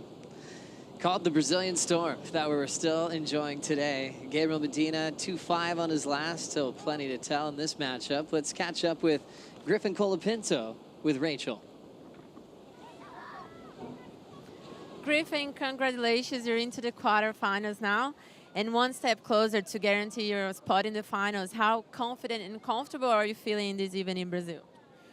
Yeah, now after making that heat, I feel good. The start of the contest yesterday was a bit of a roller coaster for me. I lost the first round, and the 2 events before that, I had lost wild cards. So that was my 3rd wild card in a row with Sammy, and I was pretty nervous going into that just because he's so good out here. And then I felt like getting over that made me just feel so free, like just getting over that hurdle. And yeah, and I had so much stacked against me too with, you say you're not trying to pay attention to the rankings, but you are, like I am at least, I don't know. And yesterday, the first round, everyone around me on the rankings won their heat, and I was the only guy in the elimination round. And so that was definitely weighing on me a bit. And then so yeah, to get through that and get through this last heat with Liam and into finals day feels insane. So ready to go. Yeah, it's working well. And you and your brother had a good result here in the Challenger Series. He was in 3rd place. How are the expectations for you two to be running this event, and how are the talkings about you two being competing in Brazil? Yeah, it's really cool. Crosby, he put up the highest score of the heat yesterday, so that gave me a lot of motivation. So it's cool we can feed off each other. You know, our energy is so connected. So, you know, when I see him doing well and if I'm down, he can lift me up with his performance, you know. So it's like just having that is really nice. And he's in such a good headspace right now. It's really nice to be around. So, yeah, just feeding off him. And we got our other boy, Cole Hauschman, in this heat against Medina right now. And we're probably the only people rooting for Cole on this beach. So, yeah, we'll see what happens. But let's go. Thank you very much. We're looking forward to watch you surfing again. Thank you. Thanks a lot, Rachel. Great job, Griffin. Always so willing to open up about what he's been going through. Felt weighed down because he was in the elimination round, where the rest of the final 5 are enjoying a run straight into the round of 16. Yeah, good reminder of all the wild cards he ran into the last previous events. But look at him now. Jack Robinson out at the start of the round. He's now dropped to 3rd. Griffin's moved up to 2nd.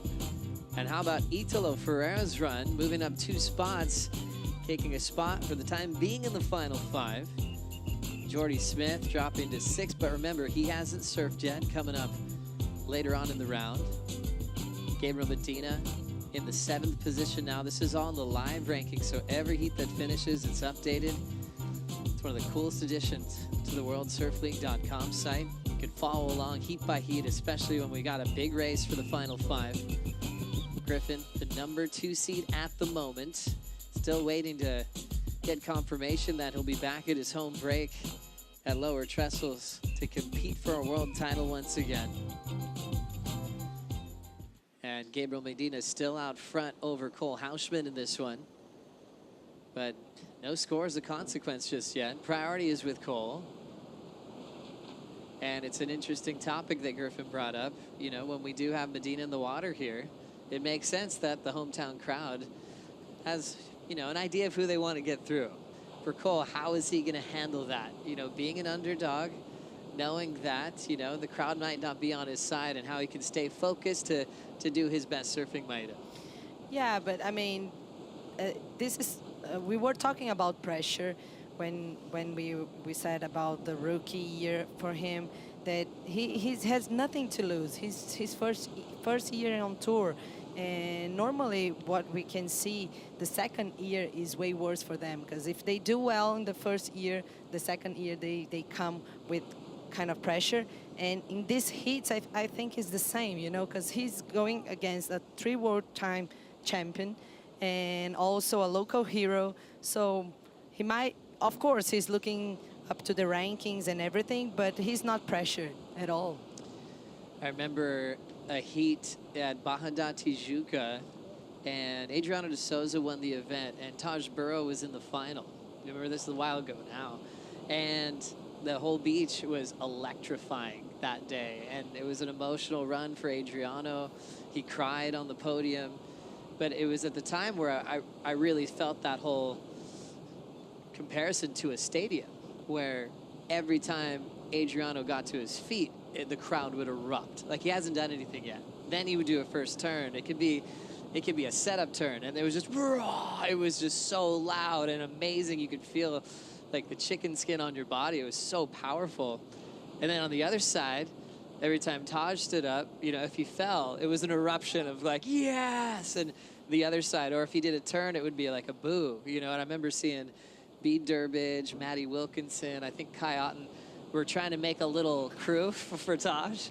And every time they went to cheer, just you could not hear anything they were saying. I remember the looks on their faces. It was like, whoa, it was so overpowering, being like, hey, we are in a different country. There's one result that they're hoping for. They got it that day, and man, I'll never forget it.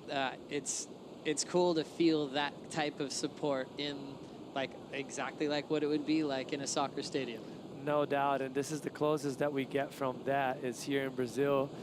But on Cole's side, I think being the underdog, usually you have less pressure.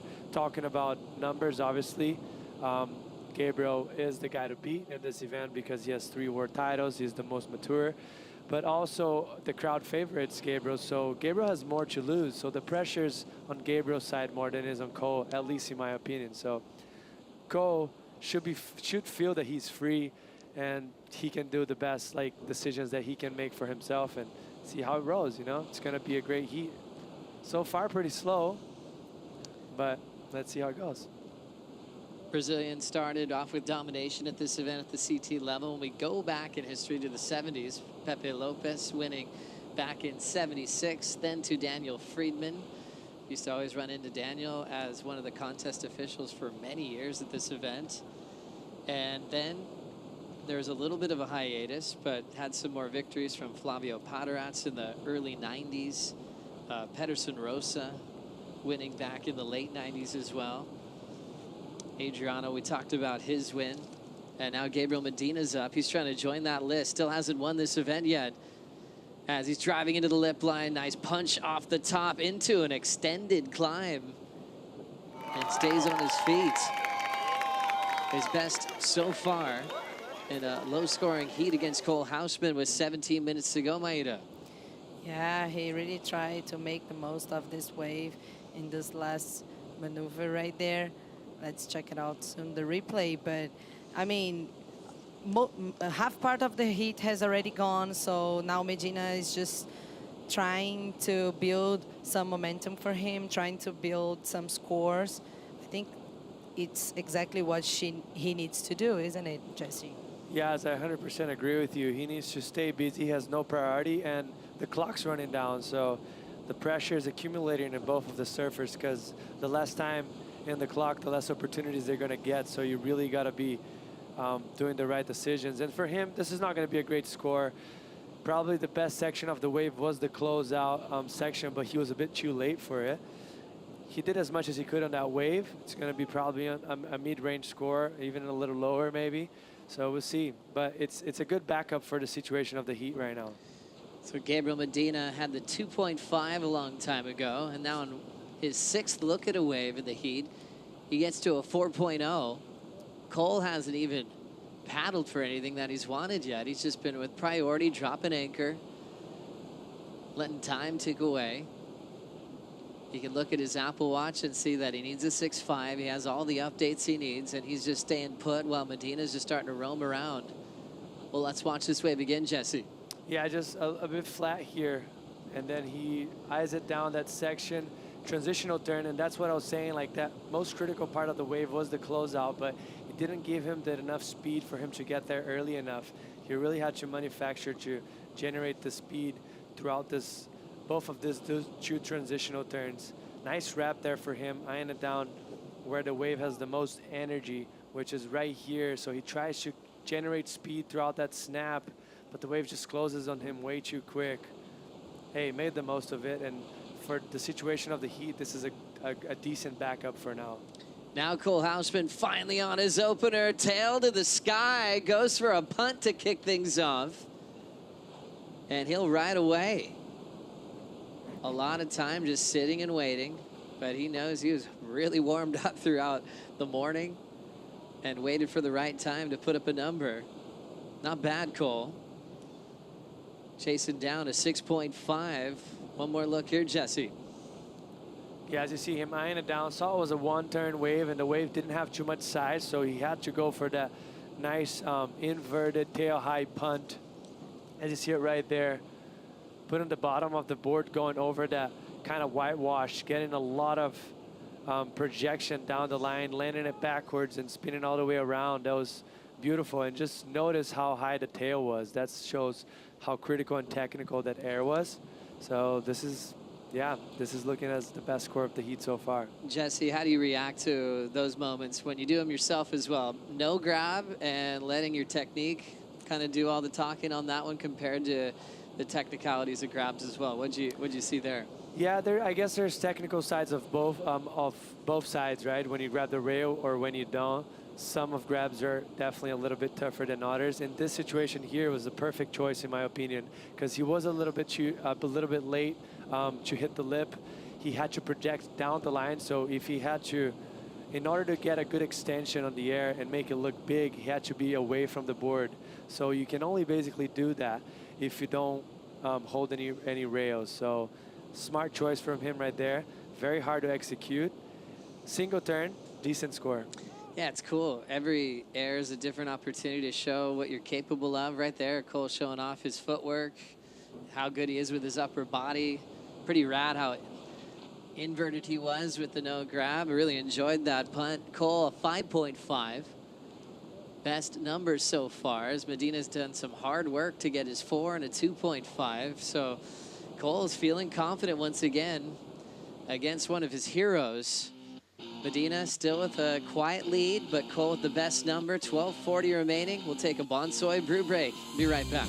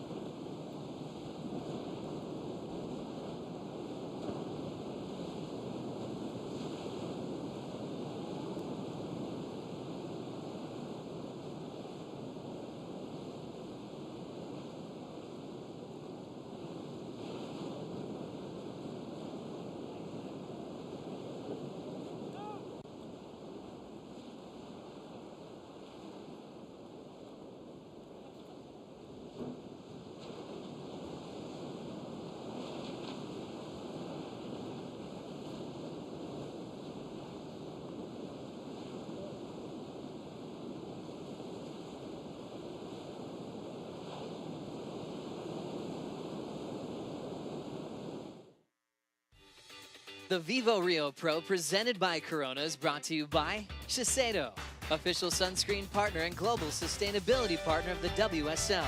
By Eventbrite, proud sponsor of women's surfing on the WSL Championship Tour. And by the state government of Rio de Janeiro, official partner of the Vivo Rio Pro presented by Corona. John Florence preparing for Seth Moniz in the next heat, the round of 16, heat number 5. Two surfers born and raised on the island of Oahu. They've had some battles together at Pipeline. This time it's going to be in Brazil. Right now, John leading the tour, looking for a third world title, and Seth finding some magic with his new coach this year, Doug Silva. That'll be a fun one coming up in about 10 minutes. Meanwhile, it's still the Gabriel Cole matchup with 10 minutes remaining on it. Cole waited about more than halfway through this heat before it got started. Went to the air, got a 5.5. Still the single best score of the heat so far. Medina's caught 6 waves and has built him up to a 4-point ride. And now he's up again. Nice connection on the forehand hook. Forces the climb there down the line. Little redirect off the top and then shuts it down. So working hard for his points on that wave, but doing a good job to improve on a 2.5 Maida.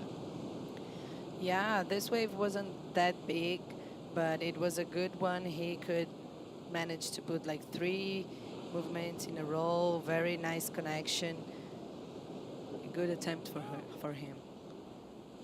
Medina so focused. Staying in a quiet place in Saquarema just with his family. One more look here, Jesse. Yeah, nice first setup turn right there. Nice wrap. Right here he catches a little bit inside rail as he was bottom turn and hit the lump and didn't connect so well on that second turn, but finish it off very strong. This is going to be a good comeback wave for him. Obviously he sits on the lead right now, but Cole with the best score of the heat. Nice first setup right here. Beautiful technique. The wave was very tricky to manage right there, and what I mentioned right there, caught a little bit, so he ended up being inside that Y wash. Didn't come out so clean, but this 2 last turns were nice. Good setup carve, kind of down the line, just eyeing it down that nice closeout section. Put his board up vertical, finish it off strong. Just solid surfing, nothing special, but solid surfing for Gabriel, and that's what he needs right now. He needs to get on a decent score, match something close to what Cole has right now, which is a 5.5. And I feel like he's going to get something close to that. These guys love having close heats. Now 8 more minutes in this one.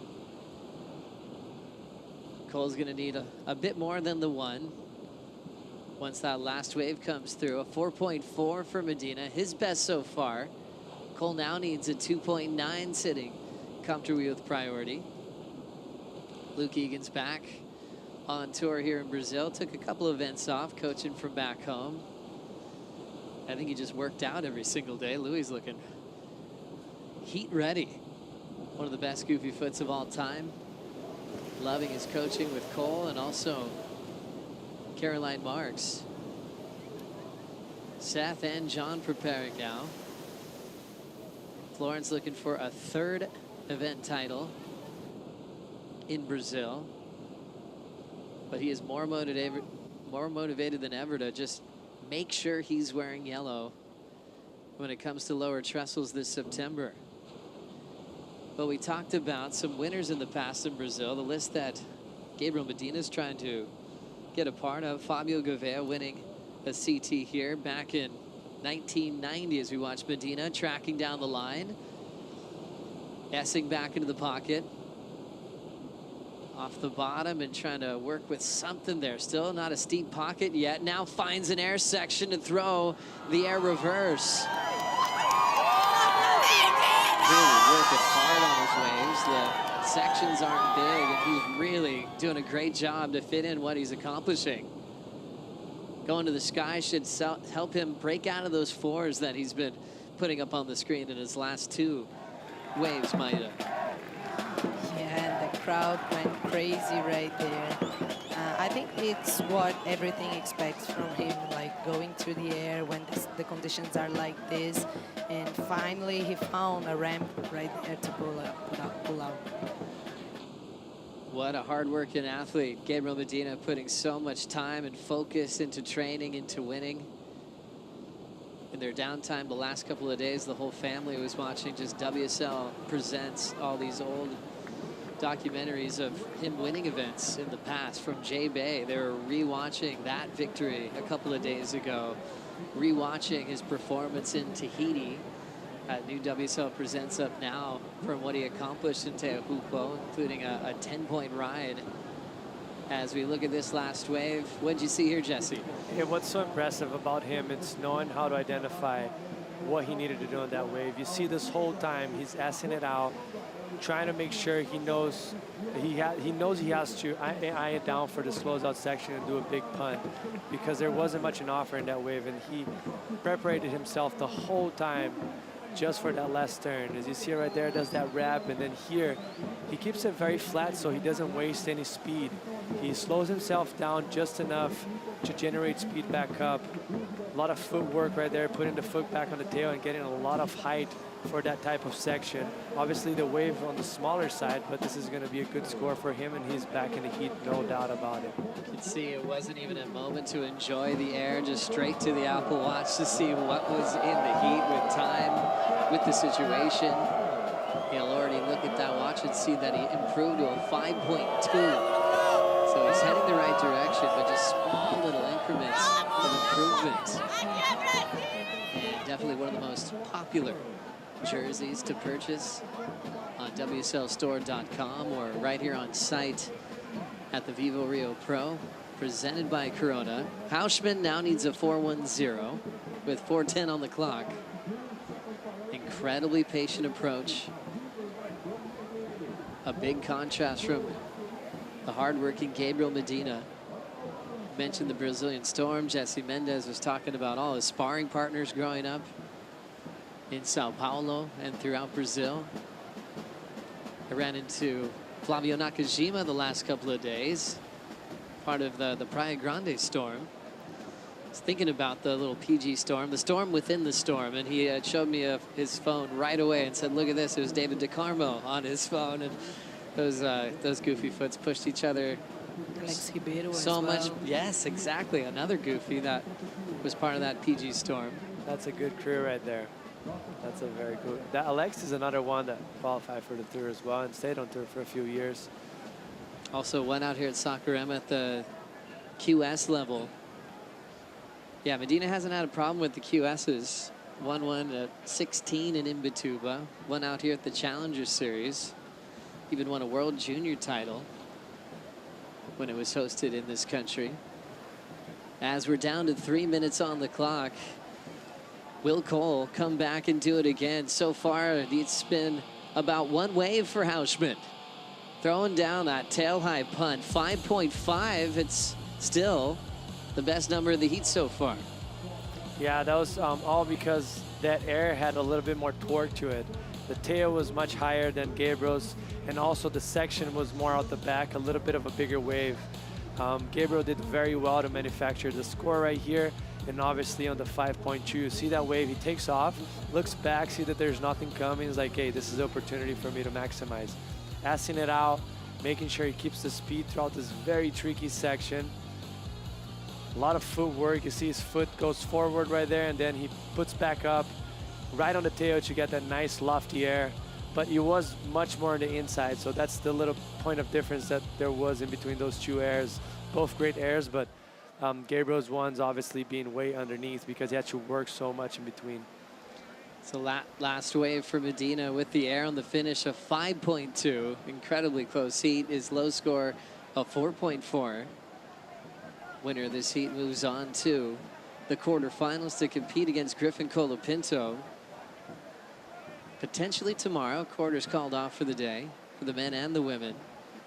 And now 90 seconds till we see John Florence take on Seth Moniz.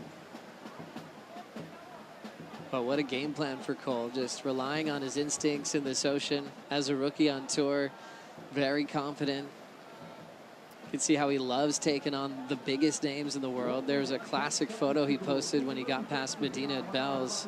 He was just a little kid at Lowers when he met Gabriel. Said it was one of his first favorite surfers of his life, and Still can't believe he's getting the chance to compete with him on the championship tour.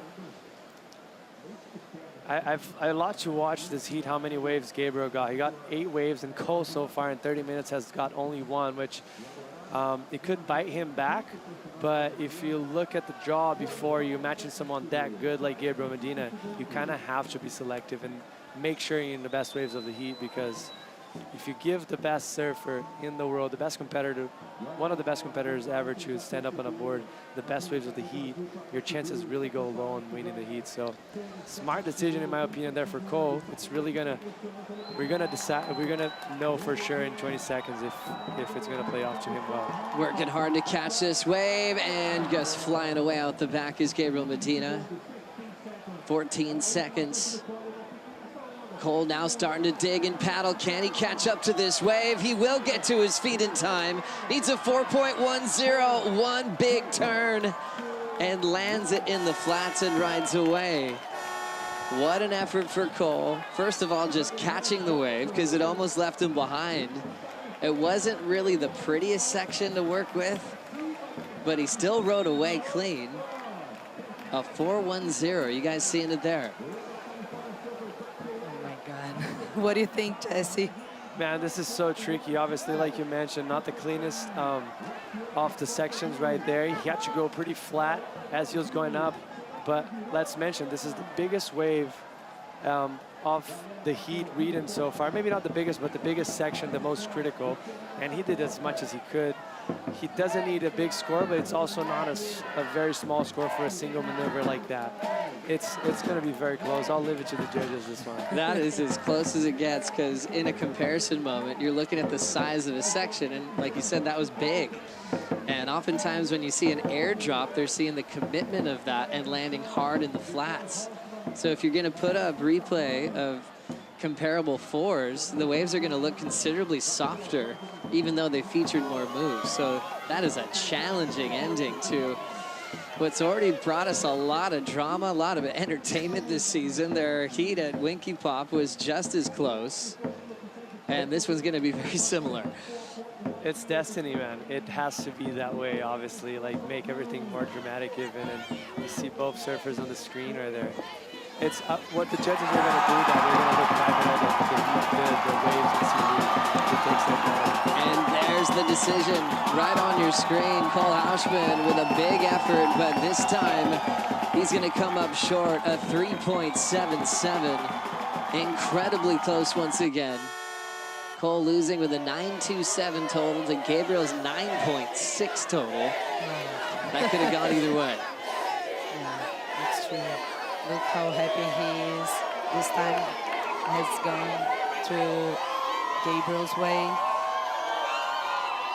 Gabriel Medina getting the victory over Cole Houshman.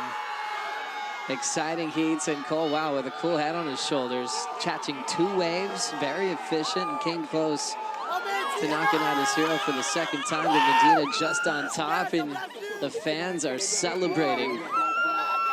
Gabriel hoping for his first win of his career in Brazil and hoping to move up into the final 5. Coming up next, world number 1, John Florence takes on Seth Moniz. We'll bring in Kaipo and Mitchell for the call right after this.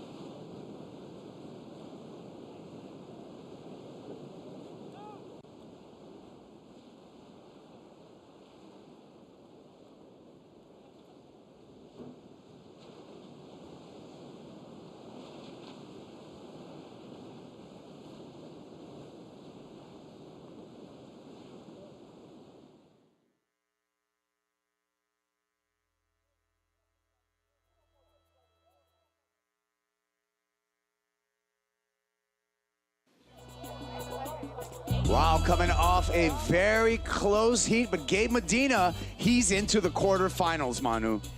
Yeah, Kaipo, I'm here with this man that is really closer to winning at home right now in tough conditions. How are you feeling? You seem to be dealing fine with the pressure. Congratulations. Yeah, thank you.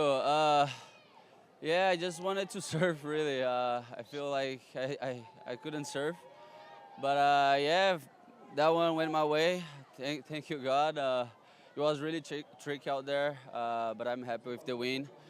And I promise I just want to serve next round. Hopefully I can find a new rhythm, you know, like just getting waves. But that one was a tough one, and I'm happy with the win. Great. And in 2012, Cole was 12 years old, and he said you were his favorite surfer in the world. How do you feel about that, being like a real surfer for all these young kids that are trying to be like you? Yeah, Cole is a great kid. It's his first year on tour. I've seen him at Trestles a few times, and I knew he was at some point he was going to qualify to the tour. And it's good to inspire new generation like him and other kids. It's a big responsibility, you know, and it's good to see this young generation coming up really strong, make us even try harder, train more. It's good for the tour, this new bloody, you know, and yeah, I mean, it's been fun. We had 2 heats, head-to-head, and yeah, 1-1. Okay, and since what you did in 2014, Brazilians, they love sport, but they like to win, and they love you because of that, because of so many wins. They compare you to Ayrton Senna, Guga, and big men like that, Pelé. How do you feel about that and this giant crowd cheering for you?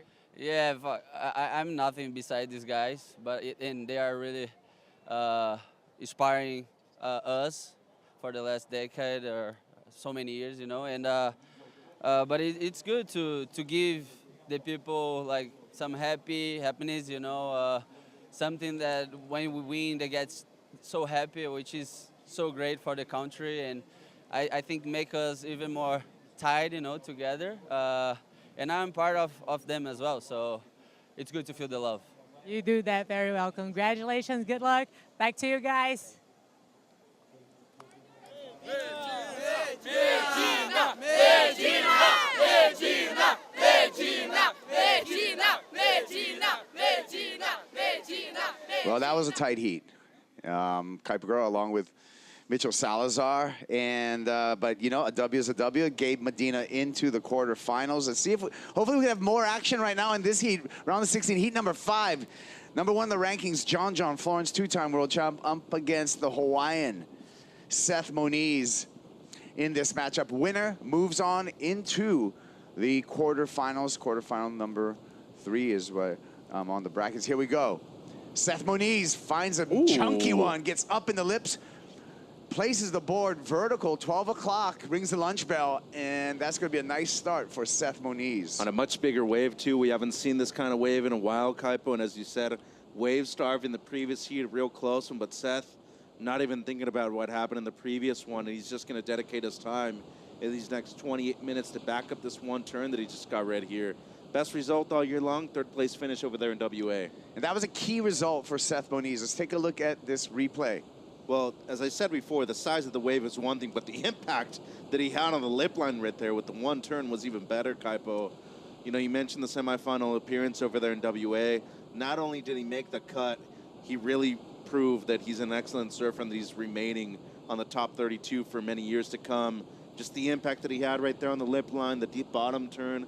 Beautiful stuff by the young Hawaiian surfer from Oahu, 2nd generation pro. Father Tony, also a great surfer back in the day, and we mentioned him being the youngest out of all of his siblings too, Kaipo. Family of 7, that's why he's got the 7 on the back of his jersey. Seth Moniz out there on a Sharp Eye surfboard. It's the HT2 model. Z of 5'11", it's a round tail. That one was manufactured in San Diego, California. But yeah, that number 7 on the back of Seth's jersey, interesting story where Mick Fanning, after he retired his number 7. Seth actually went and asked Mick, "Hey, can I have permission to wear 7 in my career as a rookie on the championship tour?" for Seth, that was representing his mom, his dad, and his 4 other siblings, the family of 7, the Moniz, an extremely talented surfing family, and hold the Hawaiian tradition of Hi'inalu of surfing in high regards. 5.5 is start for Seth Moniz, so that's going to be a challenge right now for John Florence. You can see him out there in the yellow jersey. John, number 1 in the rankings by a lot right now. The only surfer that has clinched a spot in that final 5. Taking a look at his heat winning percentage for this venue, for Brazil, 68%. That's really high. Second highest to Yago Dora. Dora with a 73% heat winning percentage. In his defense, though, the sample size is a bit larger for John. He's been on tour for a bit longer, Kaipo, but, you know, we talk about the excellent year he's been having, and you mentioned the large lead that he has over Jack Robinson right now in number 2 in the rankings. He's only lost in this round or before twice so far in 2024, and he didn't surf bad in those heats that he lost against Jake Marshall over there in Portugal in the round of 16 and against Katie Madsen in the round of 32 at Bells. Just wasn't able to get backup scores. Yeah, well, I mean, when we look at John, as well as, you know, with heat winning percentages, comparing the 68 to the 73%, it is a bit of a misnomer because John's been surfing Rio events since 2012, and that's actually where he took his first championship tour victory was in 2012 at Barra de Juca at the Billabong Rio Pro against Hiwana, also again in 2016. Yeah, and those are 2 of his 9 championship tour wins. Celebrated another championship tour win just a couple weeks ago over there in El Salvador to make it a 9 for the 2-time world champ, John Florence. Was really excited to not only see him on the podium again this year, Kaipo, but to finally get his first win out of 4 finals, by the way, too. Just ridiculous what he's been able to do, the consistency that he's been able to have so far in the first few events of the year. Talked about it before Tahiti, where he just welcomed his son to the world, Darwin, and I feel that's when dad power really started kicking in for John Florence. Yep.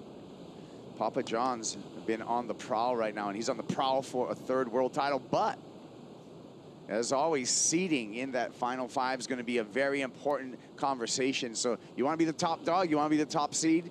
He wants to make it out of this round into the quarterfinals to continue to distance himself from the rest of the surfers on the rankings and that race for the final 5. As we take a look at our live rankings right now, updated, look at the lead for John Florence, 44,000. Next in line, Griffin Colapinto, who's moved up 1 spot to number 2 with 35,000. Gabe Medina's just crossed the line. He's into the number 5 spot, but wait a minute. Let's check the news because Jordy Smith, who's number 7 right now, has yet to surf yet. So we got to take those numbers with a grain of salt until the finish of this round. Yeah, Crosby Colapinto also in the event too. Yago Dora, he's been one of the most outstanding surfers the last few events. Kaipo and Italo, we all saw what he did earlier today. That's right. You can check out all the live rankings on worldsurfleague.com. But mind you, if you want the most accurate on that, you need to look at it after the round is completed. Ultimately, after the event's completed. There we go with Seth Moniz looking to back it up. He would have backed up that 5.5 handedly if he was just able to ride out of that. So a missed opportunity for Seth Moniz. He's going to keep on searching for a backup. John's up in the lip, and has to do the limbo on the way down and unable to hang on. We say challenging conditions. Warbly. Defying. It's a washing machine out there right now. Tumultuous. So, hey, this is all part of the challenge of, you know, professional surfing. The championship tour isn't necessarily the dream tour anymore, Kaipo. You come to certain events thinking that it's always going to be perfect and beautiful, and next thing you know, it could be dark, rainy, cloudy, and 6 feet out there with a ton of different directions coming at you at the same wave. I'm still calling it the dream tour, Mitch. We've had a couple great off days, to be honest. It's a dreamy. This is the round we got to get through to get to a good finals day, I feel.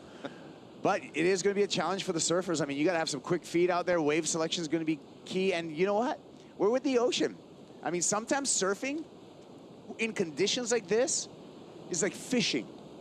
There's going to be a little bit of luck involved. And you got to make sure you're using the right bait out there. And you're not supposed to take a banana out into the water either. We don't put bananas on boats ever, Mitchell Salazar. Never do we do that. just the 1.0 as the backup right there so far, Kaipo. And I feel like not only has Seth competed well in what has transpired during the event so far, but remember, he dropped a 7 with just a single turn in his opening round heat. So far, John hasn't had an answer in the first 13 minutes of this one. So John opting to paddle back out. Likely he's going to reestablish first priority as Seth's taking that ski ride back out. So as soon as John gets to the peak, at least he will control the priority. Well, here comes Seth. I don't know. This is going to be interesting. Priority judge does give priority to John Florence. So that is something that's going to work in John's favor. John can't find any open ground there. And again, we'll see if he sprint paddles back out, and he will. So I think for the two-time world champ, John Florence, he's going to have to avoid the frustration that could be slowly setting in. 100%, and maybe look for a right, too. If things aren't going left for you out there, might as well look for a little right if you can. There are some at disposition out there, Kaipo, on the main peak, but definitely got to search for them. Yeah. North Shore, born and bred John Florence. He's been the pride of Oahu and Hawaii with those 2 world titles that he's brought home to the North Shore. You want a Chihu? What? Yeah, I'll give him a Chihu, but also he's got some support from the North Shore. Another North Shore born and bred surfer, the coach of John Florence, Ross William, is with Strider Wasilewski. Thank you, Kaipo. Yeah, down here. Ross, love to hear about your horse in the water right now. He has got a tremendous lead on the field.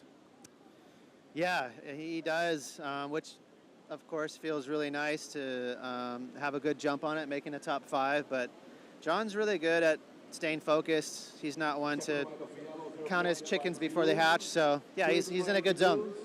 And you know, just watching him out here, I mean, he's physically, his stature is just amazing. And we're going to see him on a wave here. It looks like off the bottom, bang, straight through the lip there. He's going to take another one, finish on the inside. Huge little, you know, good little flare. So back to John, you know, the way that he surfs out here, the way that he's attacking waves, he looks super strong, and his stature is amazing. You know, I watch him paddle back out, not take the ski. You know, what does he do back home to stay in this kind of shape? Yeah, I mean, well, he's not a gym rat, you know. He keeps it pretty natural, but John, he's got a crazy amount of energy. He's always biking, foiling, paddling, surfing. He surfs as much as anyone on tour, so he stays fit that way. And then as far as paddling back out, there's a little bit of clear water over there, so we're trying to identify maybe a good backup score over there, and looks like he found one. So, so the paddle out strategic. Yeah, and it's kind of like a play it by ear thing, because sometimes there's tsunamis over there, and of course, get on his ski and get out of there. But he found a little pocket. All right. Well, thanks for your time, Ross. Thank you, Oz. Back to you guys. All right, well, some words from Ross Williams, John's coach. And John taking the ski out this time after putting together probably what's going to be the best score of this heat. Found a nice right-hander with some clean water and multiple maneuvers for John. So we're waiting for that score to drop in. Feeling on the set is that it's going to be the best wave so far surfed in this matchup. Do you agree, Mitch? Oh, for sure. Okay. Combination maneuvers right there. Kaipo comes in. 6.77 for John Florence. John goes to the lead with this wave. Yeah, and as I told you before, it seems like he had caught a few lefts in a row that had closed out, and the combination maneuvers right here on this right, Kaipo, especially with the opening layback, the beautiful tail drift right there at the end. Judges really appreciated the combination, especially the impact of the first maneuver. Look at the bottom turn right here.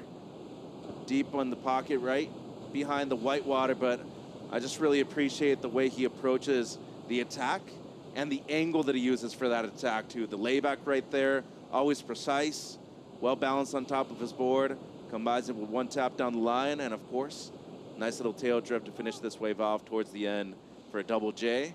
Coming off the win, Kaipo, he wants to keep the momentum going into Fiji too. Yeah. Here we go, John straight back into it, finding a left there, kicking out, nothing going. Seth Moniz, nice slash on the backhand for Moniz, little caught up in the white water here, searching for more open face. He's gonna find it right at the end, has to force it, and is not able to place the board in. The lip goes down, Seth Moniz. Seth's gonna take the paddle back out.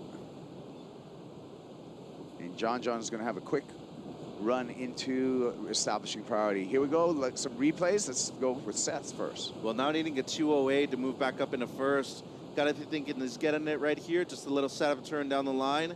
And try to force in the last one right here, but just a little late to the party, Kaipo. It's going to be an incomplete one right there at the end, but had a decent one to open things up on that left-hander. John coming back to live action, just finishing off a ride for John Florence. We'll catch up to see what the two-time world champion got. I love talking about surfboards. So John's brought a bunch of boards here. We're going to get to that after this replay. This is what happened with John. A frothy one on the outside, too. Late drop for John. Beautiful first turn right there. Straight up and vertical, and fit in one more, too, for good measure, Kaipo. That little situation he was in at the beginning of the heat, that's completely disappeared right now. He's in full control after 2 waves back-to-back. I have a feeling this might even be better than 6-7-7. First turn was very critical, and especially when you combine it with the second one, as good as it gets, Kipes. John, he just has this backhand swivel that you can see this in slow motion, that he's able to turn his body way ahead and just swivel those hips, throws the tail, gets the fins free at the back, and then he'll just repeat it one more time right here. That's also very accurate, you know? There's no unnecessary movement. I always felt like his boards, especially with that drawn-in tail, as we usually see from John, are very adept to using adequate conditions here at Saquarema. Yeah, John, we're talking about his boards riding a 6.0 Ghost, but he also has a Red Tiger model, another kind of more groveler model, and then also a new model that John Paizel's developing with John Florence called the Power Tiger, which is a little bit more refined version of that Red Tiger model. Of course, all those boards made and glassed on the North Shore of Oahu by John Paizel. Look at the number, 7.67. So as you said, Mitchell, John now gaining momentum into this, and John looking good. Challenging position now for Seth Moniz. Seth needs an 8.94. Yeah, and as always, John getting into the double digits with a strong lead right now. Kaipo more than 14 points. He's looking good, and still more than 15 minutes on the clock right now for Double J to do some work, but needing close to a 9 is Seth Moniz. Still wouldn't count him out, especially considering that he got a 5.5 with just one turn, Kaipo. Yeah, and you know, enough time, 14:55 on the clock for Seth to get into that 14.44 or better heat total with 2 waves. So, you know, a couple of 7.5s will do the number also for Seth Moniz. So you can chop it up any way you want. You can do it in 1 wave, but sometimes it's easier to imagine, you know, your goal as 2 waves. Let's check out, we talked to the coach of John Florence, that was Ross Williams. Let's talk to the coach of Seth Moniz. That's none other than Doug Silva. Doug's with Strider right now. Doug Silva, one of the most interesting coaches on tour by far. We got, your man is a little bit behind the 8 ball right now. How does he jump in front? Well, yeah, there was, I mean, there's about, 15 minutes left, so it's early. I mean, to make a mistake like that, about 2 minutes ago, there's still some time to recover from it, but we definitely don't want to catch a really bad wave and have John catch a really good wave after that. So as long as we can not do that, we will have a chance. Coming into this event, having you on tour, I feel like Seth has never been in a better place. How do you do it? Well, you just you really want to make sure that he's enjoying himself and surfing, maximizing his full surfing potential. So, and that's, part of him enjoying himself. And, we have a beautiful balance of, incredible friendship and mentorship. So it's been a wonderful run, and we look forward to continuing it, for years to come. Well, thanks for being there for him. Thanks for being there for us. Yes. And thanks for the words. We'll get back to the heat. Thank you so much. Back to you guys. Yeah, Doug Silva, natural-born carver, a PhD in technology. Oh, yes. Yeah, he's got a lot of, those are Silva phrases, He's a great surfer all in his own right, too. So we'll see if Seth Moniz can come back up against John. Moniz does have priority. Let's see if he can strike back. We'll find out after this break. Seth Moniz needs an 8.94. John, he's in the lead.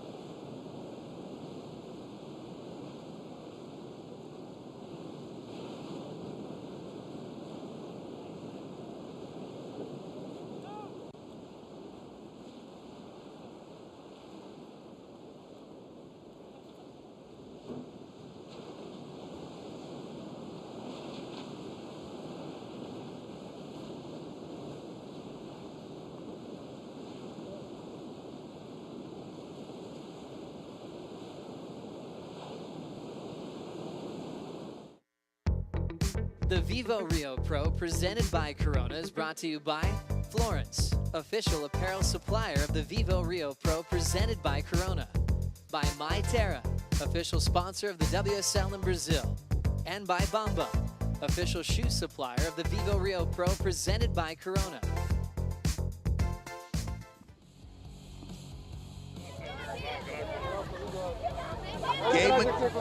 Gabe Medina still signing fans' autographs, taking selfies. He's into the quarterfinals. Three-time world champ. Two-time world champ, John Florence. He's in the lead in Heat 5 of the round of 16 up against Seth Moniz.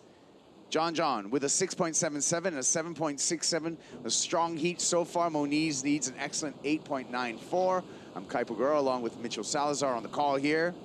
And yeah, I feel like Seth right now under the priority. We talked to Seth's coach, Doug Silva, and they have an acronym. Seth and Doug. Doug invented it, actually. It's called SERF.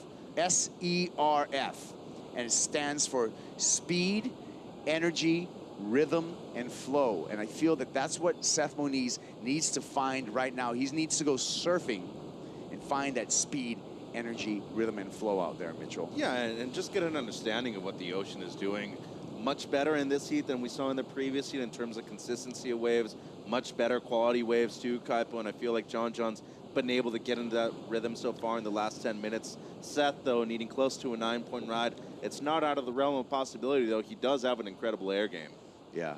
Yeah, we just think back at that crazy, for Seth Moniz, a crazy Spider-Man air that he did at the US Open. Yeah, thinking the same thing. Haven't seen that Spider-Man air for a while, though. Can't wait to see if he pulls that back out. John Florence, Ross Williams with us. Yeah, still not relaxed as of yet. It's not a walkthrough by any means. But John does have heat control at the moment with a lead, a big lead, and first priority over Seth Moniz.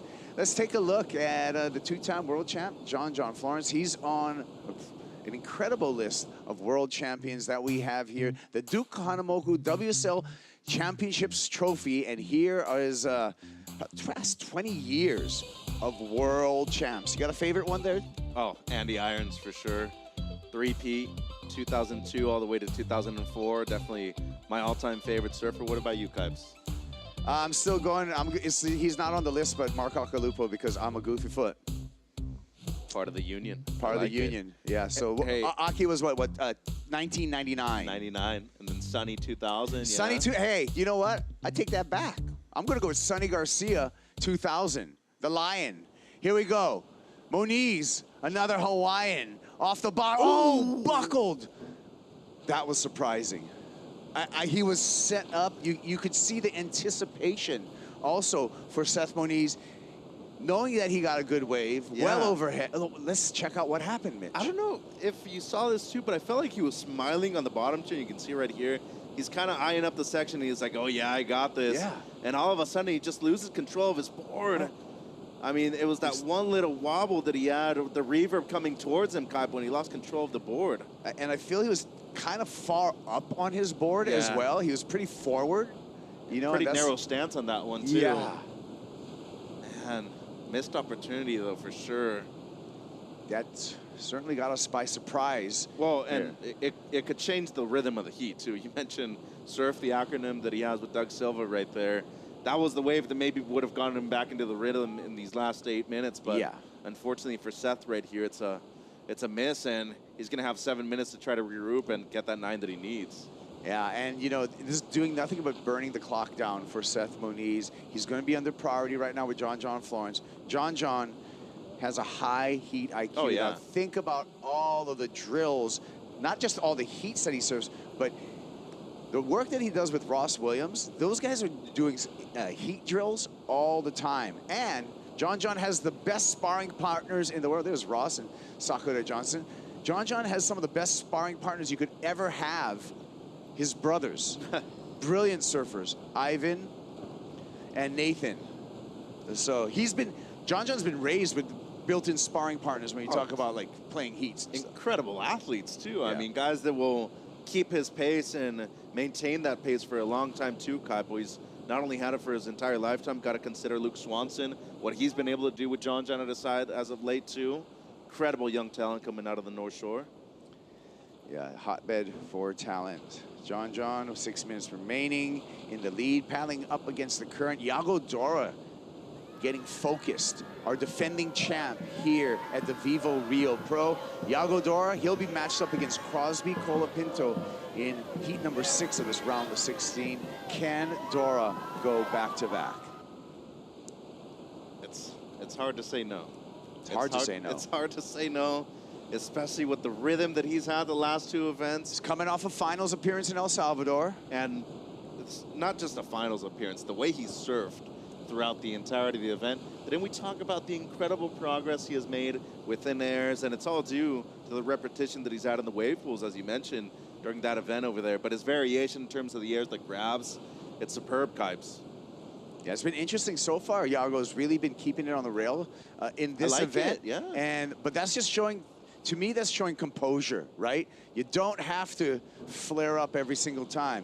You get through, you have a paced approach with every single heat. I feel Gabe kind of did that also. I mean, it was a wave start heat against Cole Hausman, but Gabe knows how to have a paced approach, not show all of his hands, not show all of the tricks until the pointy end of the competition, until the finals day. You don't peak too early, and I feel like we've seen the same thing with John so far. He was in the elimination round, had to surf against local boy Shianka in that ER, and even 14 points, like to him, that's a walk in the park. Yeah. That's just another heat for John Florence. Out of all the world champions, he still has the highest average heat total in his champion victories, in his champion years, excuse me.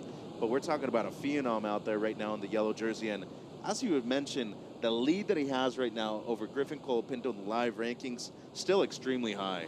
Yeah. And, you know, John's happy and healthy. And that's another thing to revisit.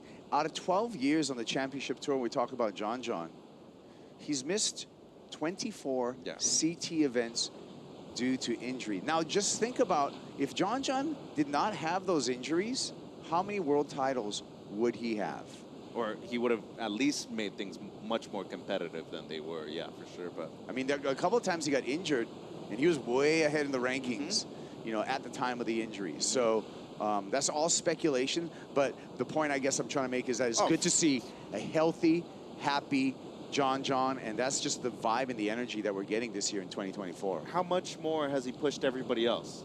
By being healthy, by being present, he makes the tour better. Yeah. He makes the tour better. He makes everybody around him way better too, and people have to elevate their performances because of the way he's been surfing all year long. Once again, still my pick to be world champion at the end of the year, and I feel like the consistency has really proven that so far in 24. I love that insight.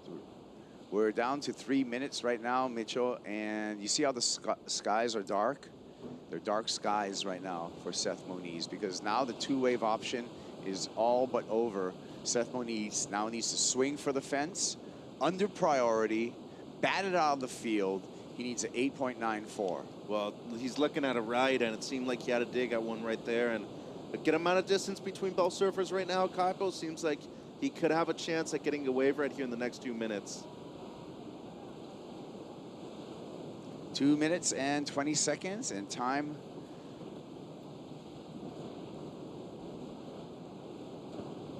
ticking down.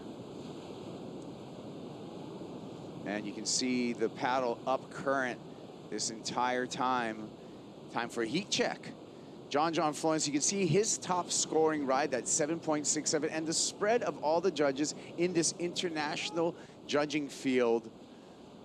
Looks like Australia and America liked it the best. Yeah, and as always, we have diverse panel of judges, Kaipo, but since it's a regional event within Brazil, they do have the majority of judges on their side. One American judge on the panel as of right now. We do have 2 during the event, though, and a couple of Aussies as always, and the sole representative of Europe on tour right now from Portugal at this event. You can see all the waves ridden as well in this heat check, and it looks like Seth Moniz had more swings at it than John, but John's been more successful on the waves that he's taken. And you've talked about the heat IQ. Look at the proximity that he has to Seth Moniz right now, Kaipo. There was much more distance before a minute ago, and now he's really gotten close to Seth right now, playing a bit of defense. And this is where world champions make their money, Kaipo. Are you able to maintain the lead, be one of the top 2 seeds, if not the top seed heading into the Lexus WSL Finals too, which, by the way, out of all those guys in the top 6, 7, he's the one person who hasn't felt that finals format as of yet. So I'm interested to see how he's going to compete over there at lowers. Well, John just used his priority to close this heat out. Just a little defense, taking that option of a wave away from Seth Moniz. However, the clock with 40 seconds remaining still allows Moniz to have one more swing. Here we go, Seth coming through. This could be a very, very important and an opportunity for Seth Moniz. 29 seconds on the clock. Moniz around the corner here. Nice carve off the top. He needs a lot more. Foam on the face, pops it up in the air, puts it down. Undulation of water bouncing through him. The washing machine takes the board from underneath Seth Moniz, and at least he went down swinging. Hey, that was wild, though. At one point, he was riding out of that air right there when I had counted him out, and what a performance by John, but almost an amazing comeback right there by the young Moniz. He's going to bow out with the 9th place finish here in Rio, Kipes. Yep, so that is going to be it for Seth Moniz. We're going to see John, though, into finals day, into the quarterfinals. Yeah, one more time for John Florence. You want a Chihu before we send off the seat? Let's give it a Chihu. Chihu. Thanks, Mitch. More action on the way. We got more heats and an exciting heat coming up. It's going to be our defending champ, Yago Dora. He's coming up against the rookie, the hot rookie on tour, Crosby Colapinto, when we return.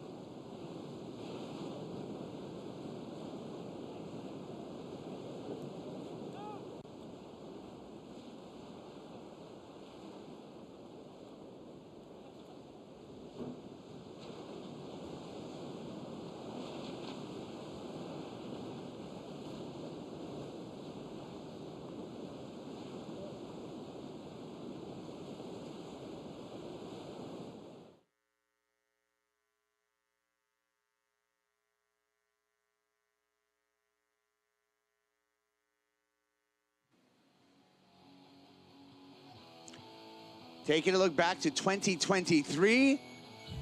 And Yago Dora just last year with his maiden CT victory right here at Itaona in front of a proud home crowd. Shared the final with Ethan Ewing, but it really was Yago Dora's day. Smooth on rail and high in the sky for a 10-point ride and the victory here, Mitchell. On a closeout, Kaipo, and what he was able to do, bring the crowd into the final right there, add some pressure to his opponent and get his first CT victory in his first final ever. Incredible stuff by the local boy. Good stuff. Now we see Yago Dora coming up against Crosby Colapinto, who has been a rookie on fire this season, Mitchell. Yeah, and started off with the ninth place finish, over there at Pipeline 2, which is not an easy way to start off your rookie campaign, but Yago Dora, he's been on an incredible rampage the last 2 events, Kaipo. 5th place finish over there in Tahiti. Might have had the heaviest wave we saw all event long. And then, of course, the runner-up finish to John over at Punta Roca. Yeah, that's right. Yago Dora putting on an air clinic. See how he starts off here. Here goes Dora. Yeah, and it seems like this was right off of the bat in the heat, too. Little setup carve right there. 2-stager. Made his way to the inside, and as you were saying, he's keeping it on rail once again, Kaipo. Eyed the section down the line, though, and went to the straight air. That was radical. So a good finishing maneuver right there for Dora. Maybe spoke too early, fit in one more just for good measure, too. So continuing the aerial assault that we saw over there at Punta Roca and bringing it to Saquarema, too. Yep. Take a look one more time. He's seeking the ramp, telegraphing down there. Big frontside air. Don't call it an Indy. Puts it down, stomps it, and then just continues on with a closer. We're watching a 7.83 right now. I really like how he tweaked the straight air, too. It's one of the most difficult airs in all of surfing just because it requires so much core strength, too. But the height on it, you can't really disguise it, Kaipo, especially with the backwash right here. You need it as high as possible, really, to get a clean landing at this place that they call Itaúna.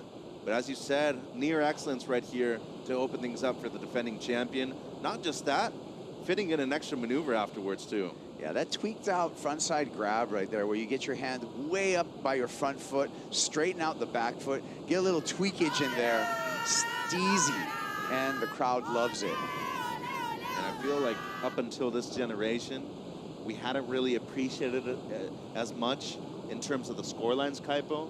Dane Reynolds back in the day used to do those quite a bit and never really got rewarded as much as we're seeing Yago get here. Fresh out of the water into the quarterfinal, John Florence is with Manu.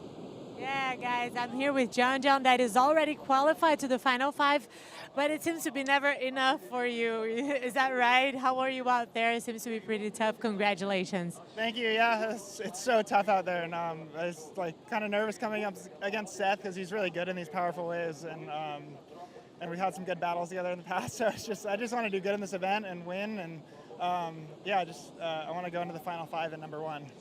Great, and you seem to be having, again, one of the best moments in your career and in your life. Is there any reason, like a special reason for that? Yeah, it's one of my best years so far, I think, and I don't know, I think I just put it to like so much experience, like all of my experiences through the years, and then kind of coming to this year and just coming into it really relaxed and kind of having fun with it and just being completely committed again. So for me, that feels good. Great, and we were talking yesterday about your Brazilian fans. People are freaking out about you. Would you send them a message about, send them some love? Yeah, just thank you to everyone here in Brazil. Every time I come, every time we come surf here, everyone's such a big support, and the energy here is like nowhere else in the world. And I mean, it's just one of the most beautiful countries in the world. And so coming here and surfing, and the food and the people, everything's epic. And everybody loves you. Congratulations. Back to you guys. Everybody loves John. Yeah, now he's even with Seth Moniz going into that matchup. Seth had the advantage. It was 0-1 for Seth. Seth took out John in the quarterfinals in the 22 Pipe Masters. Now they're even 1-1 when we look at their head-to-head matchup history between John and Seth. And John on to the quarterfinals. He's right about the beautiful beaches here and the great food. You got a favorite dish here, Mitch? Oh, picanha, obviously. I We've baited had you on that. We've been eating almost every day. almost every day, yes. I've gained like 5 pounds because of picanha so far. Luckily, it's been protein-based, so it's all good. I'll burn it off real quick as soon as we get back into the water, Kaipo. But seriously, the food here, though, it is amazing. I really recommend it. Everybody that comes here, feijoada and picanha, Kaipo. Those are my 2 favorite dishes. There you go. I agree. All right, 783 is in the books right now for Yago Dora. He's got a strong early wave. Crosby Colapinto, the rookie on tour. 3rd place at that male Rip Curl Pro Portugal, where we anticipated the possibility of all brothers final at that event, but Crosby coming up just a little bit short there. But great result for a rookie, number 66 on his back. That's his brother's number, 99, turned upside down. Yeah, and coming from a great surfing family too, his father Mitch ran a surf camp back in the day during the summertime for a lot of kids over there in San Clemente, also a school teacher himself, but having to see Big Brother succeed early on in his career and still being in his early 20s, really awesome to see him not only share that with Griffin at this level, more importantly, both of them having major success in 24-2, Kaipo, a 3rd place finish in Portugal, also a 5th place finish over there in El Salvador. Yeah, that's right. For Crosby Colapinto, that's why right now, Cros, he's in the lead for the race for Rookie of the Year, number 10 on the rankings coming into this event. You were with me as Crosby qualified for the championship tour last year in the Challenger Series right here at Saquarema.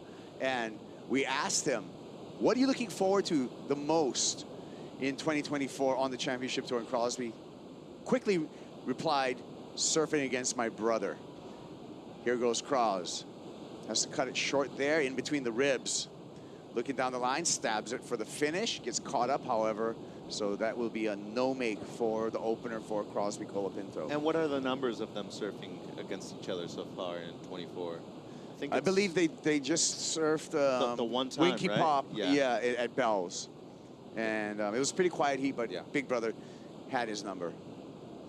Here we go. Yago. Nice snap there. Projecting down the line.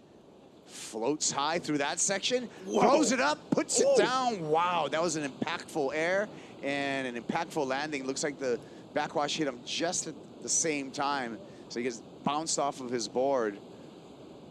You gotta watch those. Yeah, you do.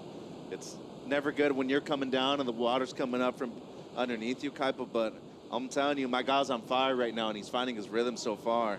He lands that thing, we're seeing something close to excellent once again with 25 minutes to go.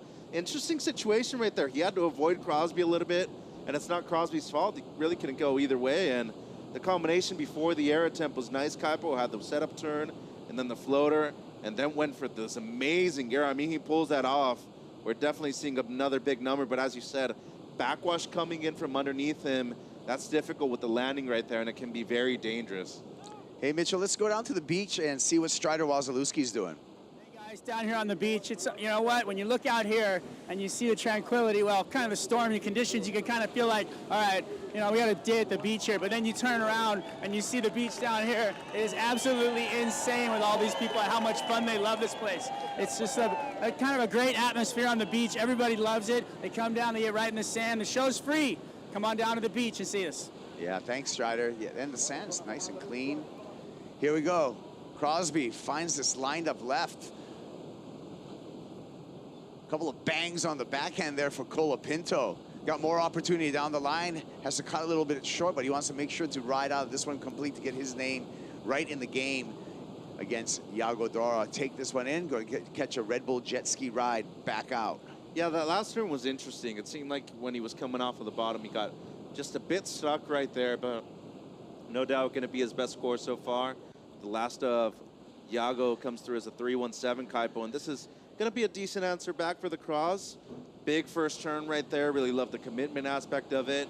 Great second wrap, but right here just catches a small rail going into the bottom turn and puts him a little off edge for the last one, but the combination of the first two really strong. You can see right there, projecting down the line. A lot of speed into that turn right there. Great variation with the second carve too, Kaipo. That's how he made his money last year here at the Challenger Series event.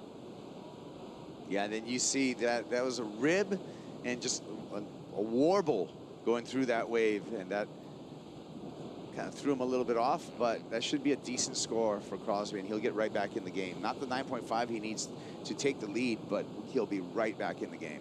5.83 checks in for Crosby Colapinto. Now his need, a 5.18, much more manageable. And it's funny, everybody thinks of San Clemente and they immediately think lower trestles. It's true, a lot of these guys do surf their majority of days, but when you're going to school every single day and you maybe only can fit in an hour to surf every single day, Kaipo, you usually go to T Street or to Rivies, and those are two waves that can act similarly to what we see here at Ewing on a daily basis. Difficult to surf, choppy, and usually has a good amount of current in the water too. T Street? Trafalgar Street? Yeah. Is that what the T Street is? I would think so. I'm not sure. I personally dislike T Street quite a bit. I've never had a good experience. I think the walkway's cool. I like the scene is cool. You have the train right there and everything. I like seeing Dave Electric down there on the regular. Hey, David Electric, he was at Punta Roca. You see him? Yeah. I love Steel Pulse. 22 minutes on the countdown here, and Crosby Colapinto under the priority of a Yago Dora, looking to chase down a 5.18 to turn this heat. And, you know, of course, we always like to play the crowd here, and all of our surfers giving some great time. John Florence out there signing some autographs, taking some selfies. Free hugs.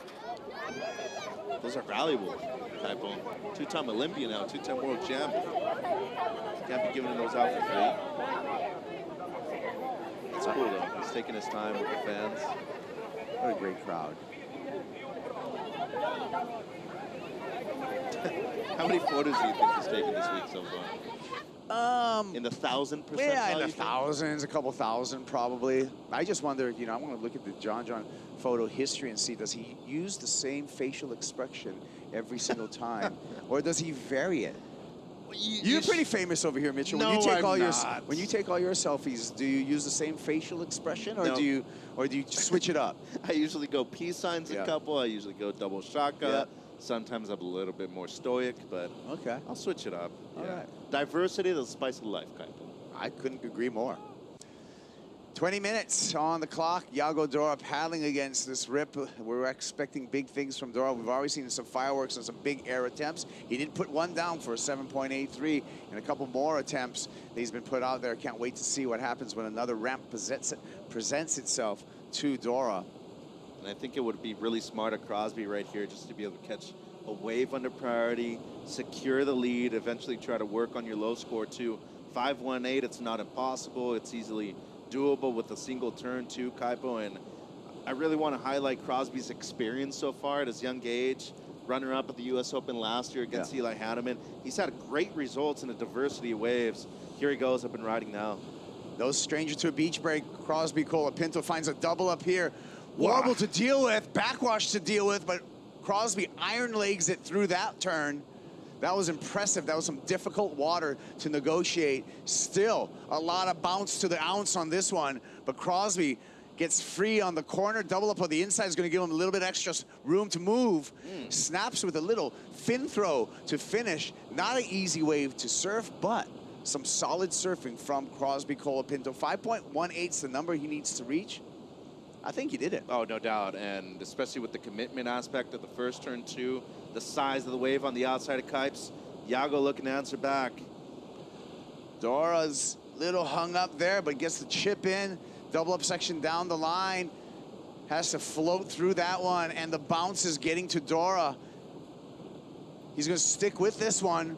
Float to finish there. Air under the fins for the conclusion of that wave.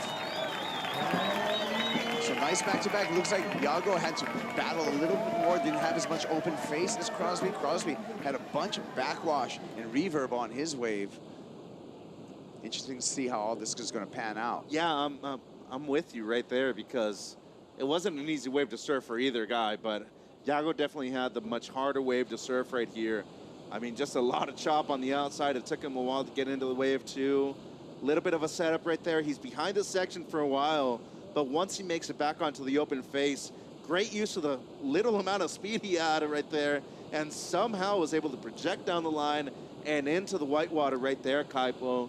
Great use of positioning on that wave by Yago. Another angle right here, behind the section, and see how long it takes him to get back to the open face. And right there, the wave just finally breaks together, allows him to project down the line, and fits at the one lip line floater at the end. Pretty superhuman to get this lip glide here with not a ton of speed and to put it down. That's actually the connecting maneuver there that he had to battle through, but this final maneuver was where it was really impressive to get up there, very little speed, and still be able to get the board back under your feet. How's the reaction time just to be able to get to the section too? He's like a cat, always lands on his feet, Kipes. And here's Crosby's wave. I really enjoyed this first horn a lot. I mean, the commitment right there, the amount of chop, all the backwash coming at you from different angles. Really tough to deal with right there for Cros on the outside. Unfortunately for him, he had to navigate quite a few sections that weren't really standing up too much here. I felt like needing the 5.18, he was going to take the lead with this one. Great combination of maneuvers on the inside too. So to me, I'm thinking that this is going to be enough. But it's really going to come down to the one turn on the outside of Kaipo. Just an unintentional under the lip snap right there as the wave got lifted from that backwash. Yeah, but I mean, it wasn't his fault. You know, he did what he could with the wave that was on offer, and actually seems like the judges just went under on the score. 5-point ride for Crosby Colapinto, not enough. Wow, not even a single judge gave him the score either. To take the lead off of Yago Dora. We're still waiting for Dora's wave to see if he improved upon that 3.17 you can see up there in the score bug. Here comes Cros. One more chance for the surfer from San Clemente, California. goes upside down on that one, but unable to ride out of that maneuver. Well, depending on how much Yago gets right here, Crosby's going to need a pretty substantial score, Kaipo. Anything above a 7 today is going to be difficult to navigate out in terms of how difficult it is to really read the lineup right now. And 60 minutes ago, it's not a huge amount of time either. Still waiting for score for Yago Dora. And see how that sets up the situation here. We're at 16 minutes, so right about the halfway mark in this heat 6 of the round of 16. Reminder, we have 8 heats total in the round of 16 that will set up our quarterfinals for the men. Our women's quarterfinals are already set up. 6.07 for Yago Dora. Now an 8.07 is the need for Crosby Colapinto. There's all the numbers. A couple of judges going as high as a 6.5. We throw out the high, the low, and the 6.07 is the wave score for last of Yago Dora. We'll be back with the conclusion of this heat number 6 in the round of 16. We're taking a bonsai brew break. Sip away.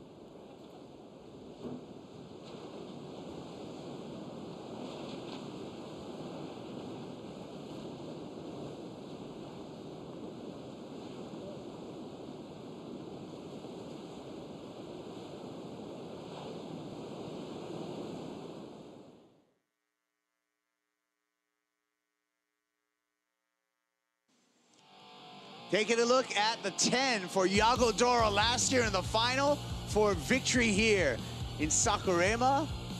Yago, with this 10, gets a Yeti 110 stuffed with a bunch of Yeti merchandise.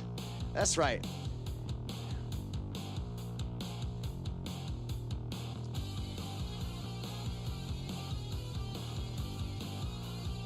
And we're back to live 13 minutes with Yago Dora again in the lead over the rookie Crosby Colapinto. Dora with a 7.83 and a 6.07, so those are big numbers in context to what's been on offer in this heat, and that put Crosby in a vulnerable position now, Mitchell. He needs an 8.07 to take the lead. I'd even say in the context of the first 2 days of competition too, we've had a few amount of excellent scores so far. Kaipo in an 8.07. It's not impossible for Crosby. He did get a 8 yesterday. It's a 2-turn combination. Could easily be finding one of those waves right now, but the amount of pressure that's been exerted so far from Yago onto Crosby, it's noticeable. Look at him. He's chasing him through the lineup right now, and his use of priority is going to be vital for him to survive into another quarterfinal appearance. And once again, Yago's just outside of the top 5 right now in terms of the live rankings, Sky. Yeah, so we got a Brazilian charge going on between Italo Ferrera at this event, Yago Dora and Gabe Medina all gunning for final 5 slots here in the final 2 events of the championship tour before we set everything up for that Lexus WSL Finals September 6th through 14th at Lower Trestles. Yago Dora, when we talk about this particular venue, Itaúna has the highest heat winning percentage out of the entire field, 73%. Here comes Cross, and Yago's gonna take it right off of him. Let's see what he has for us now. Looks down the line. Just a bank off the top. A lot of bounce on this one, but now gaining a little momentum on the inside, tosses it up there and tosses it away. So opportunity now for Crosby Colapinto. Yeah, and you mentioned the Brazilian surge right there. The other two guys you mentioned have already made it into the quarterfinals too. So pressure's on Yago right now to perform, try to defend his championship right here at Itaúna. But most importantly, at least make things a little bit more competitive heading into Fiji, Kaipo. As we look at the replay here, from the get-go, it looked like a horrible wave. I was doubting myself why he went, but then I saw this ramp right here at the end, boosted tail high, and just by inches, he wasn't able to land this air towards the end. But first little combo right there won't change anything, and then next thing you know, he makes it to this back end of the wave, and that would have been picture perfect if he lands it. I think he was just a bit too far up front on the board. Got really extended in the air, Yago Dora. His strike rate is just ridiculous, though. What we saw at the last event over there, especially with the grabs, the variation that he has on offer, and the way he's competed so far in the last two events. Remember, he was the last person to make the cut, Kaipo, over there in Margaret River, number 22 in the ranks at that event. Yeah, and you know, and just in his short career for Yago Dora on the championship tour, he's already had to come back from a brutal injury, broke his foot, took him off a tour, had to get back on there, had to gain the confidence to be able to surf on that badly broken foot.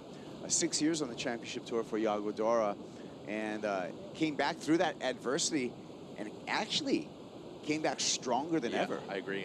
Yeah, and he's always been the one guy under the radar tour. I think a lot of people considered him to be the free surfer on tour, and eventually he transitioned into getting results, but you can't look past the result that he had in 2017 as a wild card either, making it all the way to the semis, defeating most of the top seeds at this event right here, including John and Gabe too.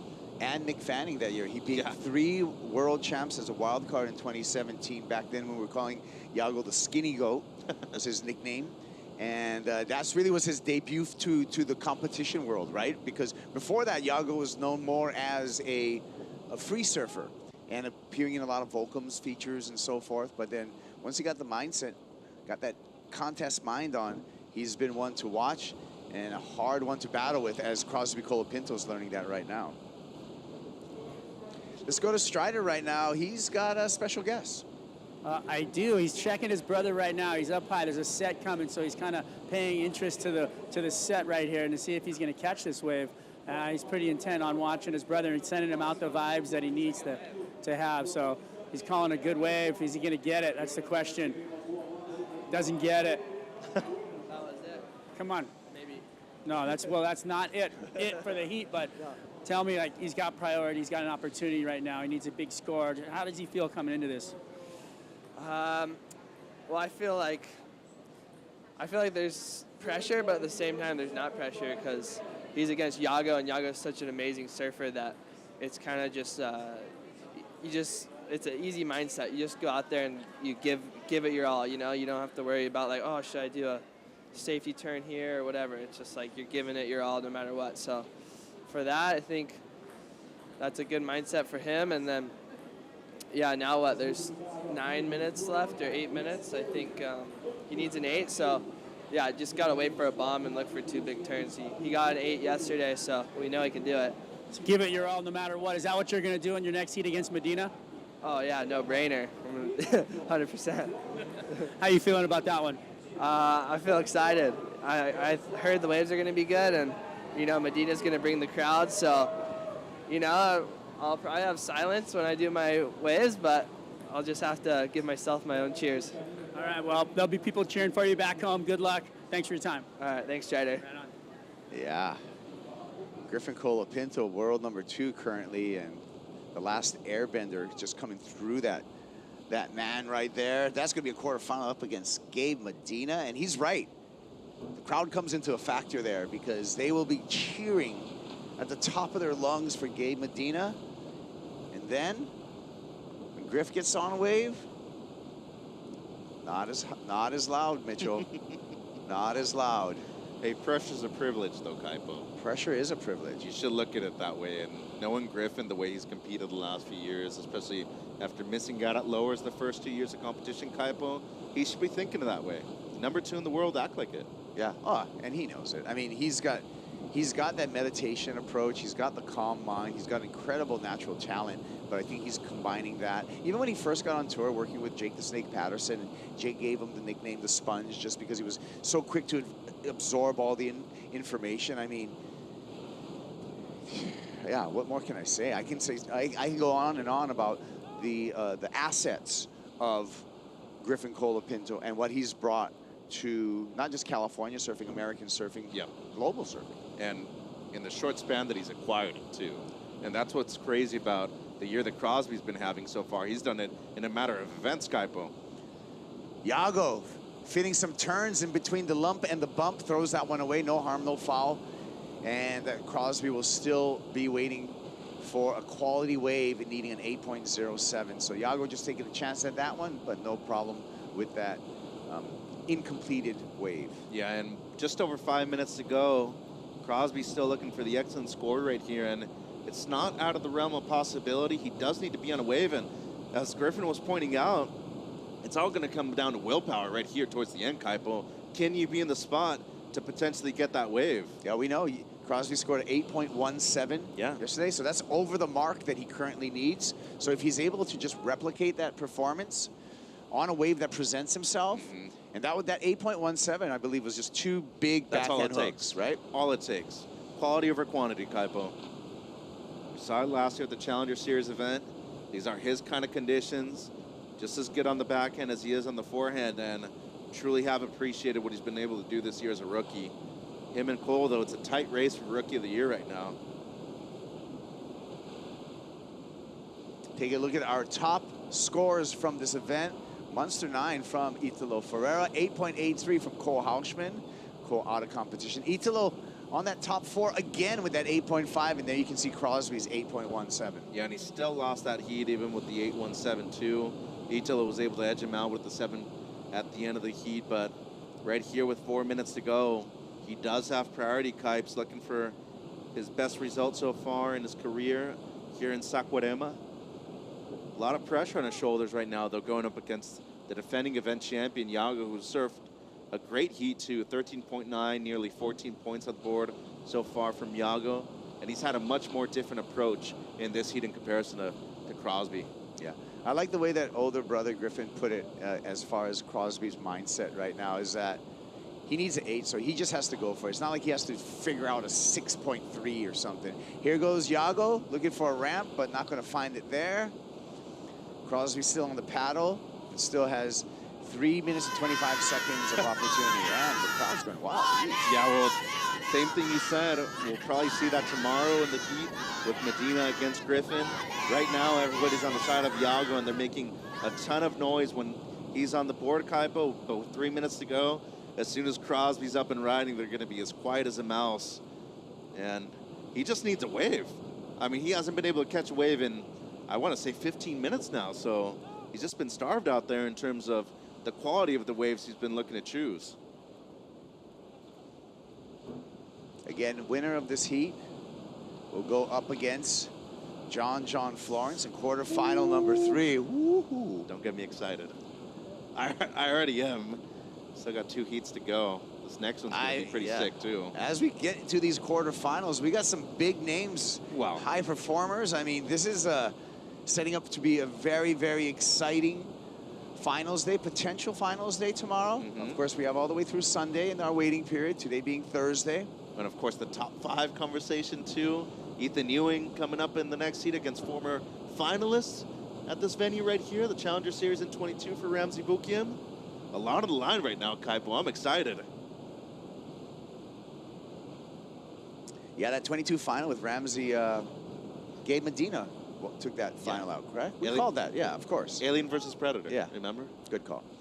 Under 2 minutes, and the time is shrinking right now for Crosby Colapinto. Where is he? It's a great, there he is.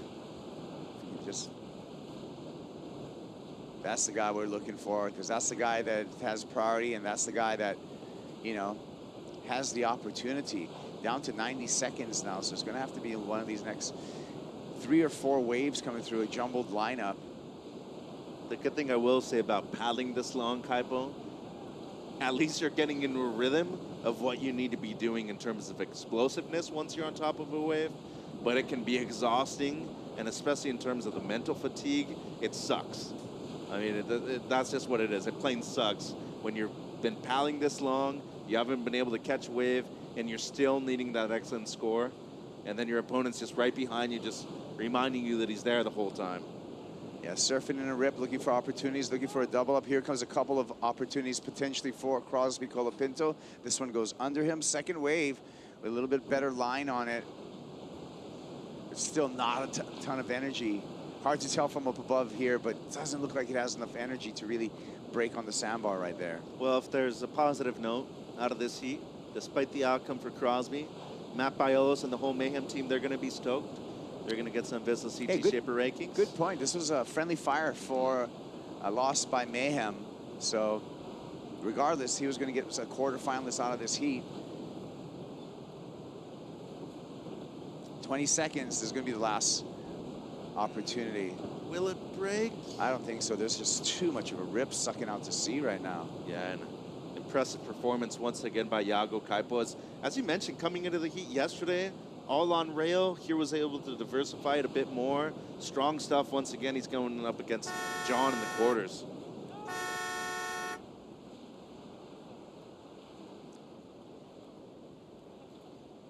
Crosby on his way in, and that was after the buzzer, so that's not going to count. We're going to see Crosby Colapinto taking away equal ninth. This crowd's excited because Yago Dora, our defending champ here at Sakurema at the Vivo Rio Pro presented by Corona, he's on to the quarterfinals. Fazendo Historia, making history.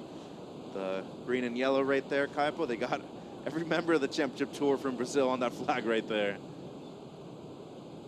Yeah, those fans have been out here every single day, rain or shine. There you go, 13.9, two-wave total. Yago Dora takes out Crosby Colapinto, moves into the quarterfinal.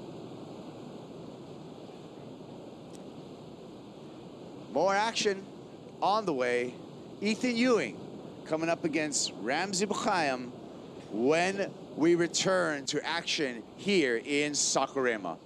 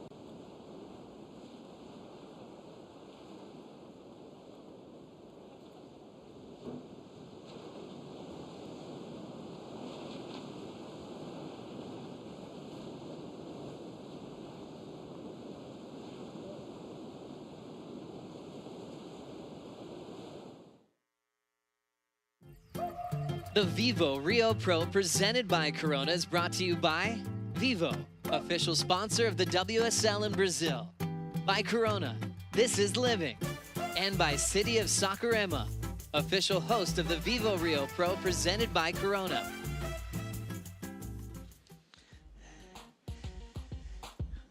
Round of 16 continues. Ethan Ewing taking on Ramsey Buayam, Morocco versus Australia. Rematch from their heat they had in Portugal, which was a quarterfinal. Ethan got past that one, so Ramsey getting a chance to answer back here at stop number 8 of the season. Setting up the last quarterfinal heat for the men. Ethan Ramsey in this one, followed by Jordy Smith and Ryan Kalin. So Ethan and Ryan, the last Aussies left in the draw. Connor O'Leary now surfing for Japan in the quarterfinal. Number 1 to surf against Italo Ferrera. Been some exciting moments in this heat, but also really enjoying the consistency of Yago.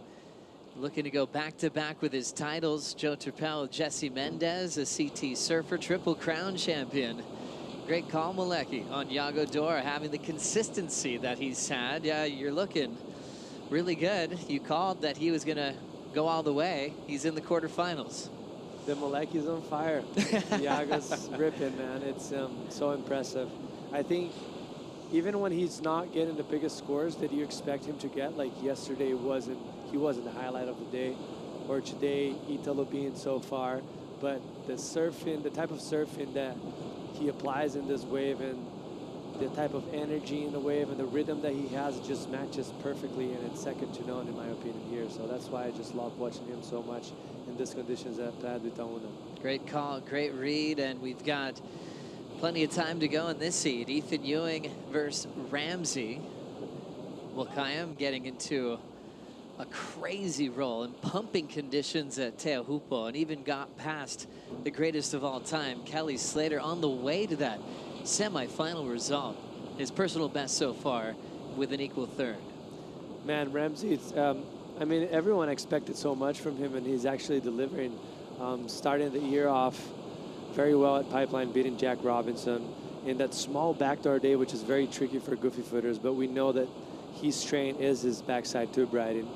And then going into some of the best performances we've seen this year at Teahupo, those massive late takeoffs that he was doing. And I actually heard him saying to Gabriel that he was doing that himself, delaying himself on the takeoffs to make it more dramatic, because he said he didn't want to look those so smooth and just in a perfect rhythm. He wanted to kind of dramatize a little bit to get the scores a little bit higher, and it worked out for him. You know, the banter in heats, you're always like, oh, those guys talking to each other. And when we caught up with Ramsey after his semi-final result in Tahiti, he talked about the conversation he was having in the water with Kelly. Well, here he goes now.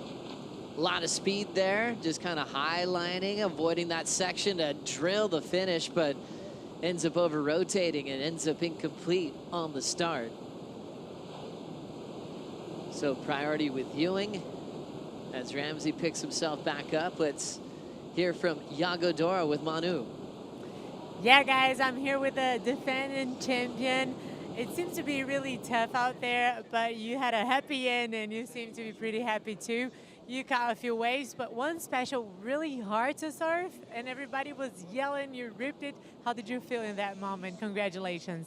Yeah, it's definitely really hard to surf right now. I think it was actually a bit easier earlier, I think, than right now. I think the wind's like switching around and the current's changing too all the time, so it's really hard, a lot of chop on the wave, but managed to start strong, and I just had to find a backup afterwards. And even though it's hard, you seem to be pretty comfortable out there. How do you manage your emotions and everything? Yeah, I just trust that a good wave's gonna come my way, and I'm gonna surf it the right way. And I really feel comfortable in this wave. So if the opportunity shows, I know I can do anything. And yeah, that was my mindset.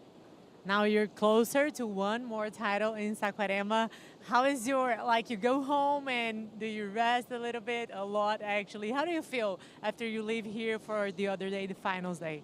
Yeah, it's good to get through this day. It was a tough day for sure. And this kind of conditions is where some crazy hits happen, like the one we saw with Gabriel and Cole. They didn't have much waves, and yeah, it's really tricky. It's good to survive this round, and maybe we'll get some good waves tomorrow, so I'm excited. Great, congratulations, good luck. Back to you guys. Thank you, Manu. Yago Dora staying in the zone as we transition right back into Ramsey, laying down that rail, blowing the fins out. Incomplete again.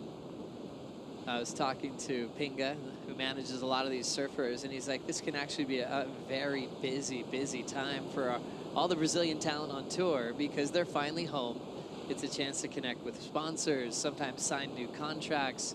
They have a lot of demands throughout the day. Yago's even been to a lot of feature films being released at the Corona House. But you know Yago, he's so mellow. He's been managing it well. He disappears, then reappears, says hi to people, goes back to bed early. And their main focus is on winning the event. But it is a balancing act, but I think more pressure maybe on the Brazilians of keeping a nice schedule so that their energies are ready to go when it's time to compete. For sure, this is the most demanding event for the Brazilian surfers and probably the most demanding event for any of the surfers. There's a lot of energy going around, a lot of people wanting to take photos with you when you're walking on the street. You go to a restaurant, to the supermarket, so mostly for guys with big names like Yago here in Brazil, you really have to hide for a few moments so they can kind of regroup in between the heats and make sure they're present in the moment and ready to go. And I know he's like, he really hides. He doesn't stay here. He's staying on a beach, next beach over, kind of in the middle of nowhere, the beach that kind of goes out of the city a little bit. So he has a good program going. Yeah, really smart. All of a sudden you're on like almost a farm type setting, a lot of open space. Then with the e-bikes that are popular these days, he's right back down to the contest site. Yago in the quarters. Jordy Smith, Ryan Kalin coming up next. Getting down to the wire, getting very close to finals day. Ramsey won 5.57 start. You could tell he was just trying to get an early score earlier. I was talking about the banter that can sometimes happen in heats. But we'll watch this quickly. Ethan Ewing getting his opening ride. Finalist last year. Coming through another big blast off the lip. Ton of speed now as he coils up. Big arcing off the top and drills it vertically again. He'll lay low to show the judges he has total control and get the completion. But a cool wave that just kind of lined up down the line, but he had to wait at the right time to coil up and hit it when it was nice and critical off the top. Good read for Ethan Ewing. That'll put him out in front. No doubt, Joe, and this is what makes him so special. As you see him right here, nice vertical crack right there, going through that flex section, finding another pocket, and then this is money right there.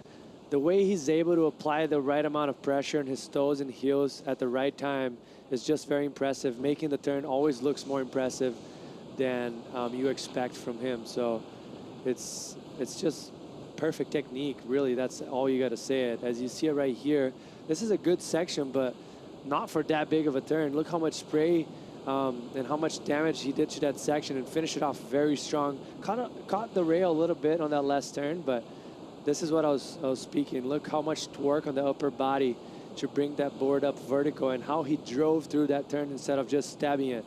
And that's just show how much control he has on rail and on his fins, and finish it off a little bit more vertical, more of a stab turn. Caught it a little bit stuck, maybe cut it a little bit too short, but still, that was an amazing surfing and great way for him to start the heat.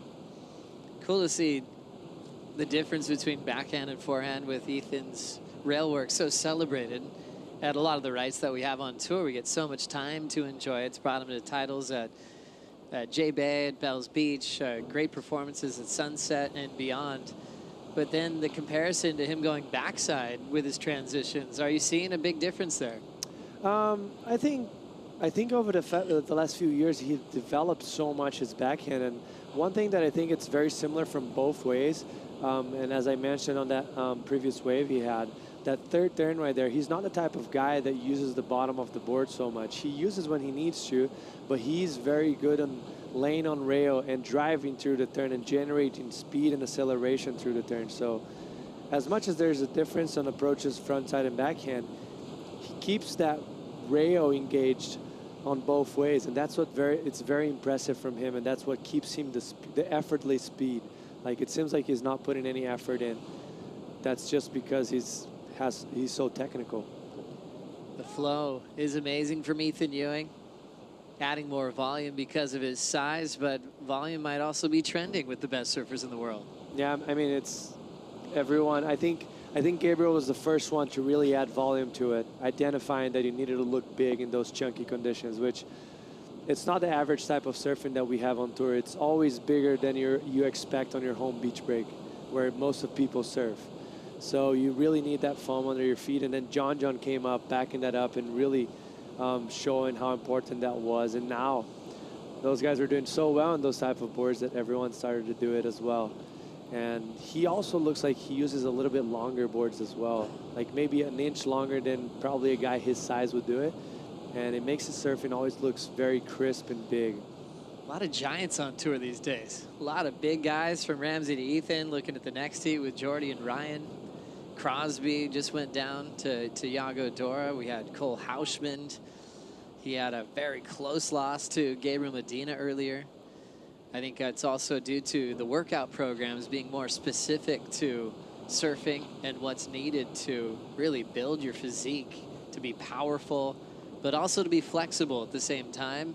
And everyone is getting away with getting a bit bigger than I think the typical surfer's body used to be.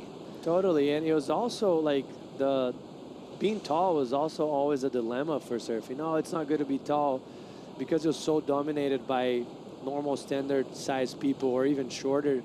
And nowadays it's just kind of been proven wrong. You see John is 6'1", Gabriel is pretty similar to that, and then you have Ramsey, you have Cole Hausman, Jordy Smith. We had Ewing for a long time as well. And actually for me, in my opinion, for specifically waves on the World Tour, it's an advantage because you never surf in anything head high. It's usually twice as big as anyone on tour. So it's like you need that weight and that length to make everything look bigger and pop up.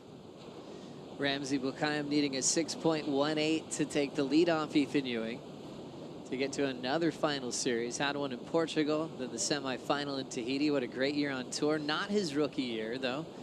Got injured right before his debut, similar to the Liam O'Brien story in the same season. Hurting himself at Pipeline.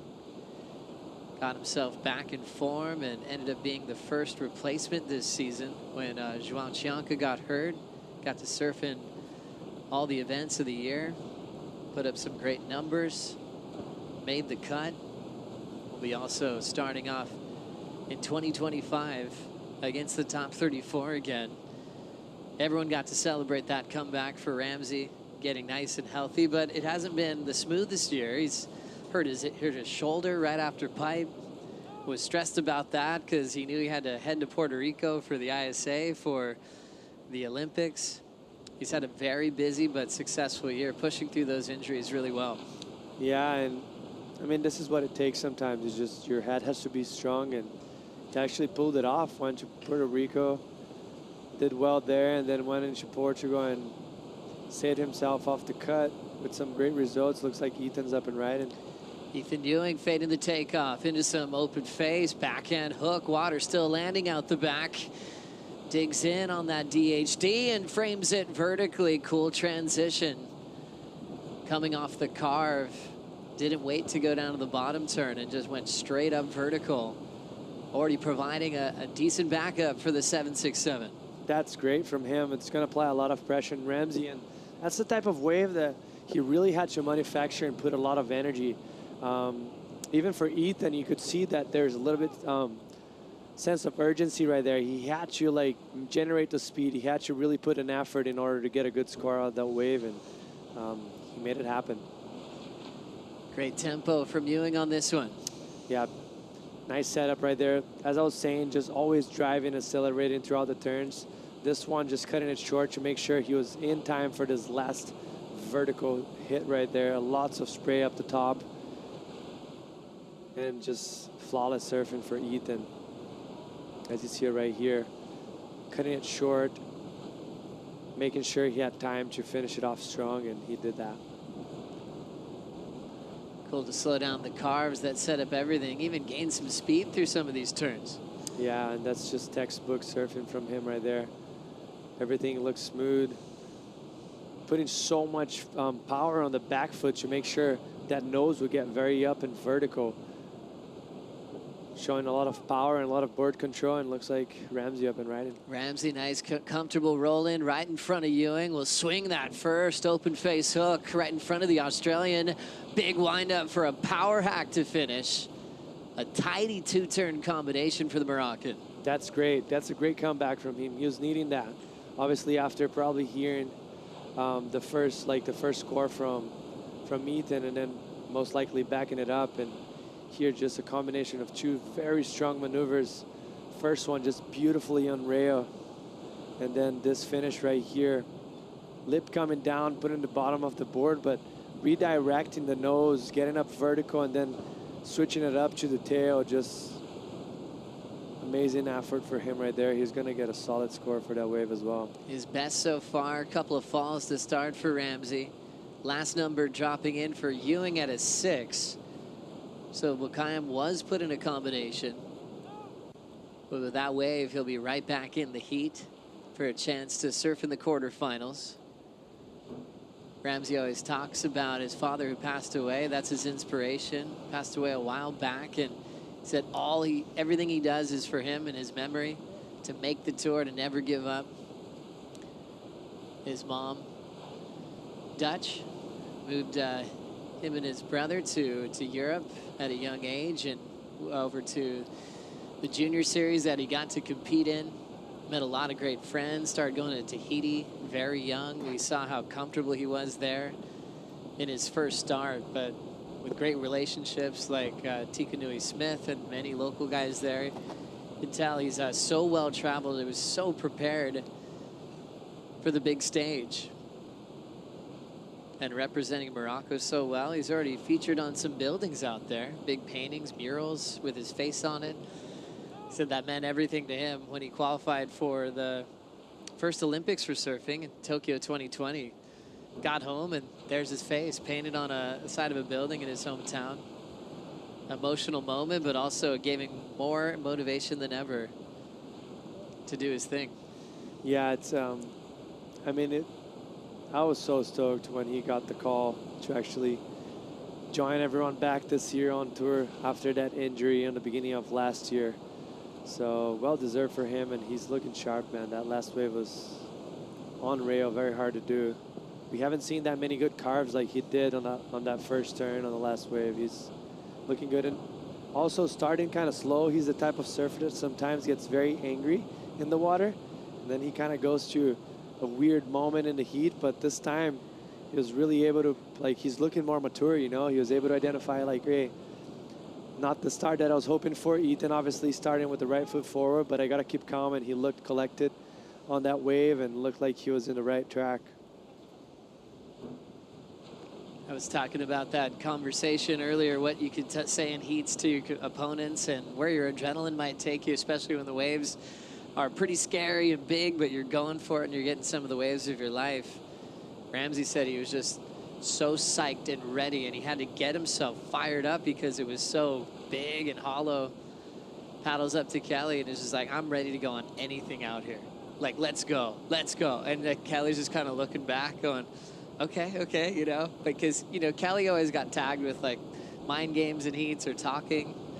I think sometimes Kelly's like, actually, I wasn't playing a mind game. He might have taken it that way, but it was the difference. It was almost like Ramsey was coming up like behind him going, this is it. Whatever comes my way, I'm going. And Kelly kind of said, hey, be careful what you wish for out here. And Ramsey went all the way to win, but he just had so much adrenaline pumping in him. I think it was probably a realization moment for Buayam going, I'm here on tour. Chopes is as good as it gets. It's maxed out. He's got the goat next to him in the water, and a realization moment where he's right where he belongs against the best in the world. Totally, and I know that story. He was actually telling us about it, same thing, and it was hilarious. He's a character of a guy, very good telling stories. If you have the opportunity, ask him, because he goes very deep, very good at it. Yeah, he's so giving with his time, too. Shares a lot with everybody that he meets, as we see Ethan still paddling with priority. A 6 and a 7, 6-7 on 2 waves, and Ethan's famous for that, not catching unnecessary waves. One of the most efficient athletes on tour, last year's world runner-up, still leading over Buayam, and heat 7 of the round of 16. We'll be right back.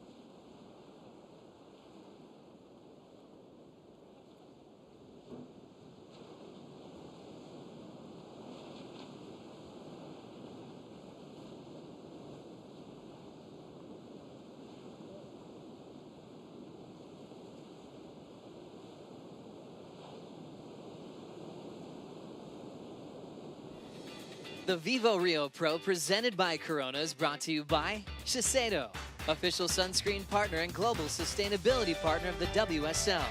By Eventbrite, proud sponsor of women's surfing on the WSL Championship Tour.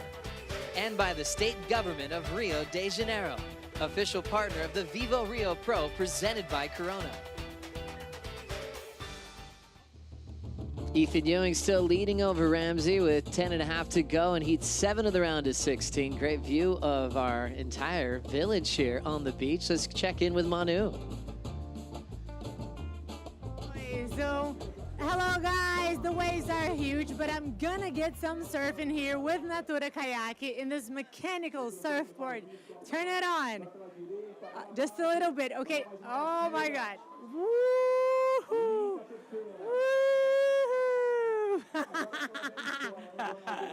That is fun, guys. You should try it, but there's more. Hold on, stop, just a second. Because they also have the perfumes, of course. Come on.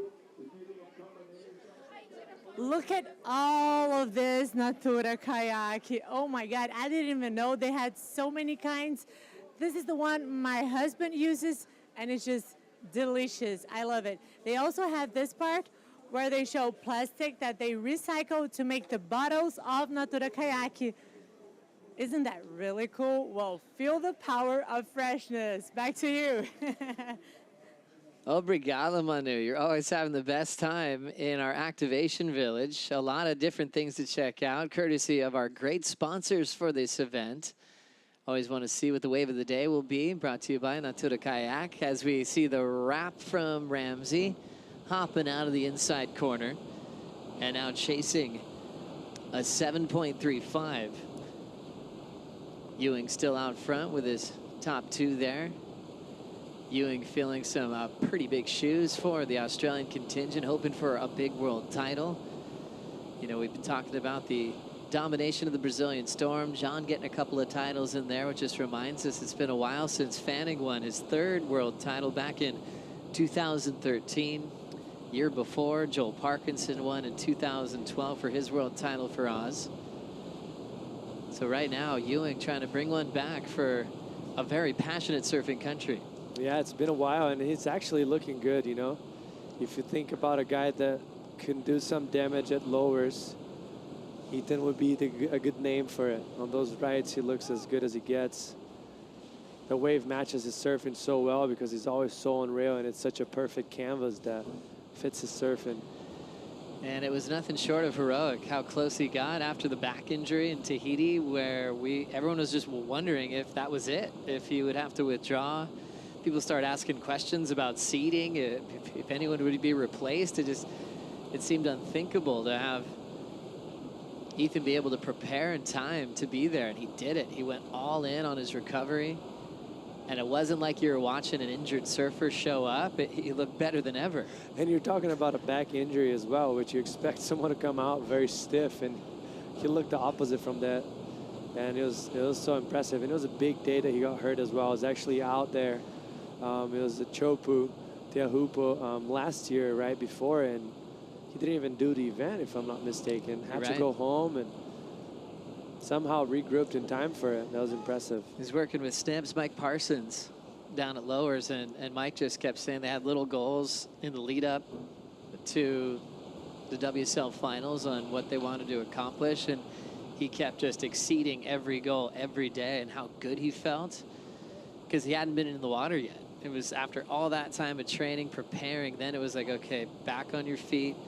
And all of a sudden, it was like he wasn't at 100%. He brought a new level to that runner-up finish last season. Got past Griffin Colapinto in front of Griff's hometown crowd.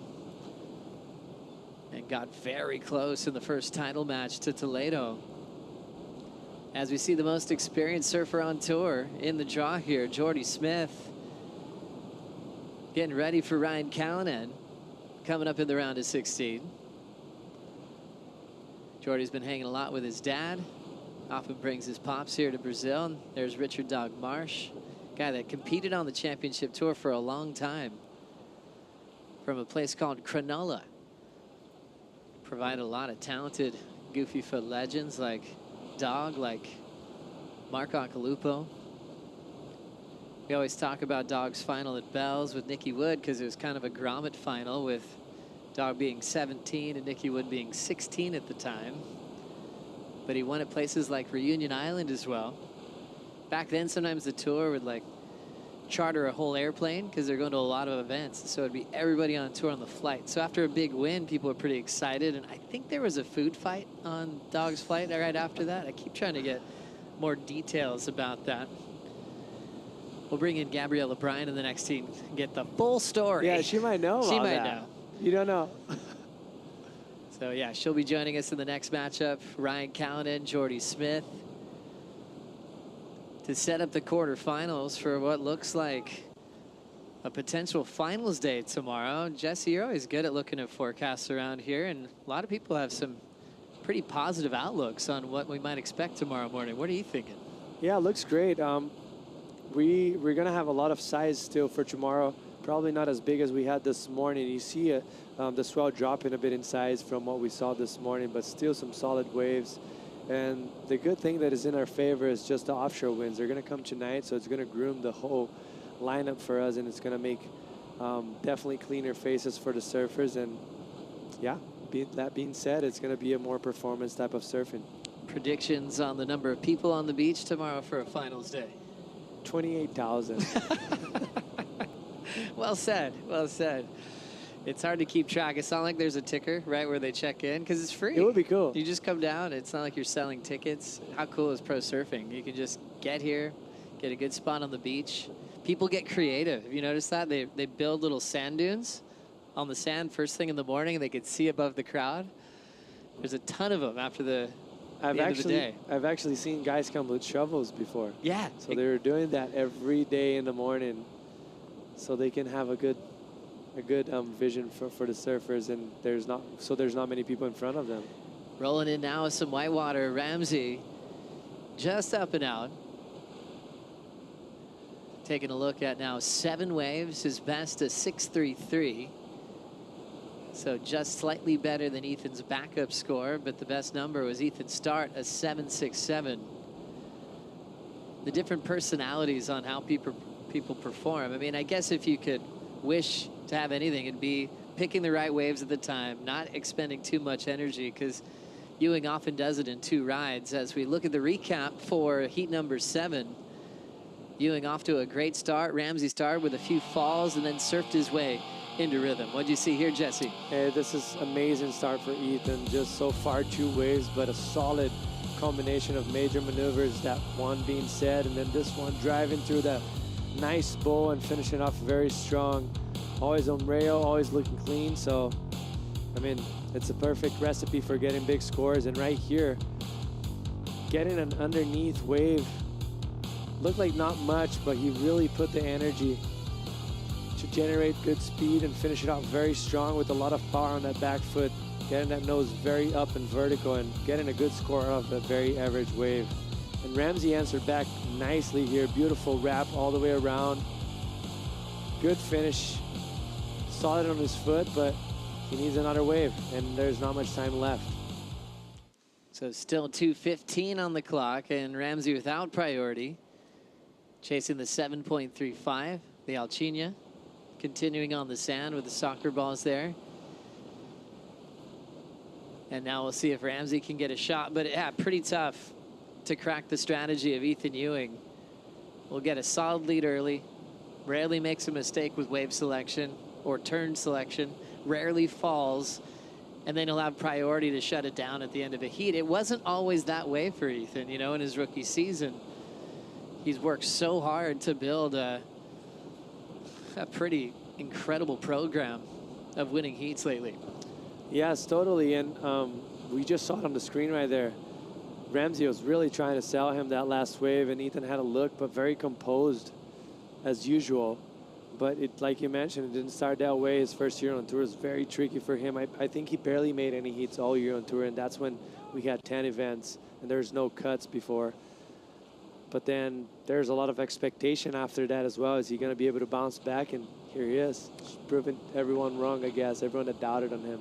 Yeah, in the free surfs in his rookie year, you'd be like, yep, put him on my fantasy team. And then in the heat, you know, you're going, oh no, how did he lose again? And sometimes it takes falling off to get better. Andy Irons did that. I know Timmy Curran did that in his first year. It was like sometimes just go through that first year, learn a lot, and come back better. Ewing did have a World Junior title, which was a very fun final. Well, for Ethan, Griffin was following a lot back then, but two good friends have known each other a long time.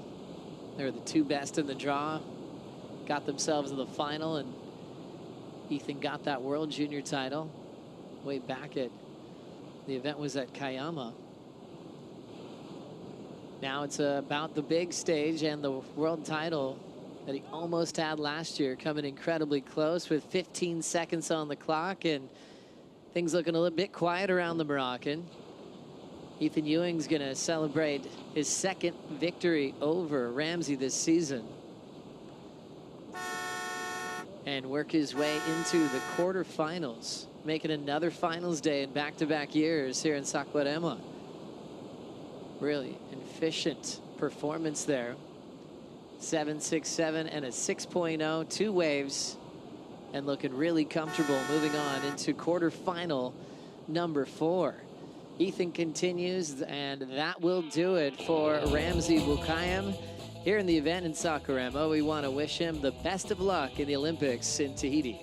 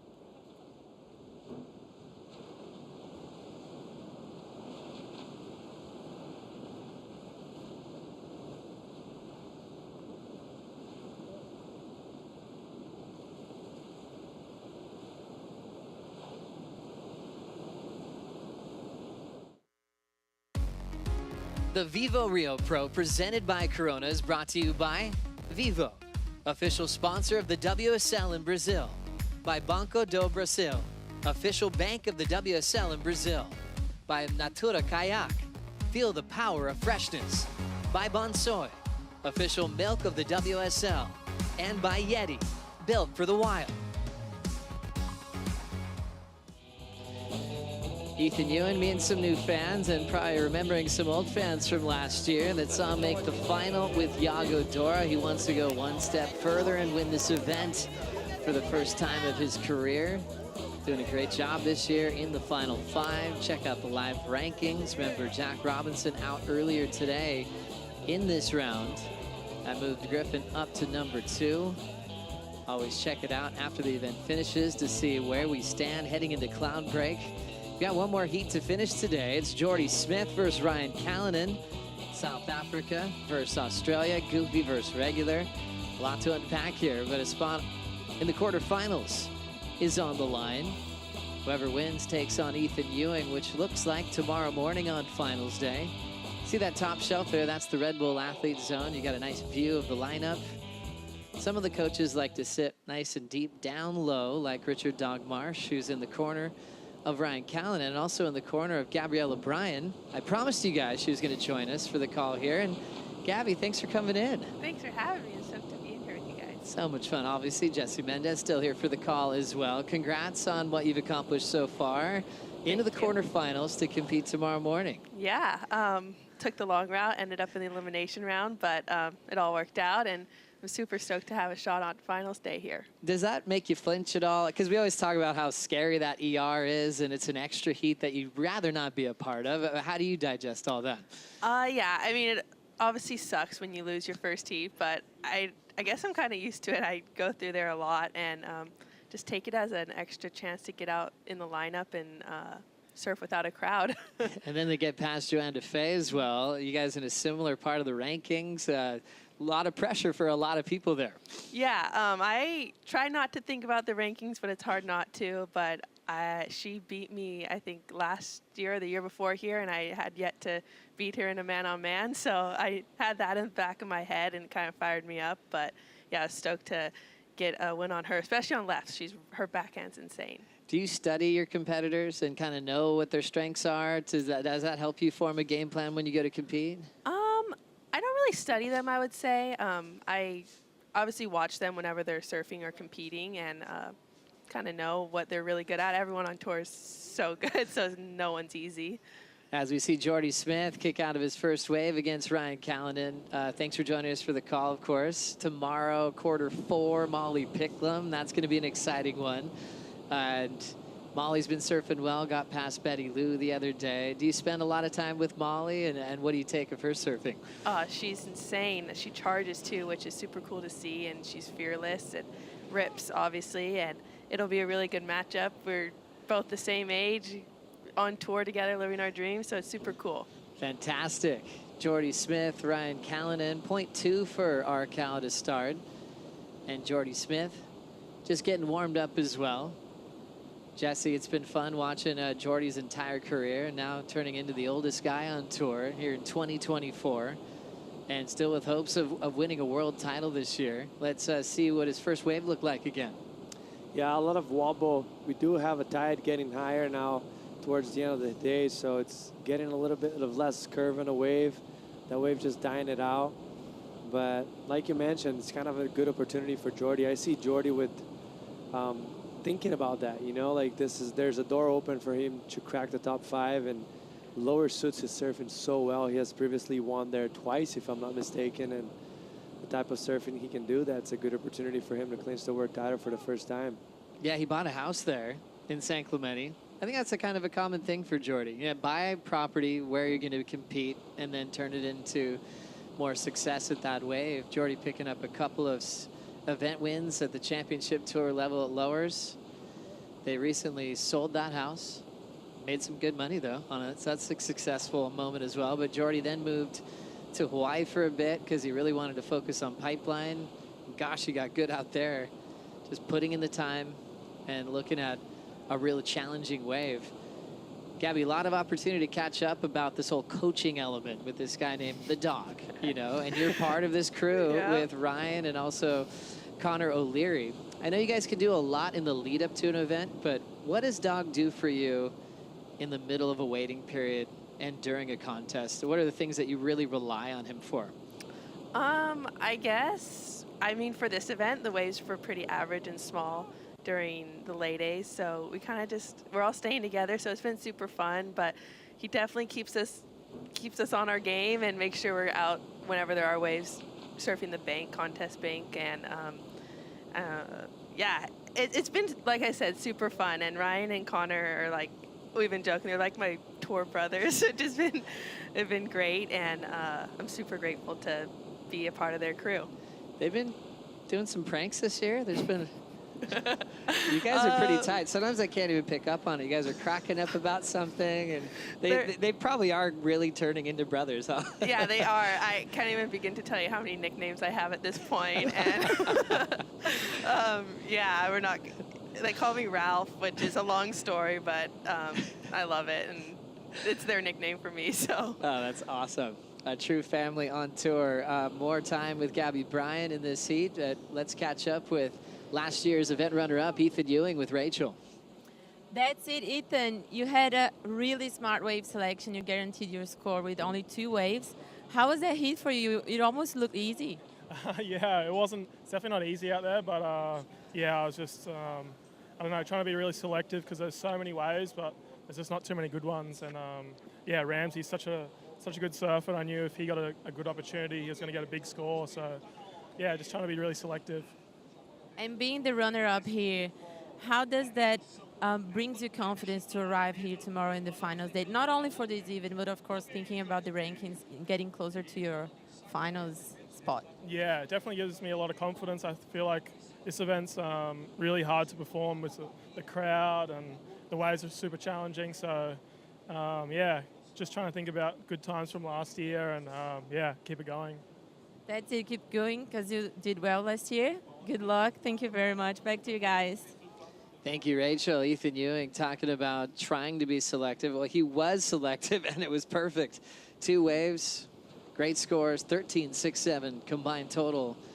And in the quarterfinals, as you see Jordy on the Red Bull ski, just catching this wave, Jesse. Yeah, let's see what happened right there. That's beautiful timing with the backwash twice, actually, in this wave. And that's what you want to do. You want the backwash to be your friend on a day like today to really make that turn pop out, and that's what he did. Look at this bottom turn, timing it right when the backwash hits it, lifting his board, making it more dramatic. And once again right there, as soon as he hit that lip, he gets that extra spark from the backwash, and then the wave kind of disappears. So great timing and great effort for Jordy right there. Jordy Smith started with a 2.5, then built to a 5.5 with that wave. So 8-point total out front. And Kalin needing a 7.8 now to catch up to Jordy Smith. Both of these guys have been around for a while, but this guy's been around way longer than both of them. G-Force. Jordy's dad, longtime surfboard shaper, longtime surfer, always supporting his son. And gosh, talk about great stories. He's got a ton of them. And now they're in business together with a surfboard label with the Smith Shapes, which they can use a lot of different types of shapers around the world under their label, which is really cool. Jordy's gotten to work with a lot of his favorites from Timmy Patterson in the past, get ideas from them and put it under their brand, which is really nice. Jordy remembers just kind of being raised in a shaping room, being around foam dust all the time. So he's always been destined to be in the world title race. As we look at these two with their history on the championship tour, meeting for the first time in 2016 on the Gold Coast when Ryan was just getting started against the best in the world. And Ryan was actually on a roll against Jordy. Went 3 straight in their first 3 meetings, going from 2016 to 2018, which included a win in France in the quarterfinals where Ryan would go all the way to the final against Julian Wilson. Ryan was a wild card that year, came close to a victory. That was one of his just 2 finals that he's been in his championship tour career. Jordy more recently has gotten a couple of wins, but Ryan still leads 4-2 coming into their 7th matchup on the championship tour.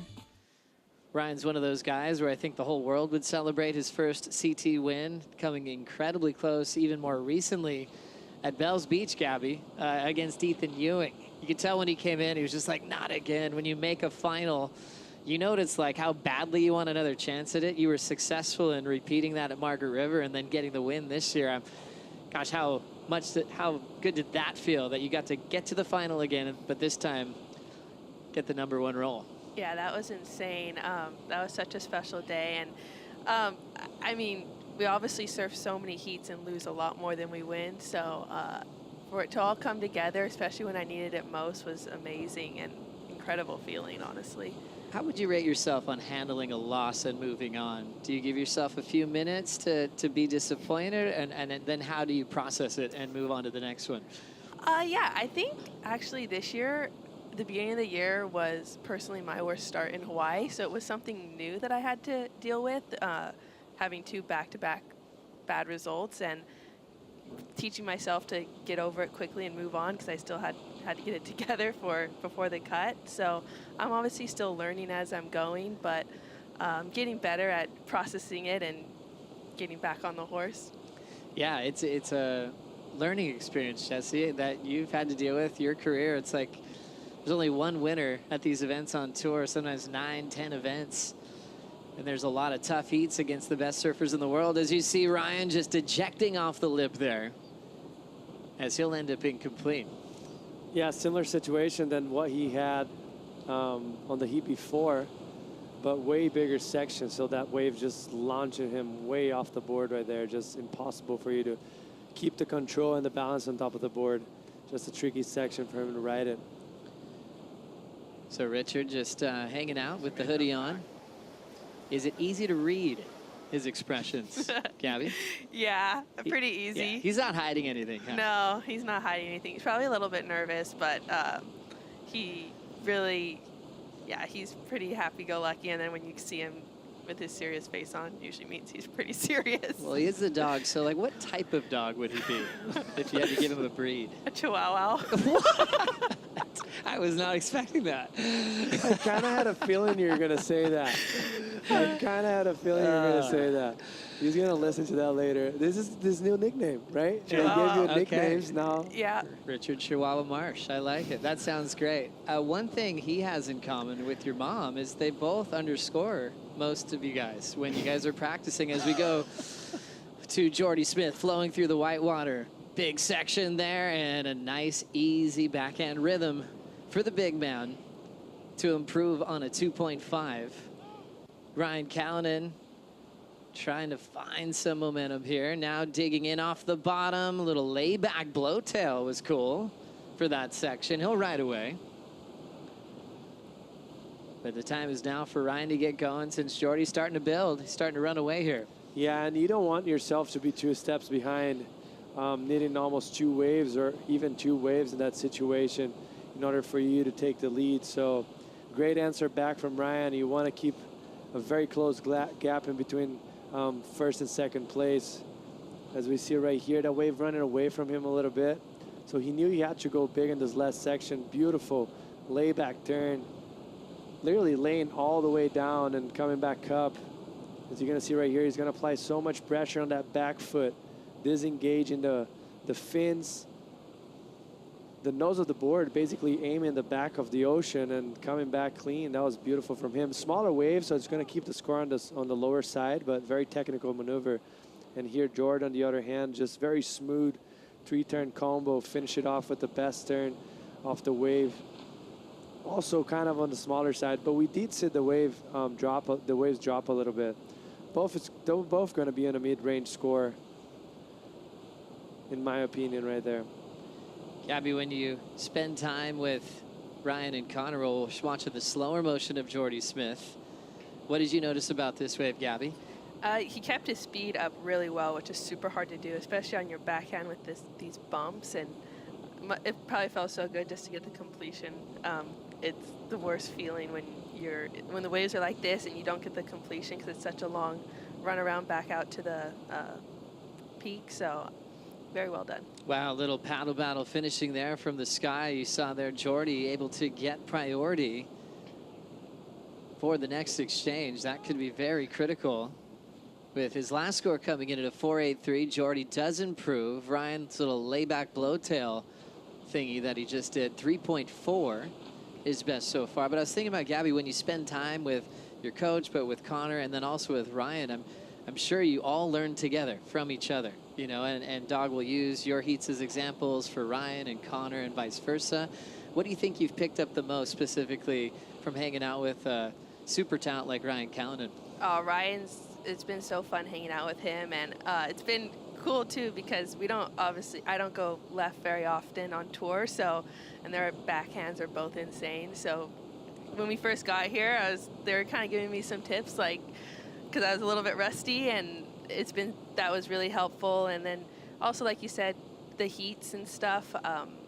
I had a few shaky ones at the beginning of the year, and just sitting down and watching their heats has helped me learn a lot, and just hearing how they process things. Very cool. 16:45 on the clock. Time for the My Terra surf conditions with Strider Wazalewski. Thank you very much, Joe. Yeah, down here at the beach, everybody's getting into the action, but we do have a surf report for you. Well, we got about 6 to 8 foot faces today, all day. It looked like it was actually bigger this morning earlier. A little light on shore. The tide is rising, but tomorrow we're looking at 5 to 8 feet. Probably offshore, super clean conditions, and it could be a really good day of surfing tomorrow. Keep your eyes peeled on the Surfline forecast. Keep your eyes peeled at worldsurfleague.com. Keep your eyes peeled on the app. We'll be down here first thing in the morning, hoping for the best. Thank you, Strider. And look at all your friends behind you and around you. Strider is constantly surrounded by a lot of wonderful human beings when he's here in Brazil and around the world. That was the Maitera Surf Report. Maitera, start your day with granola. Start your day with a Waz. He's always going to give you a good report. You know, even when the waves are flat, you know, when you travel with someone a lot, I don't think he's ever said the surf is bad. You have friends like that? Yes, so many friends like Because that. the fun factor's already there, but you're like, wait, how is it really? You know? Is it a bad fun or a good fun? I guess that's the next question, right? When you ask, how hard are waves? Oh, it's so fun all the time. Good fun or bad fun?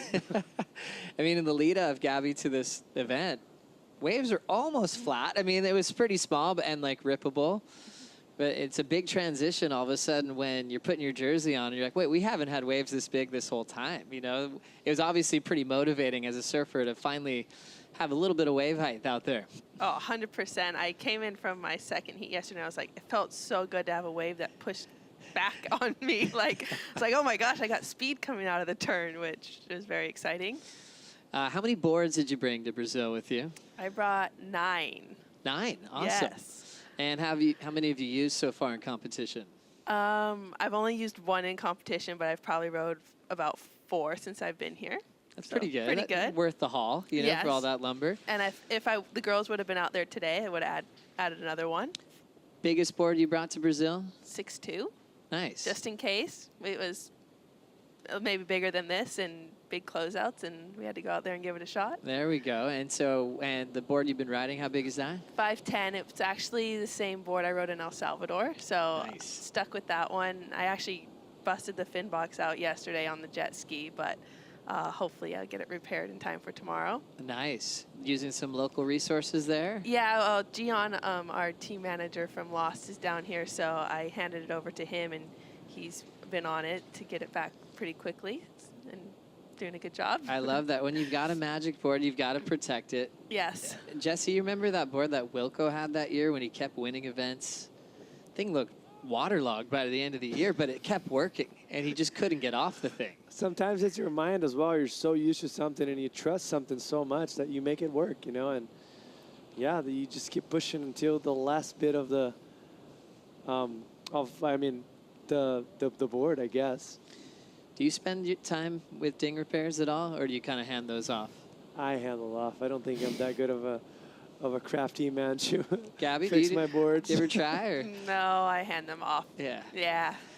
I think it might be a good practice to get in a habit. You just get better. Maybe not on a magic board, but on some just to start improving. And I'll do a little bit of a nose, like, you know, like if it's that little crack. I'll drop mine off at your house at home.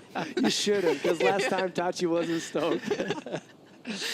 13 minutes on the clock. Jordy Smith leading right now over Ryan Kalin, and he's holding down priority, but Ryan only needs a 6.93 here in the last heat of the day. We'll take a Bonsoy brew break. We'll be right back.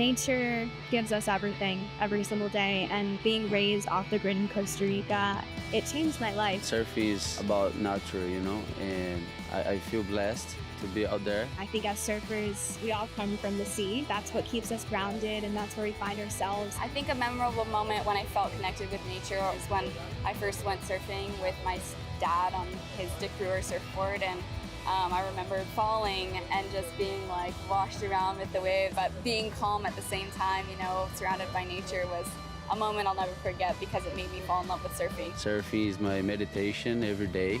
It's where I think about my life. You don't think about much, you know, you just enjoy the moment there, you're present. I think nature constantly shows us what the present moment is.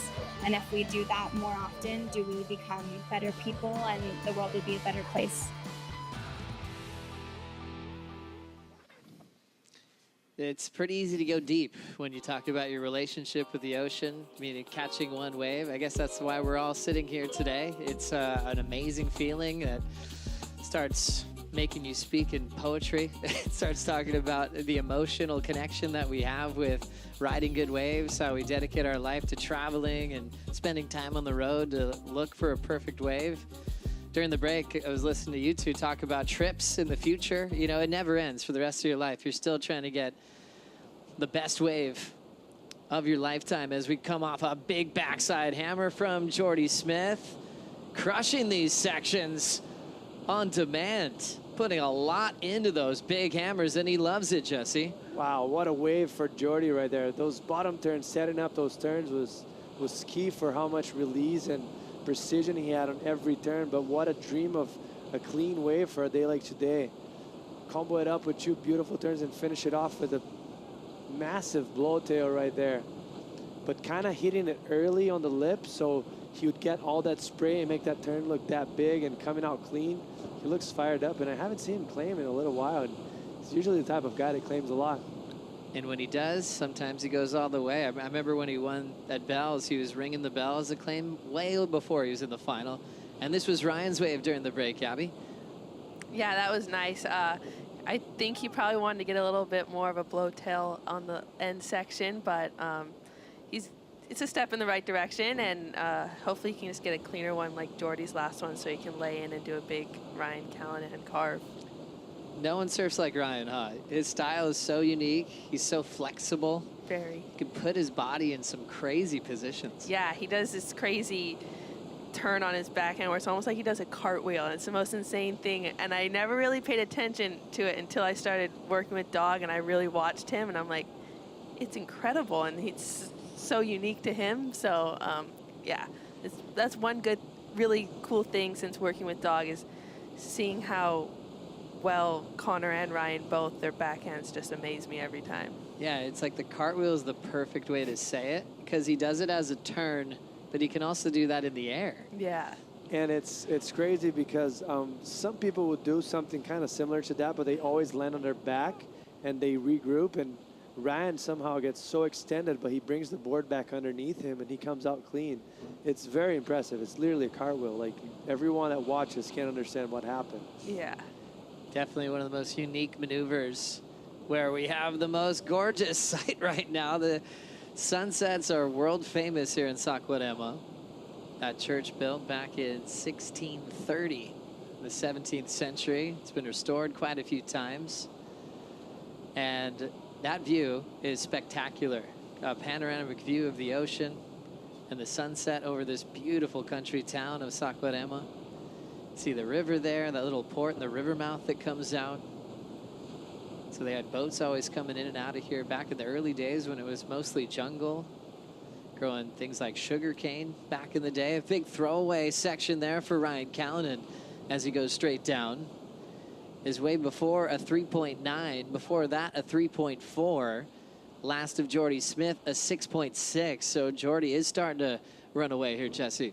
Yeah, he is. And when you're sitting with priority, with the best and the second best scoring of the heat, it makes things very tricky for your opponent. Mostly, there's a big gap in between the scores right there. So Ryan right now just needs to get on top of a board and try to find something substance for him to get back out and actually yeah, have a chance, because now it's looking tough for him. He's just going against the grain. As you see right there, just kind of a closeout. He had barely any time to set up for the turn and try to go big. Dog's not stoked right there. No, definitely not. Okay, read his mind for us, Gabby. He's probably writing down something in the note, thinking about writing something down in his notebook. Dog has never let me open his notebook. Does he let you? Yes, to certain pages. Okay. Yeah. Certain pages, Yeah. but not the whole thing. Yeah. No, I mean, it's pretty much he just goes through and writes down everything that happens in the heat so we can go back and look at it. But yeah, I've definitely given him a few of those reactions, and I try not to. I think he posted one reaction on Instagram, and it was one of my heats, and I was like, I promise I'm going to try not to give you any more of those. That's awesome. But I think on a outside perspective of it, it's very cool to see someone put so much commitment into the athletes.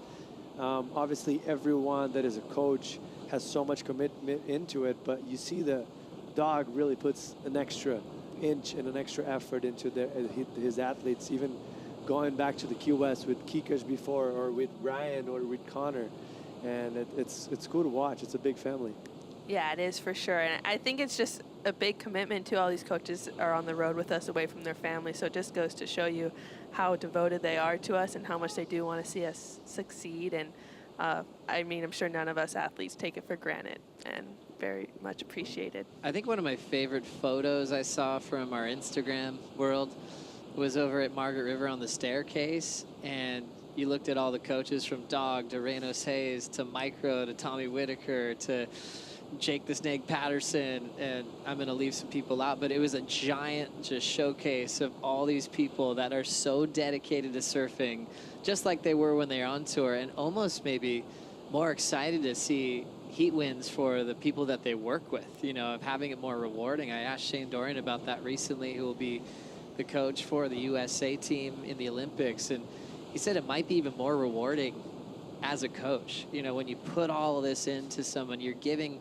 them all your knowledge and working with their strengths, and then they accomplish the goal, the feeling you get to share together, that's pretty special. Yeah, super special. I mean, the feeling that I got when I accomplished the win in Margaret River with Dog by my side was just like insane. From the lowest of lows at the start of the season to that was like, and to have them alongside with you is just incredible. Did you have a party? A little bit of a party, yeah. We had fun. A few of my friends and I celebrated afterwards, and a lot of people left at that point, but India stayed and we had a good time. Awesome. Thinking about what's coming up during the Olympics, it opens up, you know, some opportunity to go around the world and explore. You've got some plans coming up after this event. Yeah, I think I'm going to probably go try to find some lefts to practice for Fiji. So Smart. Maybe the mental-wise, and then I'm also going to go to Fiji early, never been there. So practice at Cloudbreak. God, life is good, huh? Life is good. Can't Jeez. complain. Jesse, should we Can go we jump in somewhere? that boat? Yeah, geez. Might as well. 2:40 on the clock here. Ryan Kalin chasing an 8.2 now. Tough for him to get out of the threes. He's had a great track record over Jordy Smith in the past, leading 4-2 in one-on-one heats, but Jordy might be getting closer now. He's surfing really strong. Jordy winning his title in Brazil over de Souza down at Barra da Tijuca down the coast. Came close to winning up here in Saquarema, runner-up to Felipe Toledo. As we check out the recap from the round of 16, heat number 8. Winner moving on to the quarters to take on Ethan Ewing. It's been all about Jordy's consistency, flow down the line. 5.5 on his second effort, and then improved to a 6.6 later, Jesse. Yeah, it's just basically wave selection type of day, and no different in this heat right here. As you see, Ryan kind of had a slow start of that wave, was a little bit behind, and then did this beautiful layback turn, coming out clean, very technical, but on the smaller size, so didn't get probably the score he was hoping for in this beautiful wave from Jordy. Amazing clean rails, bottom turns on point, big X factor to finish, and the judges loved that, getting a 6.6 and opening up a very big gap in between Ryan, Jordy and Ryan on that wave. So Ryan Kalin chasing an excellent score. We talked about how crazy he can go above the lip. He's been trying to reach for those types of maneuvers. Just appearing a little bit too out of control on those last few sections. And hitting the water hard. And now Jordy with priority is going to try to stay close to Kalin with all that water moving out there. I always feel like it's a lot harder out there than it appears on screen, Gabby, of just staying in position and during, you know, moments like this when it looks like a rushing river rapid. Yeah, it's crazy. And here goes Jordy blocking Ryan. And yeah, the current is insane. I didn't realize how strong it was until my heat yesterday because we hadn't had many waves to practice on leading up to it. And 100 times harder than it looks from sitting here looking at the screen. So Jordy putting together a stellar heat. Looks at the time on his Apple Watch, and he will be really excited to move into a quarterfinal. He's still looking out the back to see if Ryan's finding anything. And up, Ryan's up, so 5 seconds to go. As Ryan kicks out, we'll find out if he did anything major before we got to him there. But by the celebrations from Jordy's dad upstairs, maybe Ryan didn't get too much. And Jordy's dad has been around surfing his whole life. So that's probably a good indicator that maybe Smith got the win, Jesse. We'll find out. I agree with you. And also that's a huge win for Jordy Smith because all the 3 surfers behind him made it this round. So he needs to he would have been needed to catch up. So good defense there for Jordy. And there was the entire wave for Ryan Kalin. One maneuver section, not going to be enough. A tough loss there for the dog camp and for Ryan Kalin as he will be taking a break and preparing for cloud break in Fiji. Jordy Smith will have a heat with Ethan Ewing in the quarterfinals and try to work on solidifying a spot in the final 5 to compete for his first world title this September. Gabby Bryant, always enjoy your company, especially in the middle of an event. Best of luck, best of waves, heading into finals day. Are you staying in a place where you can get some sleep, or are you hearing music all night? Music until about 5 o'clock, but that's definitely manageable. We're staying in a good place right up the beach. Oh, perfect. Yeah. Awesome. Rest up well. Can't wait to see you compete tomorrow. Thank you. Gabriella Bryan is in quarterfinal number 4 to compete against Molly Picklum. Coming up next, it's the Corona Cerro Post Show, hosted by Kaipo Guerrero, Maida Paps, and Mitchell Salazar, breaking down all the action leading up into the quarterfinals. We will see you there.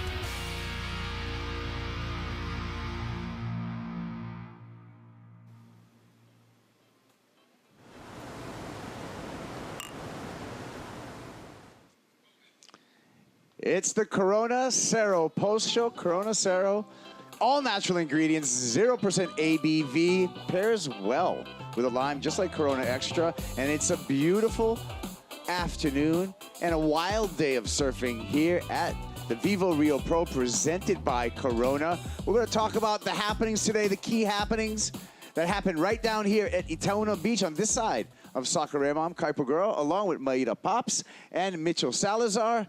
Mitch, the usual suspects, it seems like, on the men ended up in the quarterfinals. It's been a Brazilian charge. Yeah, no, for real. Those three guys really surpassed my expectations. Kaipo, I still have Gabe winning the event for the first time here in Saquarema, but Yago Dora, once again, impressive. But Italo Ferrera, to me, takes the cake today. And also, Maida, we're seeing #1 in the rankings, John Florence. We're going to see him on finals day, too.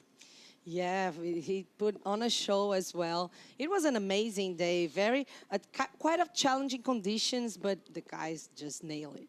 Well, our last quarter finalist is Michael Jordan Smith, number 23. We're going to see him finals day. Let's hear from Jordy Smith. He's with Rachel. That's it, Kaipo, Jordy Smith. I want to know, first of all, how do you organize your headspace to get back to focus after such a long wait when you're the last heat of the day? I had a free surf in the morning. Fortunately, the place that we're staying has really good breakfast, so just in a really extended breakfast. And then I came down, watched a couple of heats, got some body work. Yeah, and then kind of just went back to the hotel room, had another little snack. Shit, I eat a lot, don't I? But yeah, I just kind of hung around pretty much. There's not a whole lot you can do, but just keep hydrated and then wait till your heat comes around. And how proud are you of yourself in your career in general, but also to be facing a good position in the rankings? And how excited are you to be here and go tomorrow for the finals day?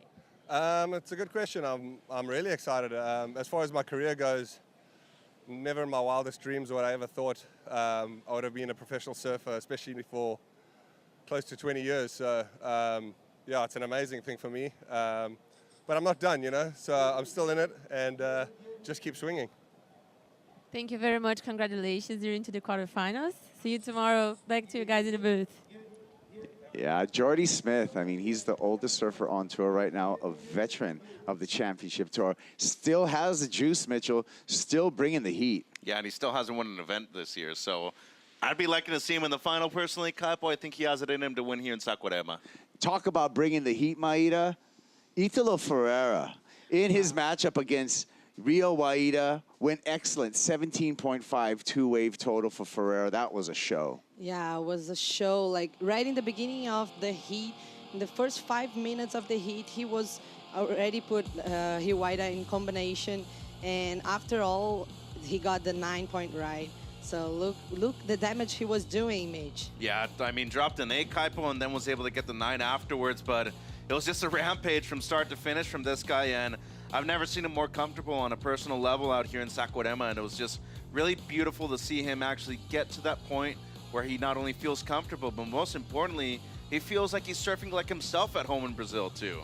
Just energized, caught 12 waves in this matchup, went way into the excellent range, 8.5 and a 9-point ride, 17.5 two-wave total. Italo Ferrera, he's going to move into the quarterfinals, but Mitchell, Rio Waida did fight back and got out of combination right here with the 7.87. Yeah, and every single heat that he surfed, if there's a positive thing to look at for Rio, he was able to drop a 7 Kaipo. So broke the combination, as you said. He went down to one of the greats, though, in Italo in this heat.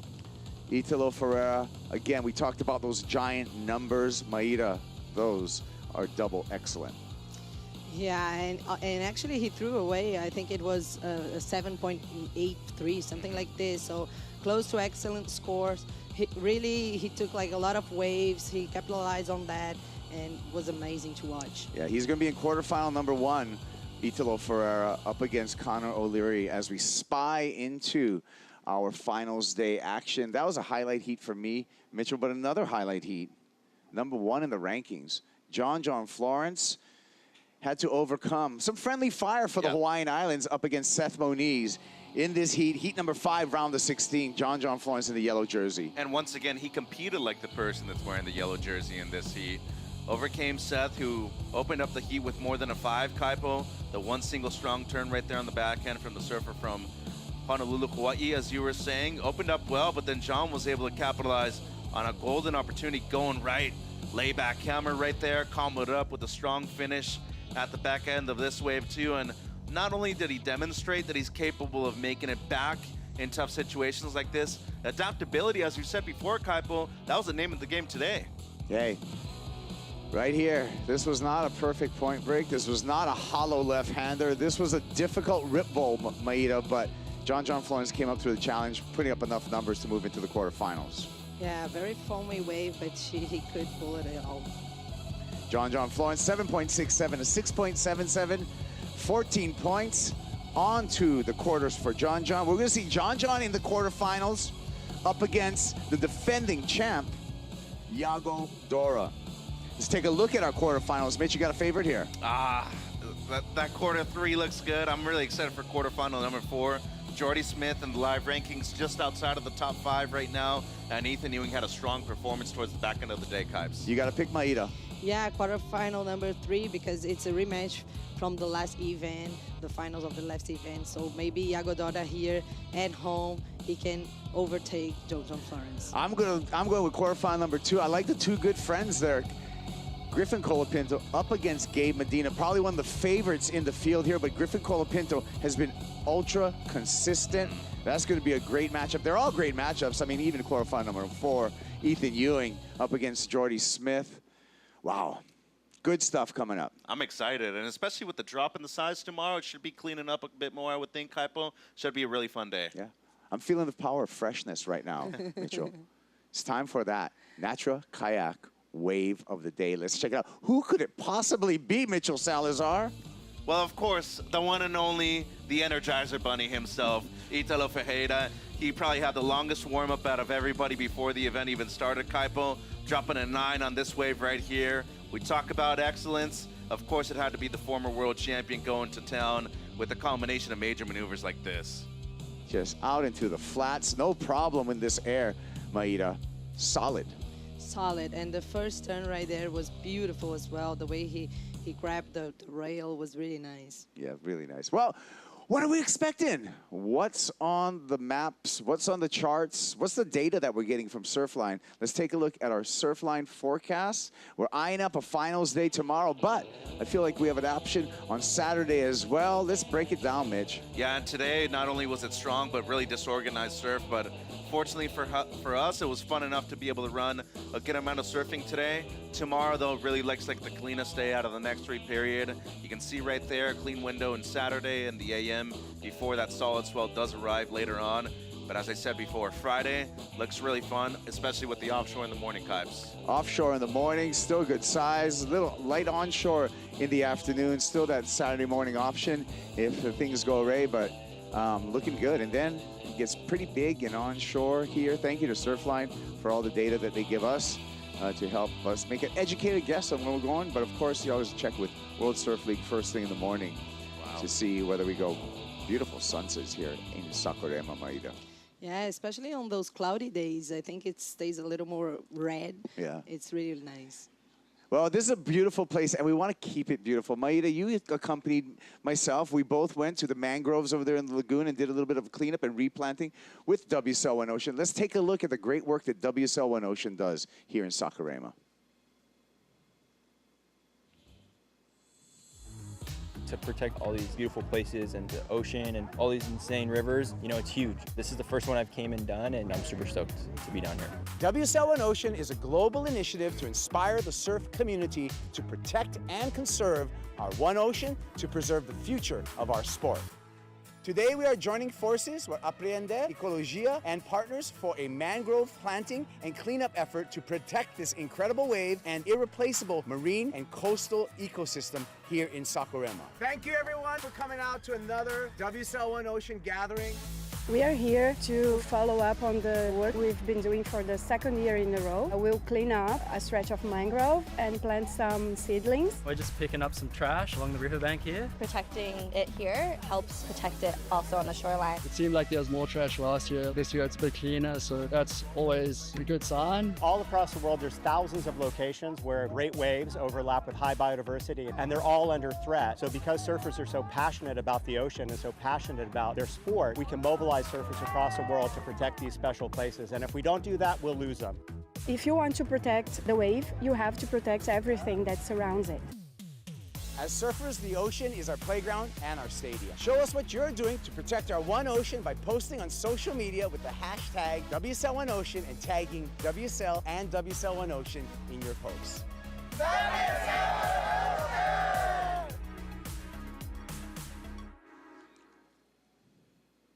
Let's get into it with our top 5 moments of today, because we got a batch of moments to treat you with for our top 5 moments of the day, starting with number 5. Number 5, Mitchell. I'm calling it Medina Magic. Yep, the miracle man out there, Kaipo, had a really close heat against Cole Hauschman, was able to do just enough in order to advance and make it through to the quarterfinals. By the way, at least 3 quarterfinal appearances in a row right here in the last 3 events of the season. Looking good heading into Fiji, Kaipo, but it all starts with the win right here in Saquarema. Was a grindy one, but was able to do just enough to beat Cole. Just enough, and into finals day quarterfinals for Medina, searching for his first win here in Brazil. Can he do it? Number 4, the consistency, the tempo of Griffin Colapinto, Maida. Yeah, Griffin Colapinto was very precise on his wave selection. He surfed 3 waves in the beginning of the heat, very good waves, and very nice surfing right there for him. Clean rails on the Mayhem board there for Griffin Colapinto. We'll see him up against Gabe Medina in the quarterfinals. Number 3, Dora, our defending champ, dominates, Mitch. Yeah, and he's looking to go back-to-back too, Kaipo. The creativity, the diversity maneuvers, that tweak straight air right there. He looked amazing once again, dropped a 783 on that one, backed it up with a 606 with really just a one single turn on this wave right here. The speed, the power, the flow, but once again, the variation maneuvers really stood out from Yago Dora. Cat-like in his reflexes, landing on his feet. Yellow jersey, John Florence, number 1 in the rankings. He advances into the quarterfinals and finals day, Maida. Yeah, one of the only right-handers that we saw this day surf today, and he really surfed what he needed to do. This was a little bit more chunky wave, but he showed why he's the leader. Just swinging through on that Paizel. John Florence. Number 1, Mitchell, Italo Ferrera. Yeah. Put on a show, and it was a big one. The Tasmanian Devil, Energizer Bunny, whatever you want to call him, he put on a show today, Kaipo. But more importantly, he felt comfortable competing at home. How about that grab rail carve right there, straight into the reverse. He looks strong. Once again, another quarterfinal right here. Oh, looking like the man to beat, Italo Ferrera, and the crowd absolutely loved it. Well, remember, tomorrow morning, check in worldsurfleague.com, 7:15 a.m. local time. We're going to be making the call, maybe for 7:30 start. Could be finals day tomorrow. Keep up to date on worldsurfleague.com. Thank you, Maida. Thank you, Mitchell. Hey, let's ching this. Ching. Cheers. Ching. Cheers. Saúde. Enjoy the highlights.